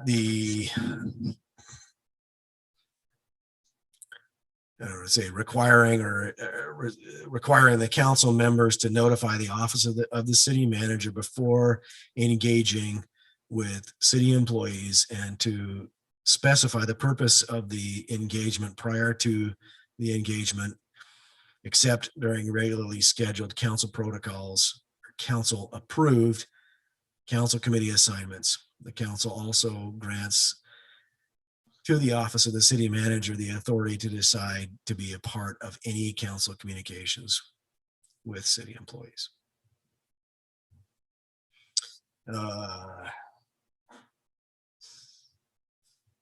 And then, well, see, then I didn't even read this part before, but that it was the last revision that I sent that didn't get included was also included in 11.3. That any individual members of the council that receives any communication or information regarding city employee matters shall immediately refer such information to the city manager. And that's intended to keep city council members out of city employee issues. And do we want to add something of the fact unless it includes the city manager? I don't think that it's necessary here, but I would look to. So my point is if there's an issue with a city employee that directly has an issue with the city manager for whatever reason, that'll be able to go directly to council. You see what I'm saying? So if there's some issue that a city employee that comes to a council member and is not comfortable going directly to the manager, that council member comes to the body and discusses it. I know what the Board of Appeals is. Well, the Board of Appeals applies when after an individual appeals a termination and wants to claim that it's a wrongful termination. Don't we have a review board too? You would use that mostly in a closed session, I would think, but I don't think this precludes you from having a closed session meeting, talking about the character conduct of an individual, and doesn't, if the council needs to call a meeting like that and excuse the city manager from that. I think you'd still really want to push that back through your HR channels if possible, rather than. Okay. But I don't think there's anything that would preclude somebody from talking. So is the language, but I would encourage you to send them back through the HR channels. And then there's some policy where that comes back to the council that way. But do we need to state that here is my point. Yeah. So just clarify with Thad, can you help me on that? This protocol document that I've sent you, the concern I'm having is I review it in depth and have been a part of the conversation. And the other one is there may be some conflict also in part of what's being discussed, right? I think that we need to read the protocols and make sure we understand what it says as we make motions on the current agenda item tonight. So I'll just read you the paragraph about the city manager. This one's, not all of the paragraphs are this precise. It says neither the city council nor any of its committees or members shall direct, request, or attempt to influence either directly or indirectly the hire of any person to office or employment for which the city manager has hiring responsibility, except to the extent city council's input is requested or required, period. Next sentence, no matter of interference with or prevention of the city manager from exercising individual judgment in the hiring of officers and employees in administrative service. That's a sentence that probably needs some improvement because it's missing a preposition or something. Next sentence, except for the purpose of inquiry, the council and its members shall deal with the administrative service solely through the city manager, and neither the council nor any member thereof shall give orders to any of the subordinates of the city manager, either publicly or privately. And so there's some paragraphs that get pretty specific. I'm not saying they're right or wrong. I'm just saying that I would like to avoid the situation where we make an amendment to the document that's on the agenda tonight, and there may be some conflict with this one that exists. So what are you suggesting? I don't want to table anything anymore, but I'm suggesting that we probably need to digest the protocol document that I've emailed. Can we out move tonight. forward with this document and then address, because we're now, that puts us at a third one. We've got another resolution on the table that we would address and then address that document in third in line. You can do whatever you want. My concern is if we move forward with this document, some of those provisions without better understanding everything that's in this one, we may find ourselves with having created some conflict. That's all. But if the intent is to review those documents and clarify the conflict, then you're thinking we're okay to move forward tonight. Yeah, this was interesting because it has some specifics. One of the very last provisions, it's kind of an enforcement provision is what it's called. It says council members entering the office shall sign a statement affirming they have read and understood the protocols. In addition, the protocols shall be annually reviewed by the city manager and recorder and updated as necessary. Above it says the city council shall meet annually to review the protocols, policies, procedures, and conflict of interest rules. And so this one has some fairly specific statements on some points. And that's where I'm worried that some motion tonight or some amendment tonight might have some conflict there. So you think we'd be okay to make the motions tonight, address, and then come back to that and address to harmonize those later? I think it's up to you. I don't think that's a matter of legal interpretation. I just think it's what you're comfortable with. Yeah. So then back to my amendment to 11.3. Do you think there needs to be, to Councilman Coates's point, do you think there needs to be any additional? What did I say? I'll give Mayor. Oh, sorry. Any additional language into any individual member of the council that receives any communication or information regarding the city employee matters shall immediately refer such to the city manager? Do we need to have provisions in there for calling a closed session, having issues that involve the city manager and involving the HR department? Put you on the spot.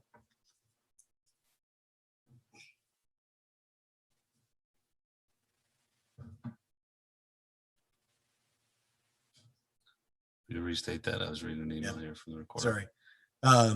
So I'm just that section that I read that got left out of 11.3. Do we need to have any clarifications in that? So currently it says any individual member of the council receiving any communication or other information regarding city employee matters shall immediately refer such information to the city manager. Does that need some help to make sure that there's a provision in there for having a closed session council or having an issue that maybe involves the city manager, as Councilman Coates brought up?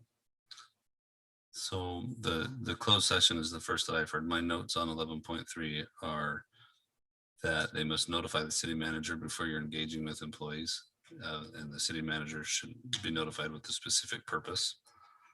with one exception, which would be your previous council member appointments. Also, I have that you had mentioned that the council grants manager authority to be part of any of those meetings if the manager so desires. And so now you're adding something about a closed session, Well, because closed so sessions. maybe you're right. Maybe it's included in what's in there above. Closed sessions are limited by state statute. There's only so much you can do in closed session. Well, that's what I'm saying. I just don't want to have something in this that precludes. The only thing I was trying to address is that sometimes there might be a chance that there's with this, if we're directing them to go just to the city manager, that's my concern. What if there's an issue with the city manager with an employee that the employee needs to go to HR? Maybe we just need a city manager and or HR if it includes the city manager. So you are the supervisor of the city manager. You would, if there's an issue with the city manager or behavior issue, or you would call your closed session and you would choose to invite or not invite the city manager. So I will not inject that in there. We'll leave what the edit from 11.3 there, and won't include that second section that I was intending. I would like to have the council agree to inform, as the city manager said, it's been very helpful to have that in place, informing the city manager when we're contacting and dealing with staff. And can I also just ask a quick clarifying question? Was when you met with Thad, was this all of yours, or it sounds like you may have had input in this as well, Councilman Coates and potentially Councilman Bundy, and some of the items? Well, that was a comment on a comment you made in the last meeting, or the work meeting, is that you mentioned unless it was a city manager. That's why I brought it up. Oh, Gotcha. Okay. I just didn't know, because you mentioned that, and so this behind the, so to it bring made, forward. it made me think. Gotcha. that Okay. Maybe that was a concern of yours. All So right, that's why I brought it up. misunderstood. It's not a concern with me, but I just want to make sure it's brought up because it was a concern that made me start thinking about it. Yeah, I'm fine with not putting it's it not a in. concern right now for me about that. I met with But- Councilman Ward. Councilman Ward had notes. I then took notes from our conversation and drafted them into an amendment to this document. And so yeah, I'm the one that put them inside this document. Half of them we got in the right place, the other half we didn't. I'm thinking that anything to do with a staff member that might need to go to HR and through, to a closed session is a wholly different thing than what we're talking about here. We're talking about just day-to-day things that a council member might be involved with that needs to go to the manager. Am I missing that? There's a completely different thing. Agreed.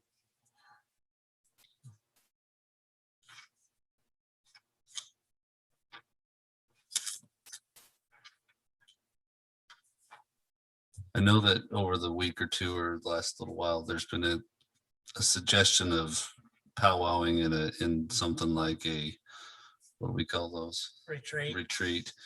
We could take the two documents, we could take all of the comments, and I'm not trying to erase anything that we've done, but try to wrap your heads around everything and see if there's a general will of the council, or we just keep going Well, through I'm it. concerned that we've talked about this some time ago. We council agreed on a resolution there. Some of the stuff is just not fixed. It's still broken, and there's still a referring to the- vastly different interpretation of what the office is by some members of the council versus other members of the council. I think that I'm just uncomfortable because it's drag out so long at this point. If there's certain parts that we want to table to relook at other times, I would be willing to do that. But we've had a discussion. We've taken a shot at, doing this in a closed session meeting. Things didn't get fixed. Things didn't get done. So, now You could do a special meeting. You could make it more quick by doing a special meeting as opposed to a workshop. What you mentioned, a resolution's been authorized. Are you referring to the conflicts of interest resolution? Because on this one, I think we're still trying to understand what the resolution would be. I don't understand the question. In your comments, you'd said you've already authorized a resolution changing things, and I was wondering if you were referring to the conflicts of interest resolution, or if there was I'm not even recalling my comment that you're. So referring to. I understand what he's saying. Your comment was, we've already addressed some of the issues in here. And they weren't taken care of, and so now we're addressing them here. And Well, we had a he- that- closed session. But Yeah. that's saying he's confusing it with the conflict of interest resolution that we modified in our last meeting. Those are two totally separate Right. things. Okay. At this point, they're separate. So. So how about this? How about if you do pass anything, it feels like you want to pass the changes based on your comments, that we then allow Thad to potentially go through it and bring any conflicts back, or maybe there are even sections that might belong in the other document. So that was, I was thinking of some sort of my resolution to it. And I'm hoping to make a resolution or make I can't think what the heck, proposal here, a motion. Good grief. Thank you. It's late. To make a motion and actually direct in the motion to direct Thad to take the other document and probably combine the two of them and suggest any resolutions to conflicts. I think that would be a good solution because here we have, we will have some conflict. Yeah. And then we can address that at another time. So you're making, I mean, you haven't made it, but you're suggesting that that's gonna just blend the two? I think, Or do we, so or we need to the proceed? problem with the two documents is they're titled oddly. And then there's a lot more meat in this document. And there is some specific things called out in the other document. In my mind, it just makes sense as we're going through these. Some of these could really easily be improved on. So I would just, I don't actually want to completely direct that to Thad, but that would be my suggestion, is that we look at A, resolving any conflicts, and B, the potential of just joining the two documents, because I don't see the purpose of having two. They're stepping over top of each other, and then it makes it such that you have this issue of conflicts in the future. The challenge with some of it is, I'm trying to say this the right way. I mean, a lot of these changes to the document wasn't done as a group, right? There wasn't a lot of initial input and discussion. And I feel like maybe, stepping back, having a better understanding of both of the documents. And I clearly understand that there was the two documents. I'm kind of inclined, I think you make some great points, and I don't think anybody's disputing a lot of the points. I'm just not sure that this is the right way to address them. I'm almost inclined to say, let's start with the retreat, understanding what both of these documents do. And then if we feel like we need to make some change, we can. But I feel like right now we're self-governing pretty well. I haven't seen. Unfortunately, It's we're not not even abiding by what we've agreed to do ourselves, and that's a problem. So and again, I'm a little bit embarrassed about this document. I honestly hope that a future council will take a look at some of these things and say that's not necessary. But unfortunately, there has been some overreach, and there's been some things where the council has just not been able to agree that that's outside of my power to go and do, but we're doing them anyways. And there's been numerous efforts of the council, both the previous city manager, the current city manager, the mayor, who also functioned as an interim city manager, to address some of these things, but they just it hasn't been curtailed in a way. And so I get you have concerns. I'm not belittling any of your concerns. I get your concerns. I just the way I see it, I feel like we are functioning. You're saying that hasn't been appropriately, vetted out. I feel like in front of the council members. I'm going to just finish this a little bit here really quick, but when it's been in front of the council members, they've had a chance to read it. It was brought out in a meeting that stated the intent, stated some of the issues. The documentation has been out there for over a month now. I've reached out to every council member who has mentioned to me that they wanted to talk through some of these points. I've received input from multiple council members. I am a little bit, like, I really couldn't completely digest yours because you just barely handed it to me. But I did try to incorporate into what was there, the comments that you and I had a couple of weeks ago. Yeah, Well, I think that's all well and good. I'm kind of leaning toward, Yeah, I'm inclined to, if there's some potential conflict with this and with the protocols, then we probably ought to get that straight, be first thing. So I'm not opposed to taking some more time and looking at this because there has been a lot thrown out here tonight, for example. And see, even during the discussion, there's some things that I'm a little unclear on what Councilman Ward wants to do versus what, Councilman Staley wants to do, would suggest. And so I just think we maybe need to look at it a little bit further. I hate to say kick it down the road and delay it any further, but if there's a potential for some conflict between the two, we definitely got to get beyond that first. I mean, would it be appropriate to deny this resolution, come back with clear understanding of both documents and decide how we want to move forward with that? I mean, a denial's not always a forever no, but it's a let's relook at it. And So I'm not inclined to that. I'm inclined to table to next week, and we can work on the next meeting and work on that. I would not incline to have you guys do it in next meeting. I would give you a month or two. You need to digest it. Each one of you need to digest this. Yeah, there are flaws in this. There's flaws in it. There's flaws in everything with it. However, it stood the test of time for several years, and it can still stand the test of time until you go through it. It's like a good whiskey. Okay. It takes time. I'm inclined to point out that you don't know anything about whiskey. I don't know anything about whiskey, but I do know that I had a boss that was very wise, and he says, don't go to bed mad and take the time to do it right. And I totally appreciate what's going on here. I do, and all of this, but I think if we do it right, you take the commitment, council, to read through it. You talk with each other. Okay, let's communicate. And then you take the time to have, I suggest a retreat where you come and we bring city attorney, city manager, and you hammer it out. And then you've got a document for the ages. So, Councilman Bundy, is there anything in the what I have put in the documentation that you're uncomfortable with, aside from 11.5? Well, I'm just wondering, there's Councilman Staley has commented on several of these that maybe this is not the appropriate place for some of these things.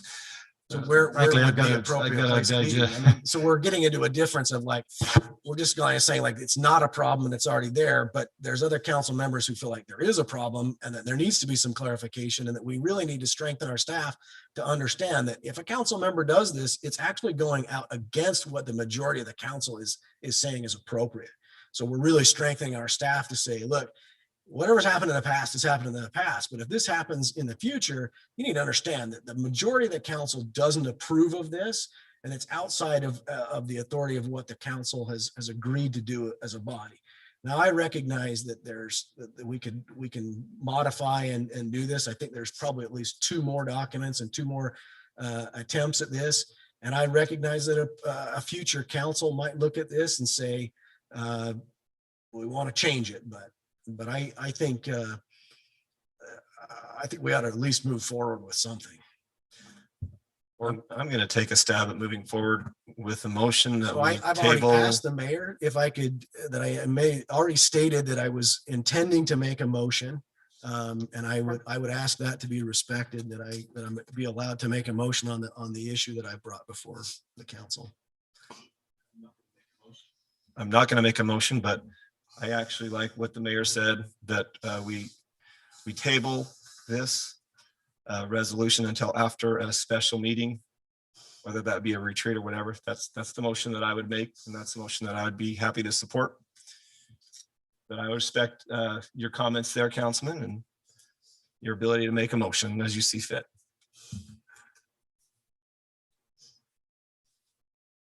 So I'm kind of back to you, Councilman Bundy. If you're, is there some items in here you're uncomfortable with? Again, there's a lot to consider here. You know, I read through what you had before, and then we're here, and there's something additional in 11.3 that you had added some there. And so I'm not sure that I have a real good handle on it, honestly. I guess I go back to the protocols. You know, I've said this before, but I think if council was paying attention to those protocols, we may not even be talking about this today. No, I agree. And you know, and I agree that there's been a problem. I totally agree with that. And we just got to get figured out, how do we prevent that from happening again? And maybe it's going back and looking at these protocols. It's been a while since I've read the protocols, but you know, I think they are fairly clear. I mean, there might be some adjustments that need to be made there as well, but My opinion is they could be in both documents. The items we put in here can go on the protocols as well, underneath the right item. And so my recommendation is we table for 2 weeks. Thad can work on, do his magic of putting the stuff in here that we've talked about into the protocols. Do you really think 2 weeks is enough time? Look what's on the drawing board for our attorney. Look at his workload. Let's be very cognizant of that. You know, he could spend 6 weeks on this, Councilman, and then we don't get plat signed, we don't get or whatever, you know, we don't get the new hospital because he can't review the documents. We just have to be very aware of people's time. So I would suggest, okay. I think there's the my time element, which I appreciate the mayor acknowledging. I also think for the council to get to a point where they're ready to pass something is going to take some time on your end as well. And so I think there's time on both sides of that equation. So my suggestion would be, if you would, okay. you might be taking a stab at a motion. So I would make a, sorry, what's that? So I would make a motion that we approve item 2.3 only that has been brought before the council and submitted in the documentation.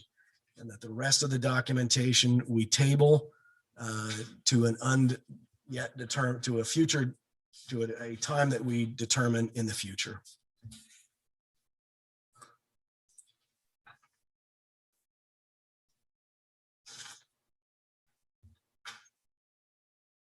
And I guess I would make it also as a part of my motion that we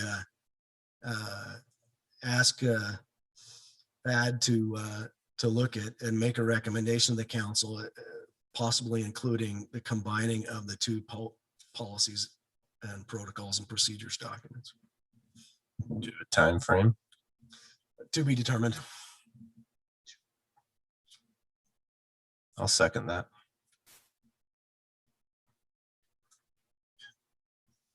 So 2.3, right, is the one that you comment, okay.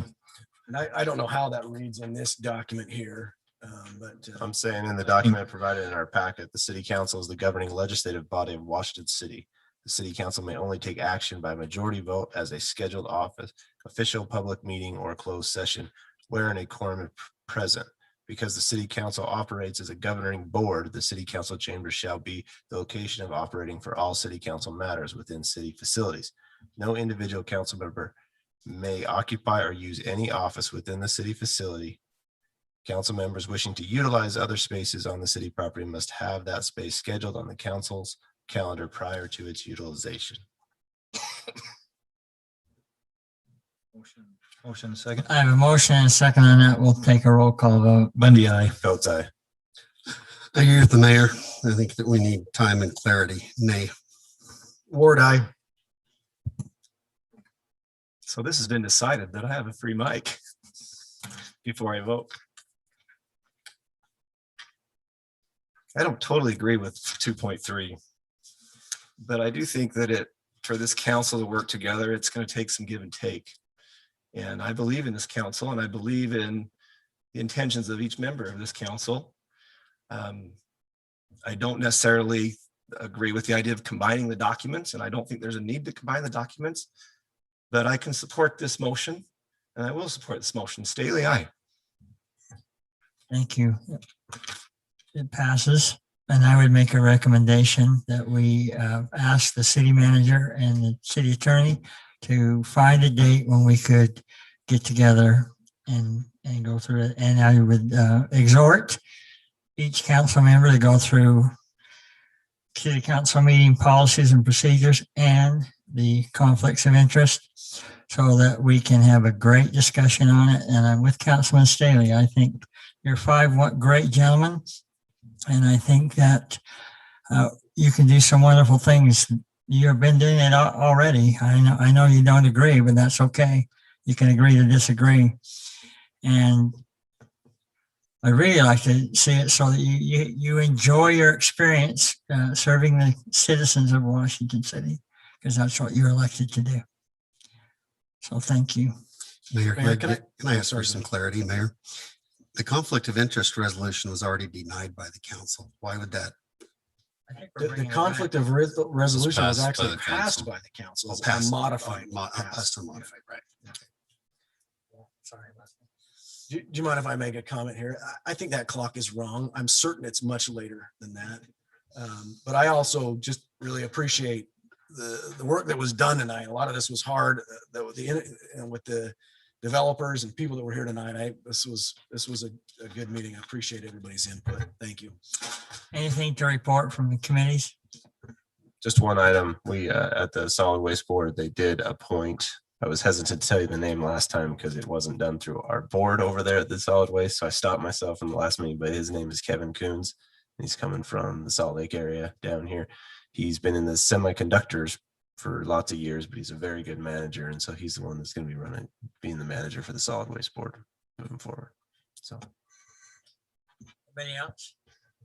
I'll just make a plug for the youth had a day of service. A lot of the youth in this area, hundreds of youth came out and served in Washington City. They did a wonderful job. And with respect to my assignment on the Active Transportation Committee, I particularly appreciated the work they did at Nyson Park.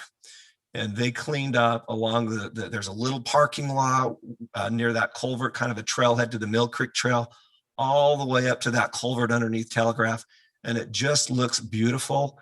And it's a great start to what I'm hoping someday will be a trail from the cotton mill up underneath the freeway and to the boilers. And I can't think of anything more significant than those two historical, water related, life-giving, life-sustaining, but for our residents to be able to go between those two historic sites of the boilers and the cotton mill. But I really appreciate and wanted to give kudos to those 300 plus youth who did probably 10 plus service projects, but that service project looked great. I looked at it this morning, and really also to all of the staff that assisted and oversaw that and gave them an opportunity to serve.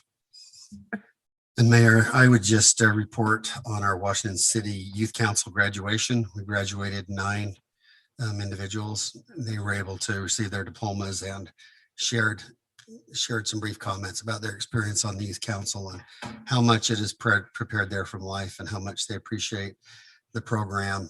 And I guess I would just report that we are graduating 9, but we're adding 14. So thanks. Just it was a wonderful graduation. Thank you, Councilman. Move on, city manager. I'm sorry. report. I was going to just. Oh, I'm sorry. The flood control authority moves along so efficiently and so well that there's really almost never anything to report there. But I just maybe just. Unless there's a flood. But the floods in the past, they've put the riprap in. They've done some of these things that really protect us because we are very susceptible to floods. It's really a pleasure to watch these multiple different agencies working together on a common issue. There's a lot more strength and power between that. They're doing hard work and difficult work, removing non-native plants that actually disrupt water flows. And I just, the last time I was there, I was just really impressed with how well they're doing, responding to COVID, still having these meetings, carrying out the business of just keeping those waterways from self-imploding because of floods. So, and I'll try to be brief, but thank you. Thank you. City manager. Well, I'll be brief. It is National Police Week this week, so I just want to thank our city police, and they do a fantastic job. The only other thing I'd really mention, we had talked about Cotton Days, but not only did we have Cotton Days, we had the county fair, we had the Ironman Triathlon, then Cotton Days. So I want to thank all the volunteers that came out and made all those possible, including a lot of city staff who volunteer to close roads and to do other things. They do it with a smile on their face, and just fantastic staff that we have. So I don't think we can thank them enough, and just want to do that publicly, but that's all, Mayor. Thank you. I'll entertain a motion to adjourn. Mayor, I would motion to adjourn. Motion seconded. All in favor? Aye. All right. Thank you, gentlemen. So we have to have to call. Let's have Carter.